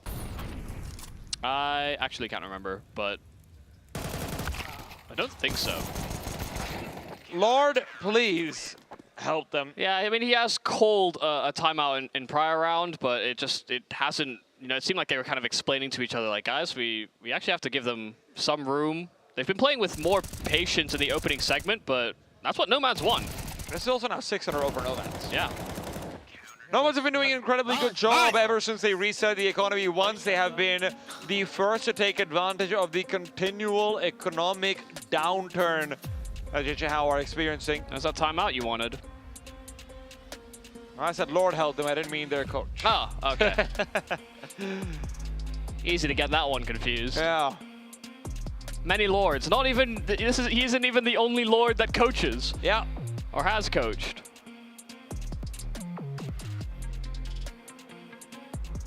Will there be a crafty solution? Is there the depth here for GJ Hao when they're, you know, actually kind of individually not able to string together these multi-kills? They're falling into some of these traps that Nomads are putting up, but also the aggressions. Nomads are getting away with those kills and then playing inside of bomb sites. This is also their first actual buy round in like 4 rounds. Yeah, a first full buy where they're all on AKs. See if it makes a difference. Dangerous move here for Boris inside of Cheetah, but he does get by. And he's wanting this fight. Cloudon's not going to peek back in. Cloudon's not ready for it. Boris is so deep. And with that first entry found, all he has to do is just try and play for reactions. Yeah, he kind of smoked himself off, though. Boris was trying to get a smoke over to short so that the ramp players could also link up with him. But now because he's missed it. To be fair, I don't blame him, right? Because he's not used to having smokes anymore. Well, could have certainly gone better. So they're going to have to wait for that smoke to fade, but Issa has joined up with him in the meanwhile. Look at Hooligan. Hooligan's playing so deep out with the AWP over here. He should get one for free. If Mini swings, this is going to be the bomb down on the ground. And, well, he doesn't swing, but Bibu does. That's where Para had to step up, but with his demise, Hooligan's gravesite is right next to his. Yeah, and Osama's also got his kill on the lurk. Boris able to cut down the rotate, a call out of the timeout, a bit of risk-taking there from Boris, but also a misstep from Cloudon. Smoked off that entrance to Cave, or that entrance to Cheetah, and just hoped that they'd be able to take that deeper timing. Cloudon spamming into pocket is ultimately what gives that fight away. Boros was going to clear every angle, be meticulous about it, as we've seen him do. But once he hears that spam, he's laser focused. And Jijiao are now going for the classic. It's B that they're rushing and Para that they are overrunning. Cloud and smoked off, ammo out. And although there are multiple players trying to funnel back in through Cave, it is Clouden who has to be the one to get the kills. Hooligan elsewhere will stop Osamas from progressing. The bomb timer is already out and about, but while Asa and Bibu navigate, it is going to be low HP on everyone but Bibu. Mini up train will find Randy. And the last two players coming in from Cave are hardly healthy. Jijiao only have one to deal with. Henex, the second rifler of this team, the second man we maybe look to, will not be enough. Jijiao, how much easier is the game with AKs? I mean, a recovery, I think, is clear to see. Even when they were on the Galils, to be honest, I think they were just getting out-muscled in some of these early map control takes. So really solid stuff there from the Nomads. But you're right, you know, they call a timeout, they get their hands on all AKs, and suddenly they get a couple of rounds back-to-back. They started off with a 4-0 lead, and a lot of that was predicated off of Mini winning a 1 versus 3 in the pistol round. For them, they're probably just happy he was able to string that together, because otherwise, you know, who's to say Nomads couldn't have had a more convincing half. But then we start to see some light at the end of the tunnel here for Jijiao, some muscle, as well as a bit of brains behind it too. It's clear as well, Clouden is not the same man we thought him to be so far in this series. He's having a lot of difficulties finding his impact. But on the macro level, I think Nomads did a lot of things right on this CT side. And this time, they were punishing some of those dry swings and these jump peaks, especially Hooligan on that AWP. And as they head into their T side, I mean, that is supposed to be where they have an easier time. In many ways, I would expect Clouden to actually show up in that second half. I would expect a lot more interesting calls and interesting plays being made. And if Jijiao are going to be playing with their, you know, head in the sand, as it has been sometimes with the money on the second half, your safety side will be even more punishing. I would actually argue differently. You know, based on the way that we saw them against Chinggis Warriors, the best thing about them was always these CT setups, their reads, their flanks, you know, all the timings that they tried to hit on CT side. Whereas on T, I feel like they had less of those sort of weapons or, I guess, win conditions. So I am a little fearful for the Nomads to, you know, answer back with a map here in this series, because I think this T side could be met with some grave difficulties. Mr. Ron's going to dictate a lot. As it often does. Yeah, but I feel like for Jijiao's mood as well. I mean, this is a team that was not ready to lose 6 in a row when they're dominating the first 4 in their heads. Even if a lot of those rounds did come close, it's not like they haven't been winning clutches since map number 1, right? It's something they've even come to expect in a lot of ways. Yeah, sometimes you win them, sometimes you lose them. And, you know, it's only when we get into some of these series where only one team seems to be winning all of them that we think, well, they can't keep getting away with it. But yeah, there's been a bit of give and take here on this series. Jijiao have definitely been the benefactors more than the other way around.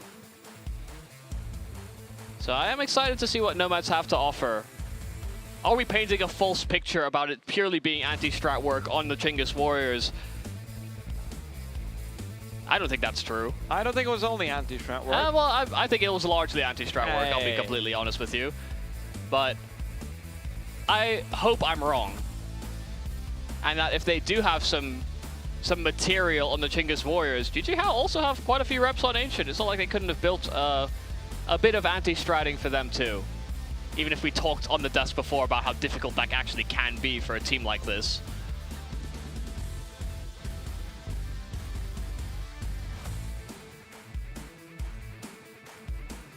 We are deciding our second team into the playoffs. We've already had Rare Adam breeze past everyone that they have faced within the closed qualifier. Jijiao have been maybe a little more strained, but have also been able to topple without ceding a map many opponents, and now Nomads stand in their way while Jijiao are a map to the good. Nomads need this half to go well if we want to extend play and force Nuke. It'll be Issa to take first contact with USP, immediately backs off, and now he re-peeks back in. That is dangerous territory. A flashbang to delay as 5 players are inside red room, all of them blind as a bat.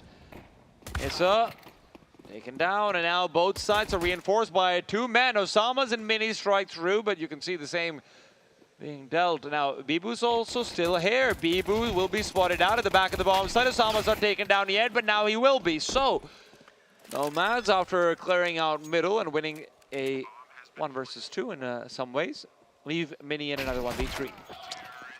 The Lightning doesn't strike twice. Not on the same bomb site, not on the same map. This 1v3 doesn't even get started. A quick collapse on that A bomb site, and some missed opportunities, some missed shots, that's for sure, but a nice wrapping play through red there for the Nomads. Did not get punished. And a good way to jumpstart the engine.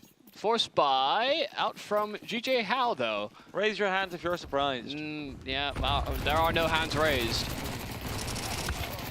Alex, however, will have his body down. So while Issa pushes forward, this is going to be dangerous. They're not ready for Bibu as well to be coming in from behind. They don't even turn. Para and Clouden leave Hooligan alone, wondering, how the hell do I get out of this one?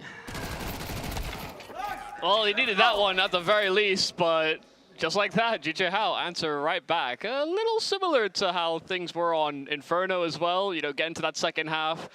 Good opening pistol from the Nomads, and then suddenly you lose to the force buy.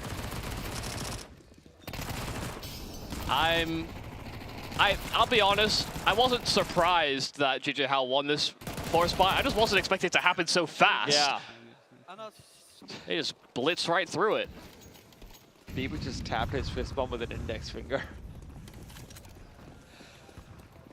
Well, there won't even be an index finger over here on this A-bomb set to defend. Incendiaries on the ground will be just a toasty, roasty fireplace affair. Boros has found Hooligan out in middle while he pushes. It's a lot of damage being dealt as well, so GJ Howe will continue to collect on that damage. Mini, trying to push through the smoke, will actually end up donating a weapon over. So, 3 versus 4, Nomads playing together, swinging out and trying to clear CT, but Bibu playing all the way back is going to be the late angle, and they're just not ready for. Clouden, I think he's about to be smacked in the back of the head, but Bibu's just going to move past him, take him down, and you're back to a 4-on-2. I mean, how would you ever anticipate that? Bibu so late on his rotation, and as they try to jump on that defuse, it is contested, but there are kits available here for GJ Howe. All that spam through the smoke, Issa does get the kills needed. And while they had a 5-on-3 momentarily, things do get a little hairy there for GJ Howe. I thought they were going to lose that. I thought they were too. I mean, I don't see Issa getting those 2 kills at all. Also, I mean, kind of an unnecessary push there for Mini. Smokes were fading. You had a 2-man advantage. Yeah, I mean, that's lovely there from Issa. But also full chaos. Yeah. Yeah. Nomads are half buying. They are being tempted into the way of the sword. It is very much a sword of Damocles. It could drop and slice their heads at any given moment. But right now they're wielding it. Boros slashed away. Bibu left behind. And Nomads climb back. They played Boros like a fiddle. I mean, they funneled him into that corner. He had to basically give up the ground completely inside of the site if they wanted a chance to maintain numbers. But the fact he played ahead of it, he played forward, he was, I mean, just never getting that smoke down in time, unfortunately. He had to have his gun out to fight if he wanted to do anything. Yeah. And even there, it was going to be difficult. A lot of the time when players are going to continue fighting from it, they actually have the smoke already in their hands. And Boros did not. You know, that's a quick decision flow chart where Boros does get isolated and punished for that action. It's a great half-buy call in from Nomads. Forcing that funnel, and then suddenly the whole B-side setup felt like it broke down.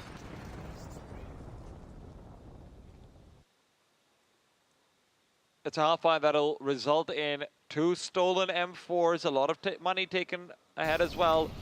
The CTs will still buy around the M4 and the AWP that they've saved up. This is not going to be a buy without teeth. I wish I knew even like a little bit of Mongolian. Whenever we get those small little listen-ins, was curious to see what the mood is like. We need the Neuralink translator. That's all you, I'm not doing that. I mean, stay away from my brain. Ideally, it just translates for us without having to be in our brain. Isn't that the whole point of Neuralink? Someone else's brain can have it. That's what I'm saying. Feel free. We need to have our designated Neuralink talent. Well, a peek in middle with the M4 will give Issa information and nothing beyond it. Boros trying to give it back up to Mini. The op is not something Nomads are completely ready for in this position. I don't think Mini revealed it, but he will re-peek and he's gone. Boros needs the 1 Deeks, but it's only the one. And he will collect on 2 bullets, was all he could afford, and just the 1 kill isn't enough. Bibu now performs, quick taps, quick sprays, quick advantages found for Jijiahao. They have a smoke, but look at Hooligan just swinging out to long. Finally deals with Bibu, and now also finding Issa on long as well. Osama's now deploying that smoke, seeing if he can get some more ground back. No kit available for him. It's once again Hooligan that goes out swinging. No fear in the heart of Hooligan. And they will convert on a post plant based on his bravery. This looks nothing like the Jijiahao from Inferno, and I don't just say this because they're losing, I say this because these look like incredibly indecisive 2-man setups. The fact that Mini looks away, he isn't fully committed out towards Cave, and then he re-peeks before the Deagle contact. He's just asking for trouble. Yeah, well, you know, Mini was concerned about ramp. He heard flashes coming that way. He didn't actually have another player on the bomb site to cover it. So, yeah, he was kind of caught between 2 mines, just based off a single piece of utility, effectively. At that point, you just have to let Boros sink or swim, though. Yeah, I mean, you know, re-swinging and just hoping you've not missed your timing, it can, I mean, it did punish him, but it can leave you very exposed. It's also just such a good peek from Nomads. They had a player crouched down and standing up as well, so they had the double angle to watch out for the re-peek. It is one of the frustrating things about Counter-Strike. You know, sometimes you leave yourself in, you know, juggling between angles, and it can be so easy to go, oh, I got timinged. But if you just commit to one, you never get timinged. You just made the wrong choice. Yeah. And frankly, that's not even timing. That's just good util from Nomads, too. Yeah, for sure. Force him away. Deagles can be deadly, but not this time over. Boros has managed to keep himself in more of a pacifist role in much of this map, 9 and 15 so far. Both him and Issa have been somewhat absent from the fragging department. We've had some good rounds from Bibu. You know, if you're not getting necessarily top quality from some of these other hitters on Jijiahao, another one often steps up, and Bibu's had a pretty solid series. It's not quite the same oomph, but he does enough, and he'll get another. But it is, however, only a MAC-10. Nomads with double digits. Jijiahao, we're not expecting this at all. God, I heard that. I heard that fist bump. It was loud. Well, you think a 6-6 scoreline isn't enough to earn respect? Outside they come. And I do ask the question, we give caveats for IGLs and their fragging abilities, but do we also do that when the buys were as interesting as they were? Do you take away some of the caveats at that point? Yeah, but also when they play scrims, how often do they win on some of those low buys? I'd imagine actually quite a lot. Hell, even in their officials, I feel like they get away with it a lot. I don't want to go off of scrim bucks. I want to go off of what I see. Yeah, but even in the games that we have seen, they still get away with it a lot. So what I see right now is that they're down 2 rounds, and Mini is the only one left to defend A.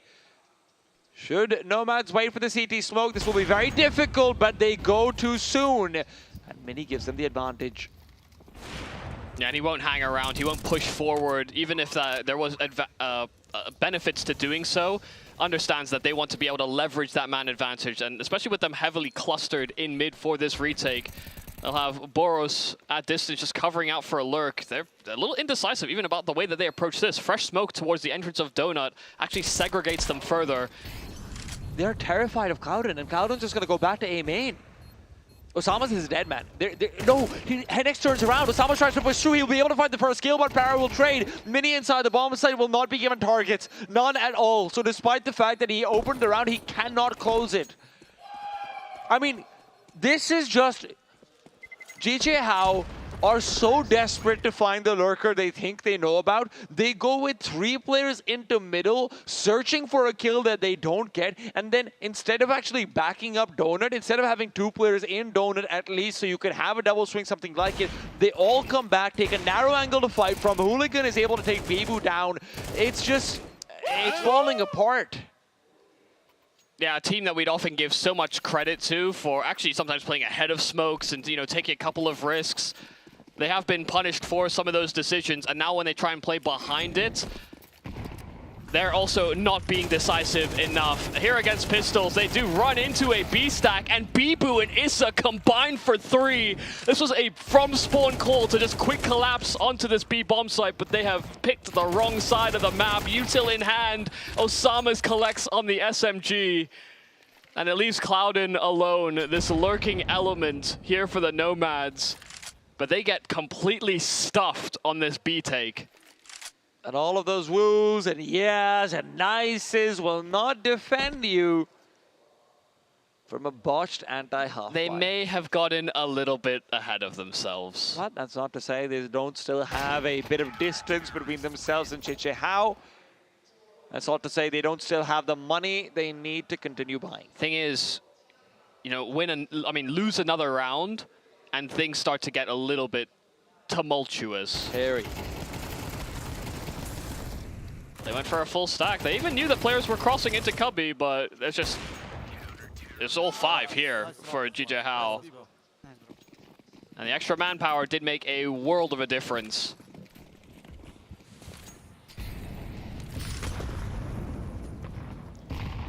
Lose this round and GG How tie at 11-11. It's very likely based on the way the economy will factor. And Osama is taking fights in through middle, caught by a partial flash. And while Issa is able to escape with his life... Not for long. Well, yeah, he ends up falling in the end. And the spam from Clouden is right on the money.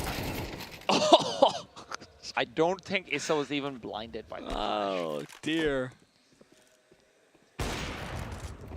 You can see the miscommunication coming out from JJ How is massive, and Nomads are more than collecting on it. Clouden, again, his numbers might not reflect it, but it does feel like he's really back in the server. And I really don't think Issa got like fully flashed over there either. It's just that he completely sells Osama's down the river over there. Yeah. I mean, Issa gets his clean kill, and Osama's is the one that sticks around. I don't think he sells him necessarily. They didn't have lane access. They can only stick around for those mid-fights if you know your cave player can actually continue to swing with you as well, and guarantee that you don't have to look behind you continuously. I do think it is maybe miscommunication about what they wanted to do, but it's a fast play again from Nomads. In goes Para. He's got the spray down onto 2, but Boros and Osamas are here. The reinforcements in cave are enough. Nomads will not run away with this.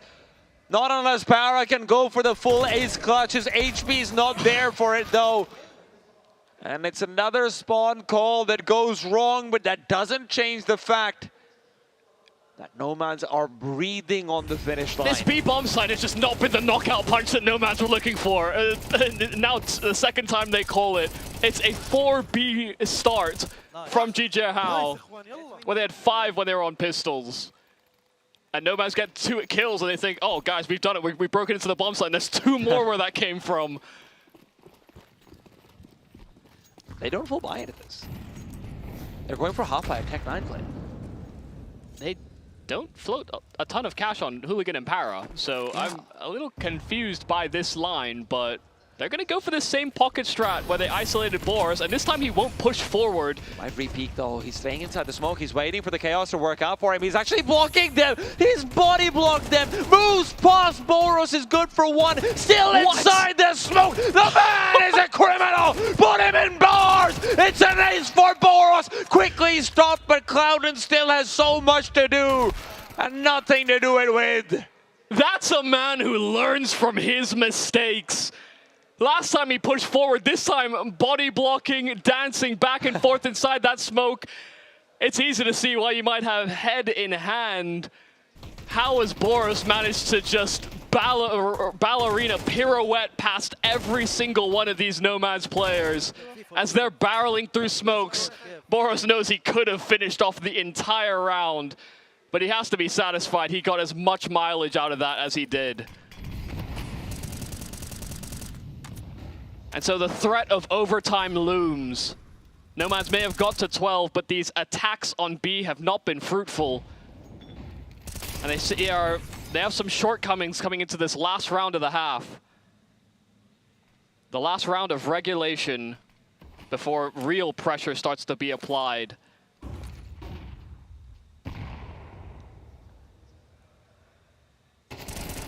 It's ace at a start, and he's been taken down.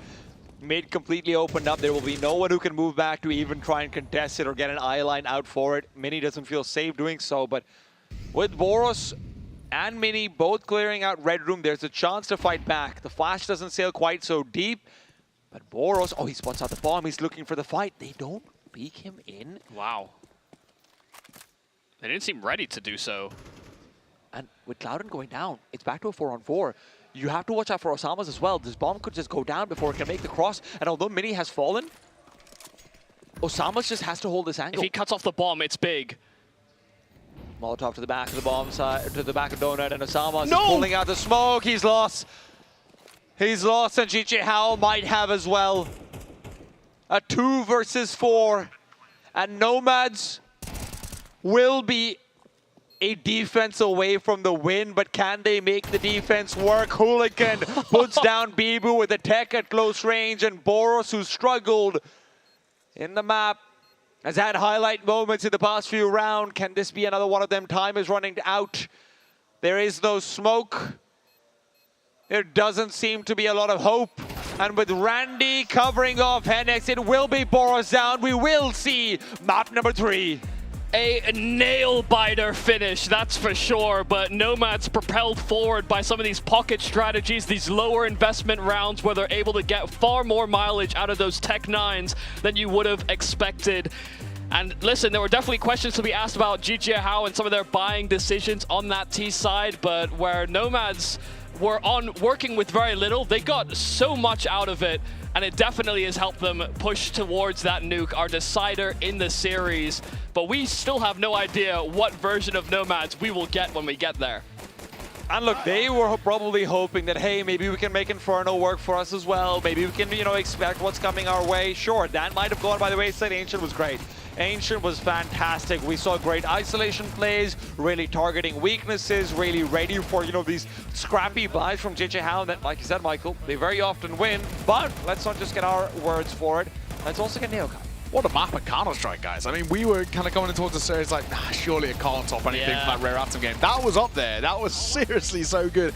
I got a feel for Boros, by the way. What, he's like 2 bullets away from an I mean, it's still an insane clip, but even still being the clip, right? Maybe even up there with clip of the day with Summers, right? So, and on the same map, no less, too. But what a game. What a response from Nomads from a non-existent map number 1 to come in towards map number 2 and go toe-to-toe, back and forth like that all the way throughout.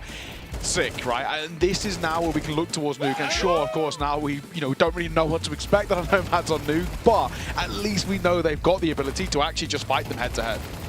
Yeah, I mean, it's lovely to see that it's not just about the Chinggis Warriors. I think that was maybe some of the narrative we were painting, given that it was a domestic matchup, but they were able to hold their own, and they had, again, some of these cute little, I guess, set-piece rounds that they pulled together that helped elevate their T-side quite significantly. I wasn't sure they'd have that depth or something that they could exploit, and listen, it didn't always work. We saw that was where Boros got the highlight. He learned from a prior round where it had happened to him, but just having that level of, I guess, consistency or trust in these types of rounds definitely, I think, just helped them confidence-wise, because they punished a lot of the fast rotates GJ How tried to go for. Yeah, it's true. I've got to say, one thing I really love from Nomads, especially on that T side, they realized that they could get a lot of early space towards B. These B ramp hits were brutal, and they kept going for them time after time, because they knew they would get a lot of space. Of course, this is where Boros learned, and he wasn't happy, even though it was an insane I've never seen clip. a desk slam after a crazy multi-kill. Exactly, gets 4 kills out of 5. 5 and misses out by, it was like 12 HP, I think it was on the 5th. And, you know, he's still over himself. But that's a professional there as well.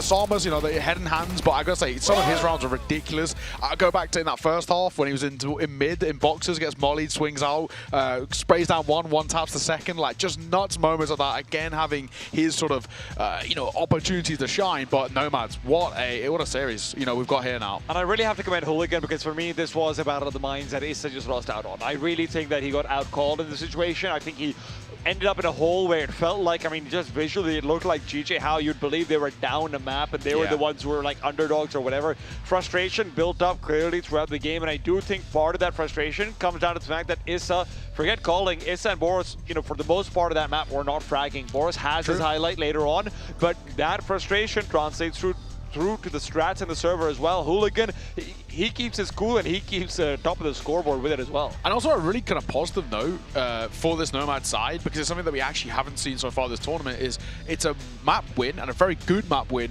without Clouden popping off, right? You know, so far what we've seen is Clouden in every single one of their best of ones has gone actually kind of nuclear, right? Look really, really solid. And it looks, at least on paper, that it's like he's dragged them through this game. Now they picked up a win, and a very good win with great rounds that you've spoken about, and obviously a well-versed map for this Nomad side, and it doesn't require him to go nuclear. I mean, he has a pretty average map, or below average, if we're being completely frank, especially for his standards. Yeah, but I got what I wanted. I got better macro, I got some better micro as well, you know, just a general improvement, and it kind of leans into what I believe to be true for the Nomads. Ancient is definitely their best map. It looks the most procedural, it looks the most, like, they've got backup plans on backup plans. I think this is, maybe, I mean, it was dangerous territory to go into this map and allow it to flow in the Veto. But yeah, from in-game leading to fragging, Hooligan kind of did a bit of everything. Yeah, it looked fantastic. I think Hooligan stepped up in a massive way. You know, you talk about this sort of buzz phrase that we like to talk about, you know, leading by example and really setting the tone, and he did, right? I mean, really, really effective from him. And, you know, when he found weaknesses, he kept punishing it. So there's a lot to love there. Another guy that I do want to shout out, there's somebody that we actually very rarely speak about when we talk about Nomads, is Para, right? This is a guy who actually, I think, gets overlooked, and at times rightfully so. He's had some pretty weak maps, even when they have been winning. He looked great there. I mean, a lot of times where he's just taking a lot of initiative, and you don't get to see that too often from him. That was fantastic. If we can get that on Nuke, I think there's still not a, I think saying there's a chance feels like a loose term, because we actually really have no idea what to expect here for Nomads, but that was so much better, and they've got to be feeling great now, T-Time. I hope that they are, and I hope that they go into Nuke with that mindset, because I have to say, GJ How, I don't know if they're going to be able to quickly calm down. They're going to need some round wins on Nuke over there. This does feel like a side that is somewhat frazzled. Now, all said and done, Nuke should be a cakewalk for them on paper, just when you consider things like reps on paper. And sure, Nomads have probably scrimmed the map on, and all of that stuff does come into play. Nuke is on a map you learn with just scrims. It's also, I mean, what we want to see from GJ How, now that they are put in a bit of a spot of adversity, is that we need to see good temperament from them, because we want to see them be a strong team within the Middle Eastern region. We'll have to find out. We'll go first one to a break. When we are back, it's map number 3 up on the docket. It's Nuke to the side. We'll see you soon.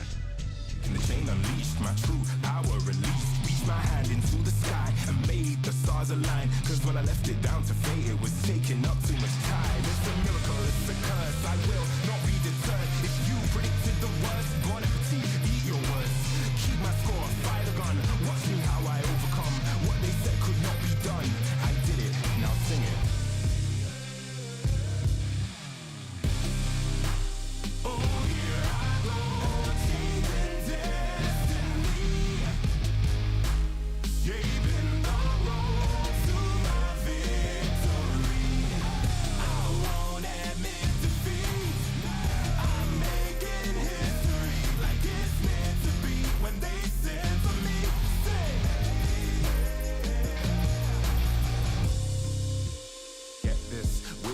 The birth of a legend, the past tried to trap me too bad. My future beckoned, I crashed, and yes, I burned. Hardest lesson that I learned was how to take a fall and crawl back out the dirt. Now I'm back from the grave, revived. Time after time, they tried to take my life, and still I wouldn't die. Survive, now come salute him. No man can dispute him. Back and I am biting, street fighting, Ryu Hadouken.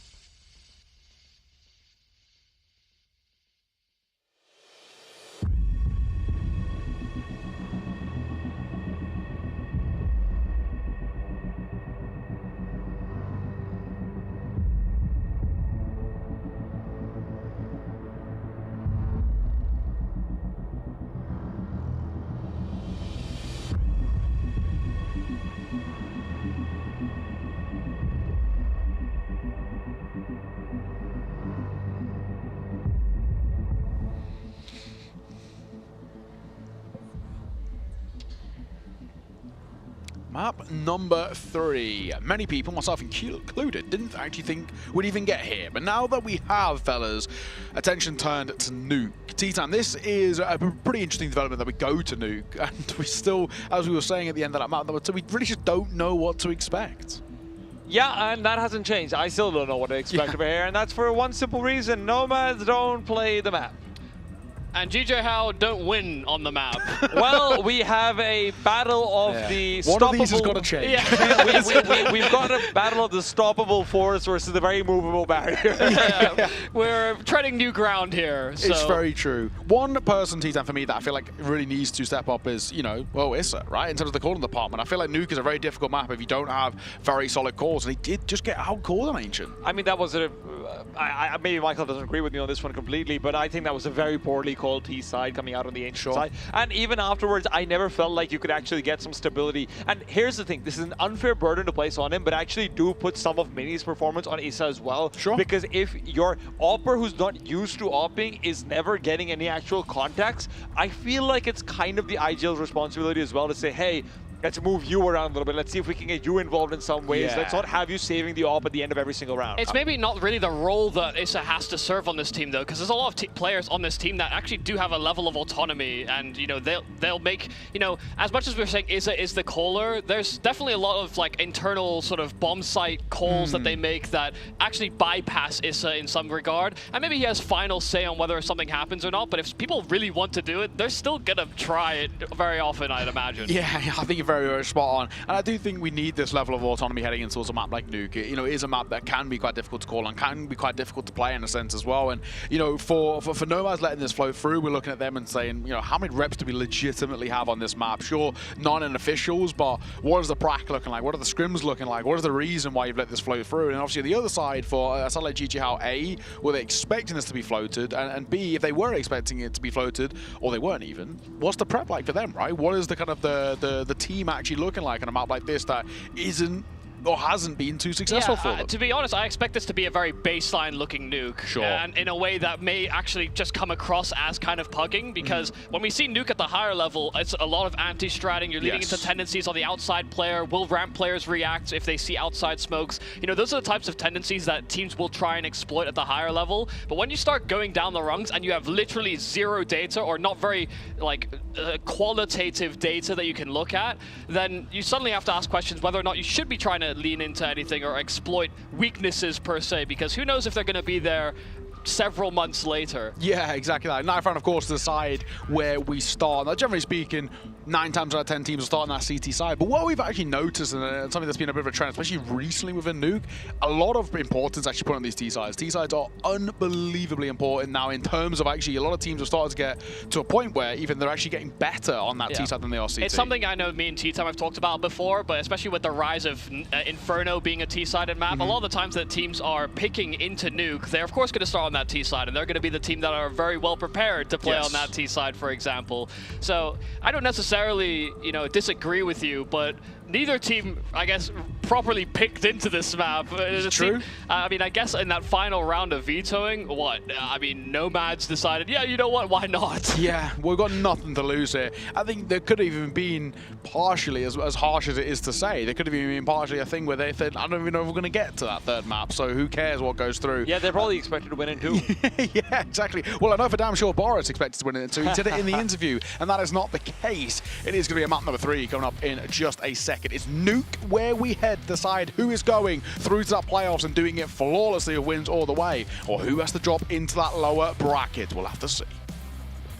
Thank you very much, Neo. But also, Boris did include in that video that if they were going to lose, they would lose 2-1. There was no way they were going to get 2-0'd by their opponent. So let's see which feels like an interesting caveat to throw out when you're saying, hey, if we're going to lose, we're going to at least win one map. Well, he's qualified and proven one of his statements. Let's see whether they can maybe make it a 2-0 instead. Nomads are hoping that this can be their win. They don't talk about predictions. They didn't talk about game scores. They just have one thing on their mind: getting to the main event. They already kind of got the reaction they wanted to out of Boros, already committed towards that lower side. Mini here with those dualies on top of Hut, and his attention will be taken towards the site. First kill's good. He actually gets his hands on a second before a quick trade. 3-on-3, but while these smokes are up, GJ Hao have no real way back in just yet. Unless Osama has just found a random spam shot, of course, but Nomads will not be quite so unlucky. Flashes out from Issa as he will look to explore, but Nomads have already started to back off. It is into Hot. They have already found themselves. Issa, sorry, buddy, you've had your bell rung, and there's no one to answer the door. Osama's is going to be given duels on duels, but with him falling, Issa might as well just jump down and accept defeat. Maybe not, as Issa. Well, he'll be given a few kills and some money with it.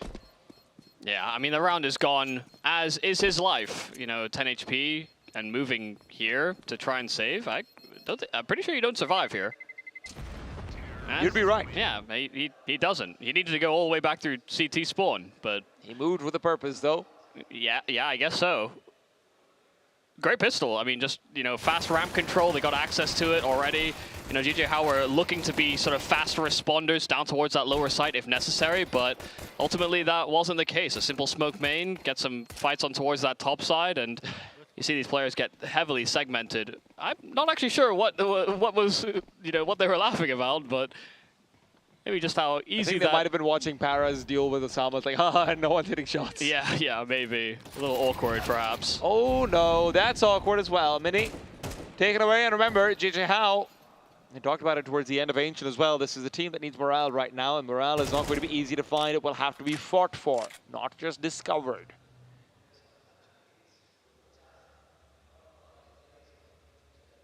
This would be another big upset if Nomads could convert. They beat the Chinggis Warriors earlier on, and we thought, maybe domestic. You know, it's always hard to call. They're friends, they're homies, they're having a good time. But they don't have any of those caveats to push past their win against GJ Hao. So if they have composed a good nuke, even after not playing it in so long, frequently they're permaban, in fact. If they've let this open, and they've put a lot of work into it, this could be a hell of a story for them. Sorry, Osama's maybe go back down. And you're right, for Nomads, I mean, what a way to actually carve your way to the main event that would be. And considering that this is a team with basically a full week off after this as well, there's a lot of teams coming over to Asia for another event in the next week. You know, there's going to be teams from Europe and whatnot. They're going to be looking for scrim partners who are not competing in the same event as them. True.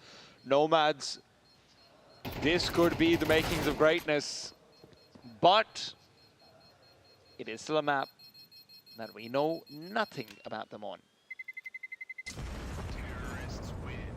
Do GG Hao actually know where you can save the weapons? I have to ask this question. I mean, they haven't been playing it. Is this why they lose the map every time they play it? They're like, wait a second, why is this bomb radius so huge? Yo, Anubis isn't like this. I mean, they'll be aware, but maybe not. You know, it may not be fully drilled into them in team play. You know, when they play, you know, these guys will play pugs on Nuke, I'm sure. Even if they're not actively picking it or having it picked against them necessarily. Why does he have to buy Deagle and AGs? I know, I see it. Like, you're asking for trouble.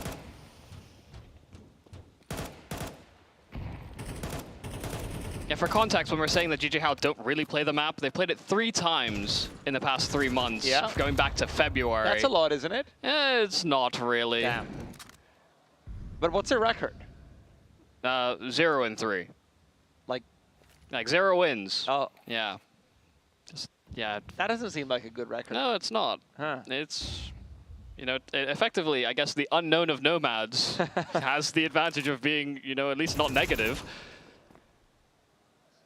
And so far, they're doing a pretty good job of capitalizing on some open space, some players not looking or not considering a slow crawl outside, especially when there's no utility thrown that way. And they're punishing the aggressions of GJ Hao on these pistols. It was a nice little snap there from Para. Got caught off guard, but still hit the instant headshot on the MAC-10. I wish we had the tech where I could actually just sit down and say, okay, every single time GJ Hao is half-blind, how many like actual impactful kills are they getting, or are they getting any kills at all? I feel like you'd have to look back at all of their games, because I'm sure, you know, it's enough to it justify, can't be just right? this series, right? No, yeah, it of course. has to be an overall thing. That's the kind of number where if you can look to that, immediately be like, hey, listen, I know this looks silly at times, but trust me, it works more often than not. Mini, in the meanwhile, though, has found Hooligan, who tries to cheat past before the smokes of bloom. Now, with that, Osama's has been spotted going into garage. That might be a player they look to isolate, but it will not be easy to do so. Randy trades out Molotovs with the dead man, raiding his corpse. I mean, they threw a lot of util. I mean, they've basically used all of their smokes. But if they get kills, who needs to guise their intentions? A little bit. Oh, good reaggression. I mean, Cloudin completely caught off, and that's the bomb dropped as well. They get to maintain this. There's no way that lobby gets retaken without like a ridiculous shot or a great flashbang, something like it. Henix is hoping that it can be a bit of both, as Barrow will be swinging around with a Mac-10. It's 2 versus 1 against Issa at least, but as they're waiting for Bibu's peak, both CTs just win their duels.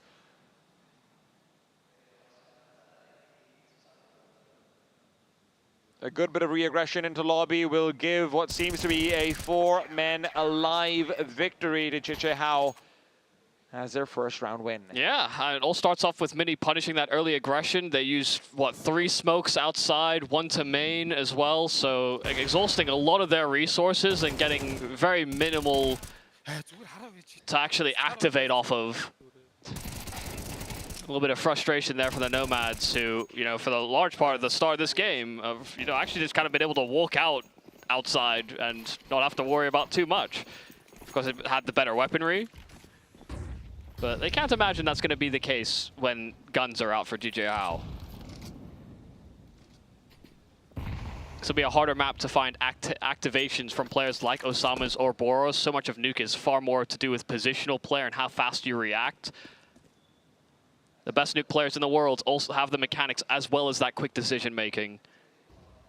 The autonomy that comes by delivering again and again, and of course that is sort of what we do characterize the two you mentioned as, Osama's and Boros.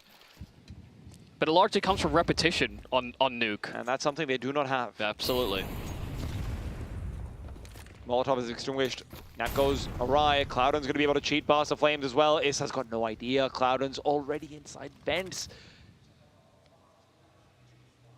And I mean, this looks like it might just be a double peek. Not even needed, Cloudin. The jack in the box takes Issa's head clean off, and although Mini's getting some nice shots, it's not enough. A Molotov will force him away, and Chichihao are going to be resigned to a save. One in their opponent's spawn, perhaps. Yeah, I mean, we put a lot of emphasis on Cloudin coming into this series, and listen, on the first map, he did pretty terribly. I don't think there's any way we can skirt around that. Their Inferno did not look great. But from Ancient to now, even just this round, good to see that he's feeling confident enough to make these plays that actually could put his team at a deficit, but serve as almost an immediate round capture because of what he's done. Barra has like half of his bullets going to the box in this way. Yeah, it's a bit of a shame. The AWP unfortunately can and has far more stopping power. And that stopping power will be needed if you want to save. He's going to run out of bullets as well over here. Hooligan takes away Mini. It is hooting and hollering in the Nomads' camp as they feel good. Yeah, this nomadic pack, immediate howls knowing that they got rid of that AWP in Mini's possession. May have been the first roadblock that they encountered here on this T-side campaign. But it is a timeout called here for Chichihao as they look desperate for solutions. Are there going to be some that they have loaded up? They dared to float this in the Veto. And I feel like we've maybe underappreciated how the Veto ended up panning out because, you know, I definitely did. Chichihao left open both Train and Nuke. You know, Chichihao don't play Train. They basically permaban it, and they will sometimes float it against teams that they know also don't play it. But Nomads, I mean, they were also a team that on Train were 0-3.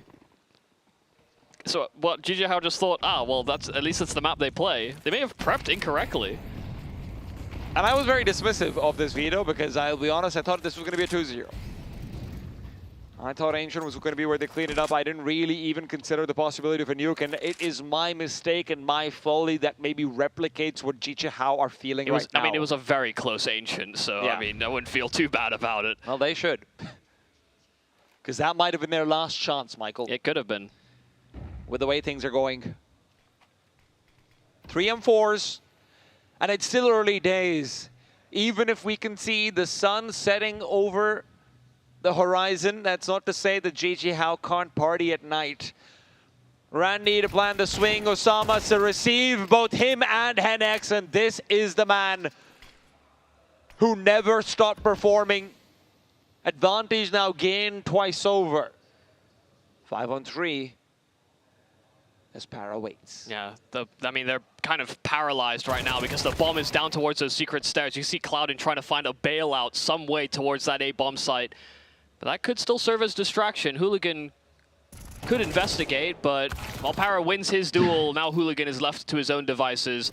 And Osama's is still at these troublesome steps. It's a triple kill for Osama's in defensive B. A never more important point to actually show up like that. 4 players kept alive over there as well. I think he'd saved the AWP as well. That's what you'd assume at the very least. This is the kind of second win that Jichihao will need to try and make this comeback work. Yeah, and even if Osama's had failed, they had a quick response by another player close to those vents. So there was always going to be that second layer of defense that Jichihao wanted to implement, but ultimately not necessary. I'm surprised that Hooligan actually goes for this hero AWP sort of play instead of dropping an AK over and prioritizing more weaponry. It really isn't the map for this, but what he's trying to do is he's trying to go and take advantage of what Osama's has been playing back credit a lot. Just changing positions though. I mean, one round he's starting towards lower, fighting for potential, re-aggression later onto secret steps, but now just playing very conservatively.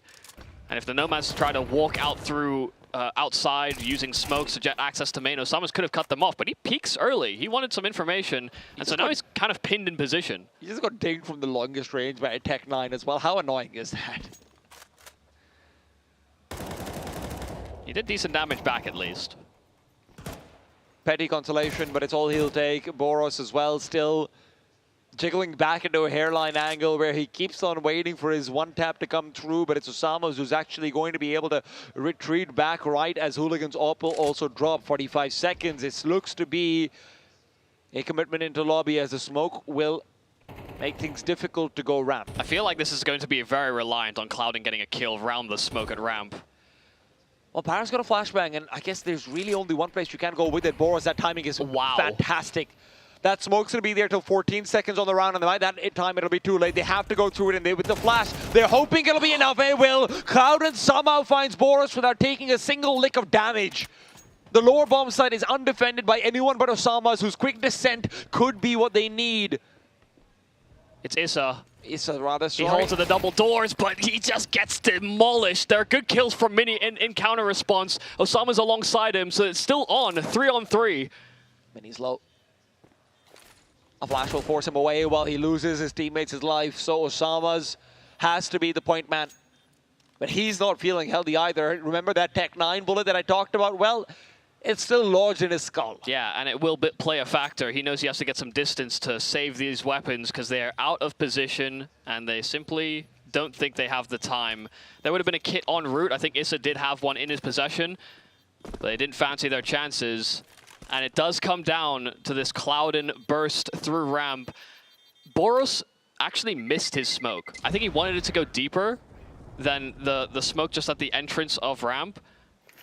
Maybe I'm reading into that too much. I don't think so. I think Boros just missed his shots more than the smoke. He also missed his shots. A player that sits in effectively a star position. Often on teams, your sort of best round closer, your fast reactor, that's often the ramp player. Boros has started very rough, 0-6, and he had ample opportunity in that round to stop Nomads before they could get into B. He's given them a Marek experience. And I don't think Jichihao asked for that. An aggressive look outside, helmed by Issa. And his MP9. It's Minis up around the corner while Hooligan's already low. Might have been a double nade or something like it. It's a good for one. And Minis found number 2 with Hooligan low. Minis fast shot. Would not have cared about Hooligan's health. That is fantastic.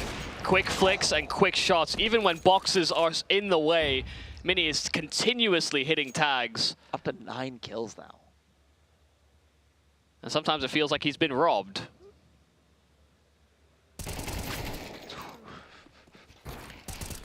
Oh my god, he even hit the tag, I think, on power, falling back from Hut. So everything is hitting for Mini. Not necessarily always getting kills, but not always getting targets. Yeah. The ADR flying up, even in the face of adversity. Ooh. Seems like we might have had a bit of a TeamSpeak issue, I think, for GJ Hao. But some signs of life. If it is going to be fueled by individuals, I kind of do hope it is someone like Mini, considering we've seen the lack of activation for Boros across this map, as well as, you know, even on Ancient, it felt like we were left wanting in terms of Boros' individual performance, outside of that crazy round on B that he had. Yeah. And it's really often the priority that, listen, Star AWPer, Star Rifler, and maybe a secondary Rifler if you have one that can really step up to the plate. And, you know, Boros is maybe not the primary guy. I think Osama's, it's fair to say, has taken that mantle primarily, but Boros also sits in one of the most important positions on the map in terms of just being able to stay alive and play for your life, often more than just fragging out. If you are going to frag out, you have to basically guarantee you're going to get 2. It's one of the few positions in any map in Counter-Strike where a B-side anchor is one of the most powerful players in terms of being able to get aggressive, in terms of also being the rotator, in terms of being the clutcher in positions where it's achievable. It's why Nuke has always been, well, one of the reasons why Nuke has always been so CT-sided. There isn't a weak side anchor. There are only strengths across the map. Yeah, I mean, the A bomb site is often occupied by many members, but the ways into B are, you often have to go past the A players in some way, or you have to somehow negate them. So yeah, Boros is in a pivotal position, and we've definitely seen teams start to adapt that. You know, instead of playing just the one solitary anchor, they often have a player that's quick to those vents that will fly through decon or double, so they can provide some support, a distraction perhaps. But then also they create an option where they can re-aggress ramp later into the round. And as much as I want to believe that there is depth, I just don't know that GG Hao will have that as a counter response if they start to say, Boros, okay, you have to play inside the lower site. Look, I'm telling you, GG Hao has a very deep pool of ideas that they can go into. The problem is they don't know how to swim. Huh. And by that, I mean your individuals aren't popping off. You don't have the tools to actually stay afloat in a situation like this. And unfortunately, or maybe fortunately, depending on what match you are in at the time, this is a team that relies on its tools. This is not a team that is going to come through and make a beautiful sculpture out of just their hands and plaster of Parises. They need chisels and sometimes hammers. Yeah, and to be honest, in terms of just like consistency, I know Osama's had a pretty solid game, but in terms of just like staying afloat, I've actually been impressed by Bibu so far in this series. Yeah, I've been surprised. Yeah, coming with some pretty solid double kills. Had a lot of paper towels next to his mouse. He's keeping dry hands, but hoping to get wet in the server. Is a nice double kill. In fact, a triple in from the in-game leader. Does lead by example for these Tech 9s and Mac 10s. Well, while Hooligan gets in and throws a Molotov, his teammate dies behind him, and Boros comes in on the flank. So a couple of kills for Boros is certainly nice, but Issa definitely the star of the show. I want a replay. I just want to see if anyone actually turned around to take the fight versus him. It felt like Issa just has such a, just such a firing alley. Yeah. Exactly. Issa, that's exactly the only call you need to make. Now, the spacing was a little off there for the Nomads. That's why I think they turned attention away from Issa. Another Tech 9 buy for the Nomads. Out and about they go, fully blind. Issa this time, no triple kills. And Para suddenly wondering, why is no one stopping me? Well, now they do. The rest of his team, however, were the ones who were receiving bullets. Randy's been left in an opportunity. That opportunity, 1 versus 2. They went but Osamas is going to open these doors, close out the bomb plant, and find the equalizer. Yeah, I mean, they tried to threaten that same topside hit is effectively what I wanted to get to. They try and burst through. They get the opening entry, and that's great. But this time, Boros does stand his ground in at ramp, and he mows them down. A great triple in from Boros, just keeping hold of that incendiary and keeping eyes deep on ramp to know what was coming his way. The funny thing is, if they just went A, they probably win the round as well. Potentially, the entries that Para gets. Para wasn't prepared to get that many kills in that much ground. And Nomads are falling into some difficult buys. Now they're saying, you know what, maybe we should have gone to A, but Issa's here to receive, but only Para out and about. How does he keep getting this entry? Well, it's just built different. Hooligan was hoping that his teammates would be somewhat of the same. An all picked up by Hennex in the 1 versus 2. And the time's very similar to what Randy had before. In the last round, Osama spotted out, Ops goes forward, Osama's taken away. And now Issa, who'd revealed position back up above Hut, has a decision to make. I mean, there's just so much time on the clock. Both of these players could bluff the other way. Hennex isn't waiting. Hennex doesn't care about the clock. He just wants to take the fight. And maybe that's a mistake. Issa shuts it away. Yeah, I mean, he wanted to pull out that ult because Issa hadn't really made up his mind. If Issa had committed to one of those sites, I feel like his chances went up, but as soon as Hennex spotted him, suddenly it became this 50-50. That was almost a big blunder there for Osamas, actually kind of trying to play ahead of the Molotov, given that both players exchanged glances. But it's all fine. Issa is stepping up to the plate, as is Boros these last few rounds. Yeah. It's gone from being 0-7 to 7-8. That is a real nice step up. Now, he was accompanied by Mini in that last round to be aggressive towards ramp. A little bit of versatility, but Para keeps finding these openers. And this time it is Boros that hits the deck first. Well, kind of ambitious. And as Mini will find Randy through basically the world and beyond.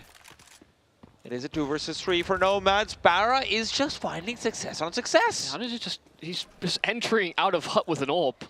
And at this point, he's just wondering, what more do I need to do? He doesn't have the bomb. He has to go back and recover it. Issa will take it away. 7-5. Maybe not the scoreline we were expecting with the start that Nomads have, but Jishihao can be content that their 2 veterans are able to stir it up in time. Yeah, I think I'm a little concerned, perhaps, for the Nomads, given that they actually were kind of, I think, working the map quite well on some of these slower rounds. Even when guns came out for Jishihao, it wasn't very consistent in whether they could stop things, these plays towards ramp or stop these explosions towards outside. And it was only when they tried to change the pace and start forcing the duels onto Boros, who had had a pretty poor game up until that point, that suddenly it started to turn around. These faster aggressions that Nomads went for, they went from smiling and smirking to very quickly turning silent. So the fact that Jishihao have been able to recover this to a 7-5 half is, I mean, commendable for sure. But I think Nomads maybe get a little complacent. And to be honest, if I'm Para, I'm thinking, guys, I keep getting this entry on the top side. Surely we can use this somehow. But often he was kind of left to his own devices or not given the extra manpower. A little bit of overcomplication in the last few rounds, perhaps, from Nomads, as they do just try and bull rush it away. And look, the bull finds a kill, but turns out that he's not got any matadors behind him. It's just that it felt like they were pushing too hard to go for versatility when I don't think they were actually pressed to do so. Yeah. So maybe feel like that half gets away from them slightly, but still a decent performance. Also, ample opportunities made when you kind of recognize there are some weaknesses perhaps in the firepower that we've touted so much for Jishihao coming into this series, but even into this map, the importance of individuals is going to be emphasized when this is a map where repetitions are not high or completely absent in the case of Nomads. But they have added some fuel to the fire, perhaps. And I am glad to see that JJHao are back on the server in a way where Nomads are not going to be able to breeze past a roster of lead bullets being replaced by blanks, perhaps. But Nomads on the CT side will be given a chance to reset, and all of that overcomplication and whatnot that we're talking about, that won't be a factor when you're on the CT side. It's a lot more individual decision making. It's a lot more, hey, sticking to basics. And where very often I say that teams will benefit from switching to the T side because they get to choose their fights, maybe it's better for Nomads to not have so many choices. I'm maybe looking at a win condition where if I'm JJHao and I play a very standard, you know, nuke outside smokes building walls, if Nomads opted in for this, I want to see, you know, good HE timings on blowing smokes. I want to see them flashing, getting aggressive red. I want to see variations in the way that they approach outside, because I actually anticipate JJHao are going to try and get access to lower fairly frequently if they're, you know, whether that's players like Issa, who can sometimes be a kind of a lurking element for them, or Boros taking some of these dry duels. If there is enough variety, suddenly, yeah, these JJHao players become that much more threatening. You don't know which fight is going to come next, whether you have to quick rotate or not. Some of the threats that I didn't see from the Nomads put forward on their own T side, I'm hoping that they account for in their defense. If you cannot force JJHao into a position where their individuals feel like they need a poke and prod and can be punished for it, it could be troublesome. But JJHao start off this T side, 2 rounds in the lead, an early smoke deployed. And Asama's with quick control that he's trying to establish over Hell, but Para continues to deliver. Para from up top, though, doesn't peek again. It's trades elsewhere as the lower bomb site will be challenged. This could be right into, but Para fully tucked. And Boros taking a very optimal route, silently does so, and just the timing is perfect. But there will be a quick counter kill in from Randy. One player spotted at those vents, but a double dink in from Mini at distance with those dualies is devastating. Mini with the dualies is unreal. He's actually one of the best players with it that I've seen in the tournament so far. And how does Henix read this? I mean, a minute on the clock, Mini could go anywhere. He has the bomb. And he's got the whole world to explore, but that door to the vents is not open. It's a great angle for Henix to be holding, and Mini's just realized he can't go there. The upper bomb side seems to be the only real pathway unless you want to start running back to ramp and taking a risk of someone already being there.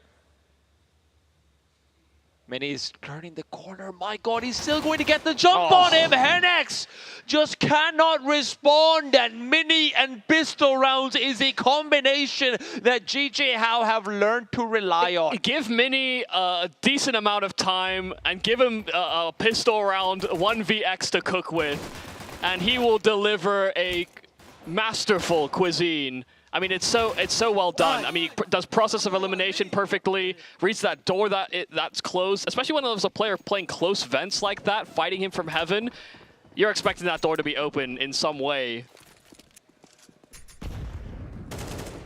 It is so well pieced together, and maybe it will be clutches that propel JJHao through to the playoffs. Samus is out and about, and although he was deterred before, he's about to be deterred again. Well, that's unfortunate. Yeah, Hooligan just chilling behind Unbreakable, just sees Osama's fly past, so of course he'll take the freebie. That's more where that came from. Yeah. Some good backup. It set their sights on Hell rather quickly. There shouldn't be any more surprises, really. Oh, well, Mini was actually very low HP, so he could have gone down, but alas. And it's not to be. Yeah, alas, he is 17-5 and kind of killing it.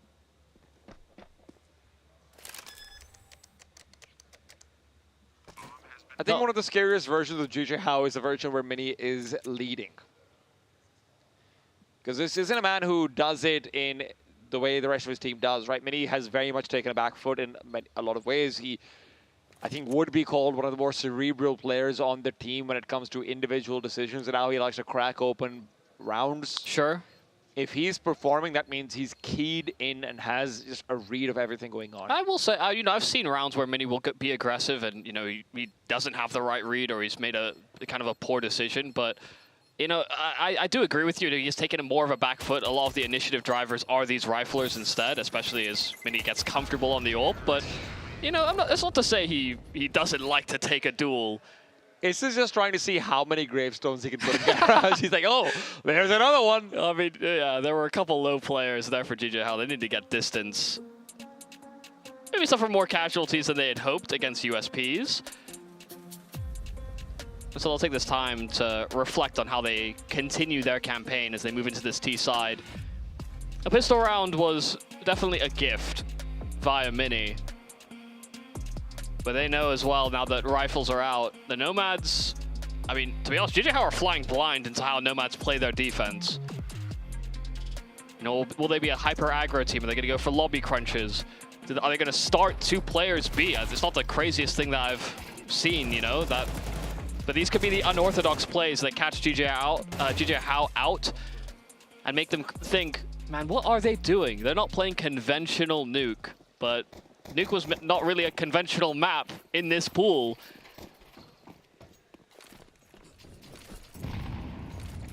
It's going to be a slow start of things from this T side, and the CTs who were hoping for maybe a little bit more aggression will not be able to receive it.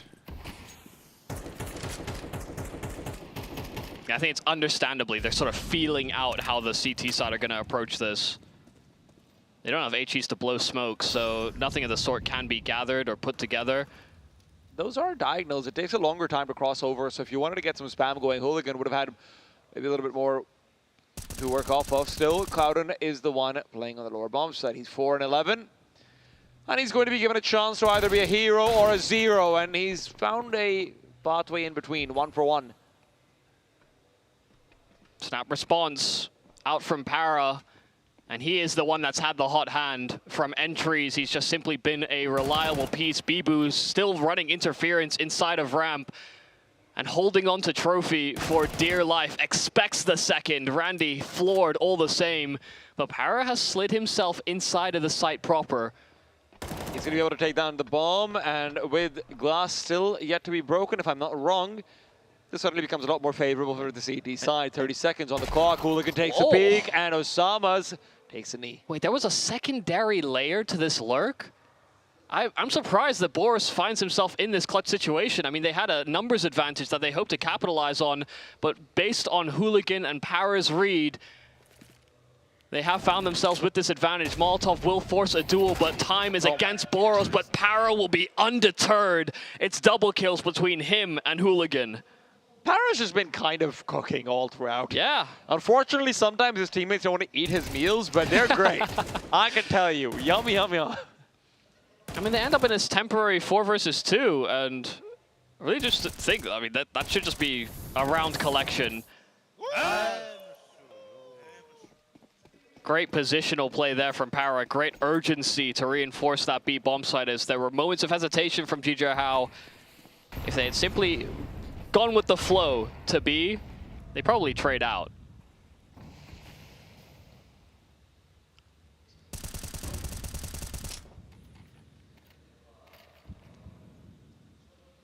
This is a chance. This is a chance to really fight back. 3 smokes used outside. GJ Hao still hovering around lobby and hoping that just the threat of someone being towards that lower side of the map is going to be enough. Paris putting himself in a difficult position. He will not really have a path of retreat that's too easily available. And as he discovers that, the circle will not get the kill. Somehow he gets away, and Hooligan maybe realizes that too late as well. He has to now do the same. Backs off into a more favorable duel, but they continue to swing. It's Clouden nearby who's giving him cover fire, but Bibu's double will keep GJ Hao in the round. I mean, you just can't make a move if you're Para. Someone else has to make some kind of information play. Mini faking the ladder and the ascent towards that top side. Para's totally isolated, and the fact that he's on this low health, if Mini goes out to clear double, or if they just simply take their time with it, they should be able to flush him out, but time's against them. 25 by the time they start making their way into B. They're still going to look to clear on Para over here, but again, Bibu never feels like he can fully wide swing into these angles either. He just has to get the kill, and as Para Does at least get to fire off a single bullet. That's just not enough. The MP9 is going to be equally deadly as it's left to deal with Bibu, but Bibu's quick headshots continue. It's 4 so far, looking for the ace, now denied. And can Hennex do more than deny a highlight? As Mini around the corner will just spam him down beforehand. He cannot. Hooligan's going to be kicking himself as he was found trying to back off. It felt like Clouden gave him so much cover as well in that recession from hell. But unfortunately, Hooligan needed more. Yeah, I mean, they were certainly worried about that top side. You know, players flying out from heaven towards A. That would have worked against them. They played close to those vents again, see if they could try and support Para, albeit, you know, by a later rotation. But great, you know, clear thinking there from GJ Hao as the round slowed down. Great shooting from Bibu. Oh my god, Ace has just found the early opener, and with Mini peeking late, he wasn't flashed up early, and with things looking as they are, I think it's safe to say that the dominoes have begun to fall for Nomads. Yeah, I mean, things looked good to start. It's just, you know, there have been a couple of clutches, a couple of these close rounds. They're often finding themselves working on deficits. And, you know, I needed to see layers from Nomads to be convinced. Sure, GJ Hao don't really play the map. They've only played it 3 times since February. But at least they play it. This was previously Nomad's permaban, something that they maybe shifted coming into this event, something that they could use as a wild card in series. Well, that wild card hasn't helped them. Well, you know, it's unwieldy. It's wild for a reason. And so is this buy. 5 MP9s. Mobility over mass. Sometimes you just need a little bit of weight in these situations to make sure you don't get knocked over by the gusts of GJ Hao. Boros closes the distance, rounds the corner, takes off ahead. Yeah, perfect crosshair placement. Good systematic clear there from Boros on a slow peek and the wide swing for the follow-up. These MP9s not doing them any favors on the duels. It's instant collections from Boros, the headhunter.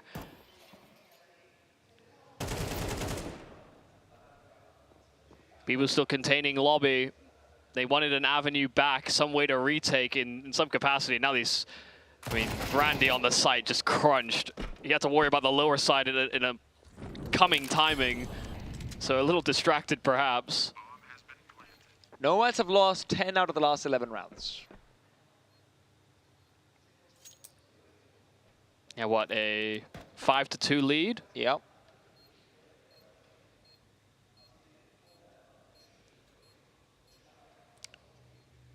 It's not what they hoped for, but for GJ Hao, this is exactly why we always expected that Nomads would be fighting an uphill battle. Yeah. The fact they even pushed it as far as they did within this series, you know, still moving into an Ancient that, sure, it may be their best map, and I'll keep saying that. It's also a strong match for GJ Hao. You know, the fact they pressed them that much, you know, and won it. For GJ Hao, that may be a small marker of disappointment, but where we end up on, you know, equally uncomfortable ground. You know, often it's kind of the handshake. Yeah, this is our 3rd map in the pool. This is the opposite of that. Yeah, this is like the 6th map on both of their respective map pools. This is like a handshake with both of them are holding electrocution buttons. Yeah, it's far from ideal. But that's why I was expecting more of a baseline game, and right now, Nomads are not up to the task. They trail by 6. And Hooligans wants to try and be the trailblazer, aggresses forward. They'll clear out lobby, but little do they know there's still a player. It's Bibu who's going to watch them, trying to recede backwards. Bibu now plays defense instead, goes back to his CT positions, finds 2 kills as Clouden is not on time to come through those vents. And as Osamas is going to find Hooligan, who thought that this bomb site was unoccupied, Nomads have been locked out of the site, the round, and the series.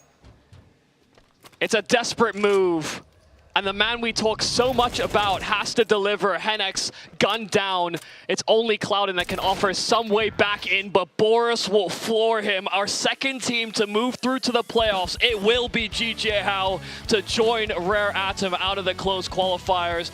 A tough road, and certainly a closer series than we gave it credit for, but moving into unfamiliar waters did not serve the Nomads well. And all in the meanwhile, Mini was swimming through those waters without a thought in the world, without a care in the world, ending the game on what, like a 5 KD or something close to it.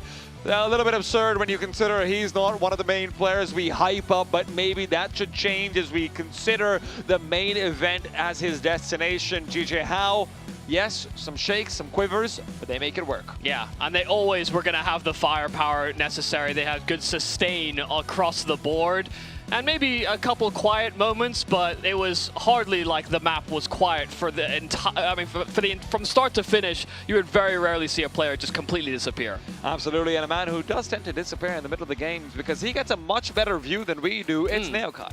Yeah, sadly, a next to non-existent second half from Nomad. They got one round, right? He just could not get going, and it actually started quite well. That first half looked really positive, quite surprisingly positive as well. I came in not expecting a lot. I was pleasantly surprised, but then it petered out, and then you started to see GG How, and you know, we've already kind of brought him up, but Mini, just unstoppable. We spoke about him, right, and how's Issa going to facilitate him, you know, finding form and really getting involved, and I think that was just, all right, Mini, do what you want to do. He was so versatile, moving around the map, and actually playing with a lot of confidence and just saying, I think I can win these fights, I think I can do what I need to do here. So he did a really, really solid job. I'm very excited to see if this is the new arc of Mini actually not only just being a stable AWPer, but actually really proactive. But I think as well, it's very important to note, like, Nomads got destroyed on 2 maps they simply do not play. Yeah, sure. I think this is also a good way for them to test out their map pool, and it's something we definitely have talked about moving into best of 3s, is that these teams that are a little bit more on the cusp, a little bit more fringe,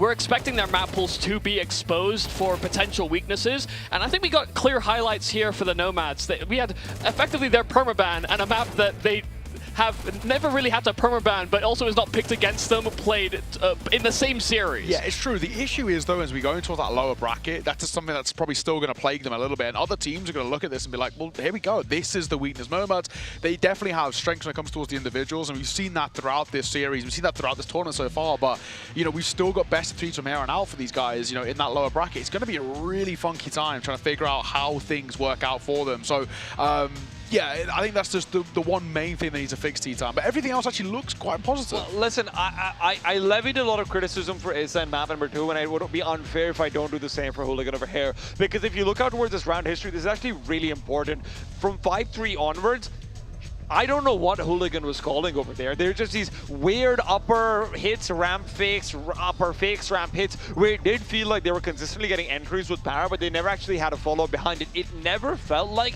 Hooligan was calling the right side to attack. The fake always found an advantage. The actual side hit just got demolished. It's also part of the depth of calling. You know, when we look at experienced in-game leaders, sometimes the typical plan, something you do in scrims or even your officials, that, you know, maybe it's one player that you look at more typically. That's, you know, we've talked about Clouden a lot, but when Clouden is not active and another part of your default or your attack is finding success, a lot of in-game leaders will hone in on that and think, if this is working, we should emphasize this potential pressure point that we can continue to exploit.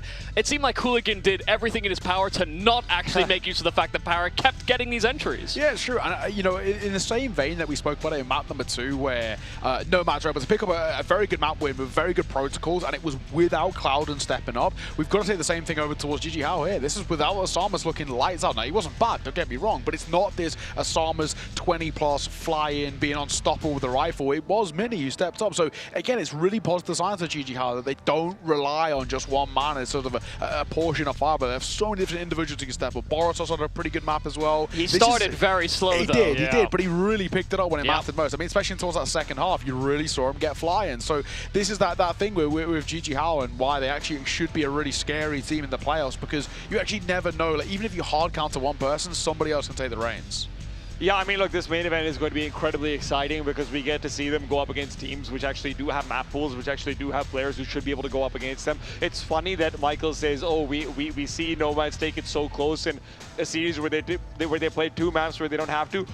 Nomads actually have 3 or 4 maps that they just don't play, right? Yeah. And that's what GG How is struggling against. That is not a good sign for this team, even if they've got a lot of good individual lights shining brightly. But maybe a positive sign on the flip side for Nomads, if this is a side that actually have a if we're being completely frank, of teams that are even in remote consideration for playoffs, they have the weakest map pool. There's no debate about that, right? Because like you said, 4 maps which are basically non-existent, but they're still actually putting up a bit of a fight. This lower bracket could be pretty spicy, but we'll get to that in just a second. This is how the winners bracket has looked. Rare Atom and GG How have booked their spots in towards the playoffs. They're 2 out of 4 now confirmed. That it all comes down to tomorrow's action. We've got 2 best of 1s, 2 best of 3s to decide who will be getting those final 2 spots on the line, and this is how things will pan out. Chingus Warriors versus Change the Game as the opener in that best of 1. Following that will be Ninja taking on only 1 word, and then following it's the best of 3s as we mentioned.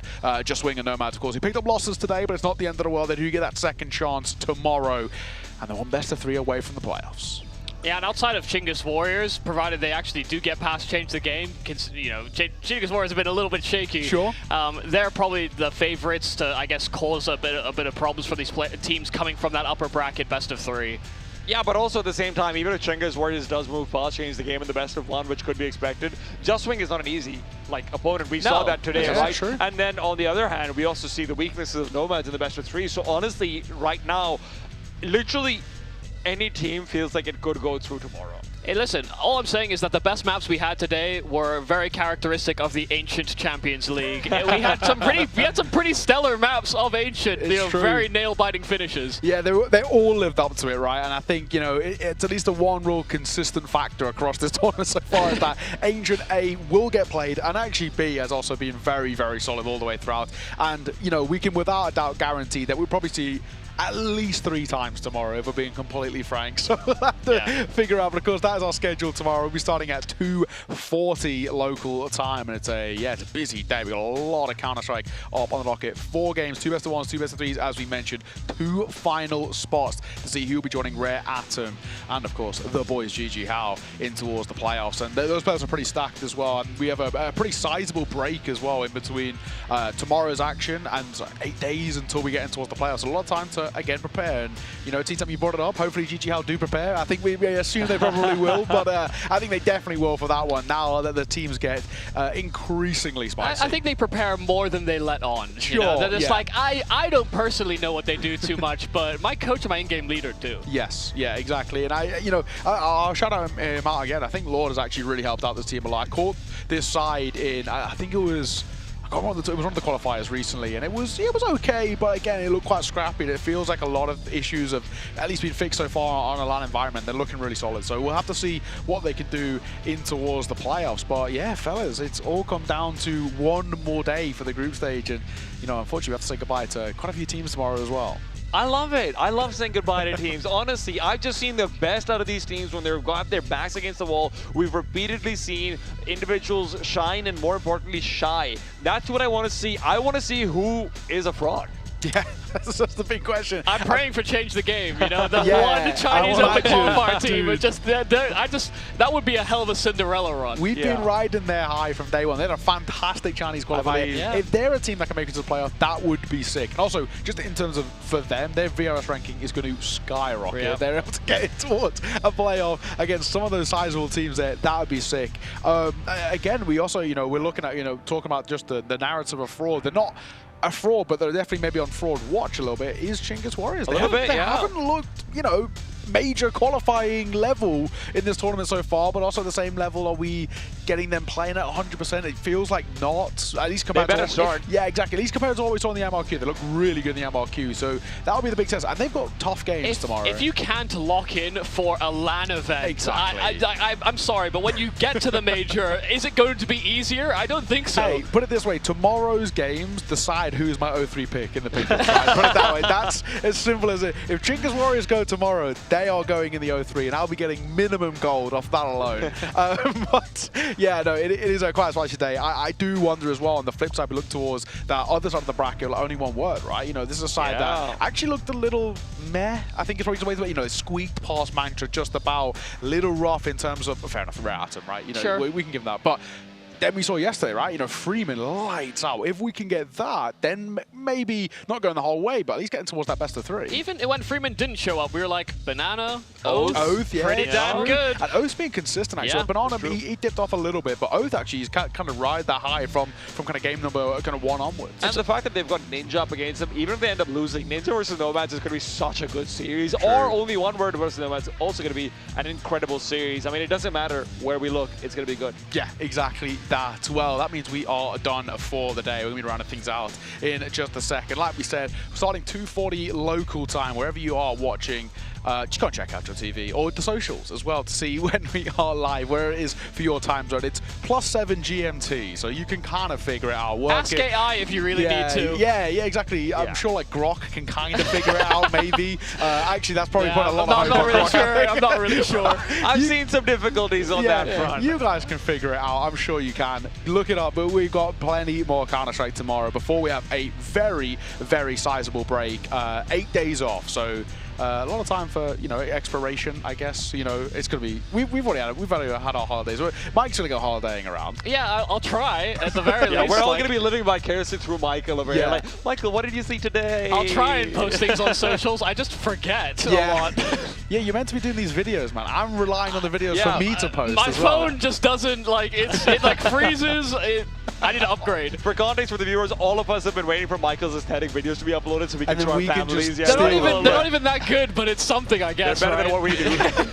I want to steal them, so we kind of need it. But yeah, Mike may of Shanghai and give us some recommendations before we end up moving to Shanghai. Of course, you haven't gone and check out on socials of what our arena's going to look like. We're in the SPD, or is it STB? Listen, go buy tickets. The tickets are going to happen. Yeah, go and buy tickets. If you are in China, come and join us. It's actually an Hero insane just have arena. a bunch of things going on. So, yeah. And there's also, you know, if you like other esports as well, there's 3 arenas with esports going on. A lot of stuff. Crossfire, something Dota Heroes, 2, Honor of Kings, that one, TFT, Crossfire. Yeah, that one there's a lot happening, is the point. Yeah, there's a lot of games, basically. Like, it's hard to remember. It's all for EWC spots as well, so you know how it is. 300k on the line, but let's leave it at that. Guys, thank you very much for joining us. Come and join us again tomorrow for the final day here of the group stage. For now, for myself, Tea Time, and Yumi, take care. Goodbye.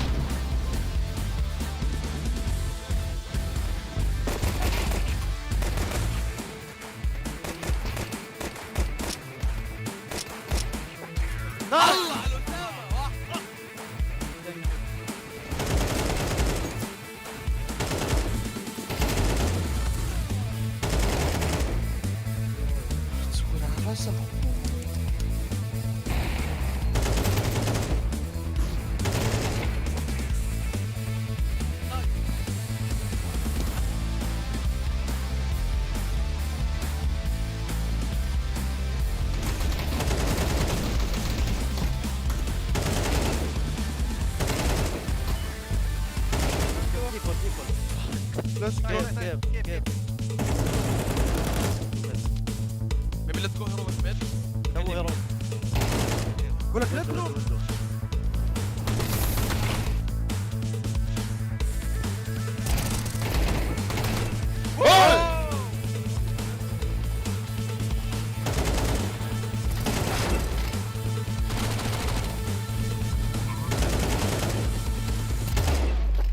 GG يا اخوان.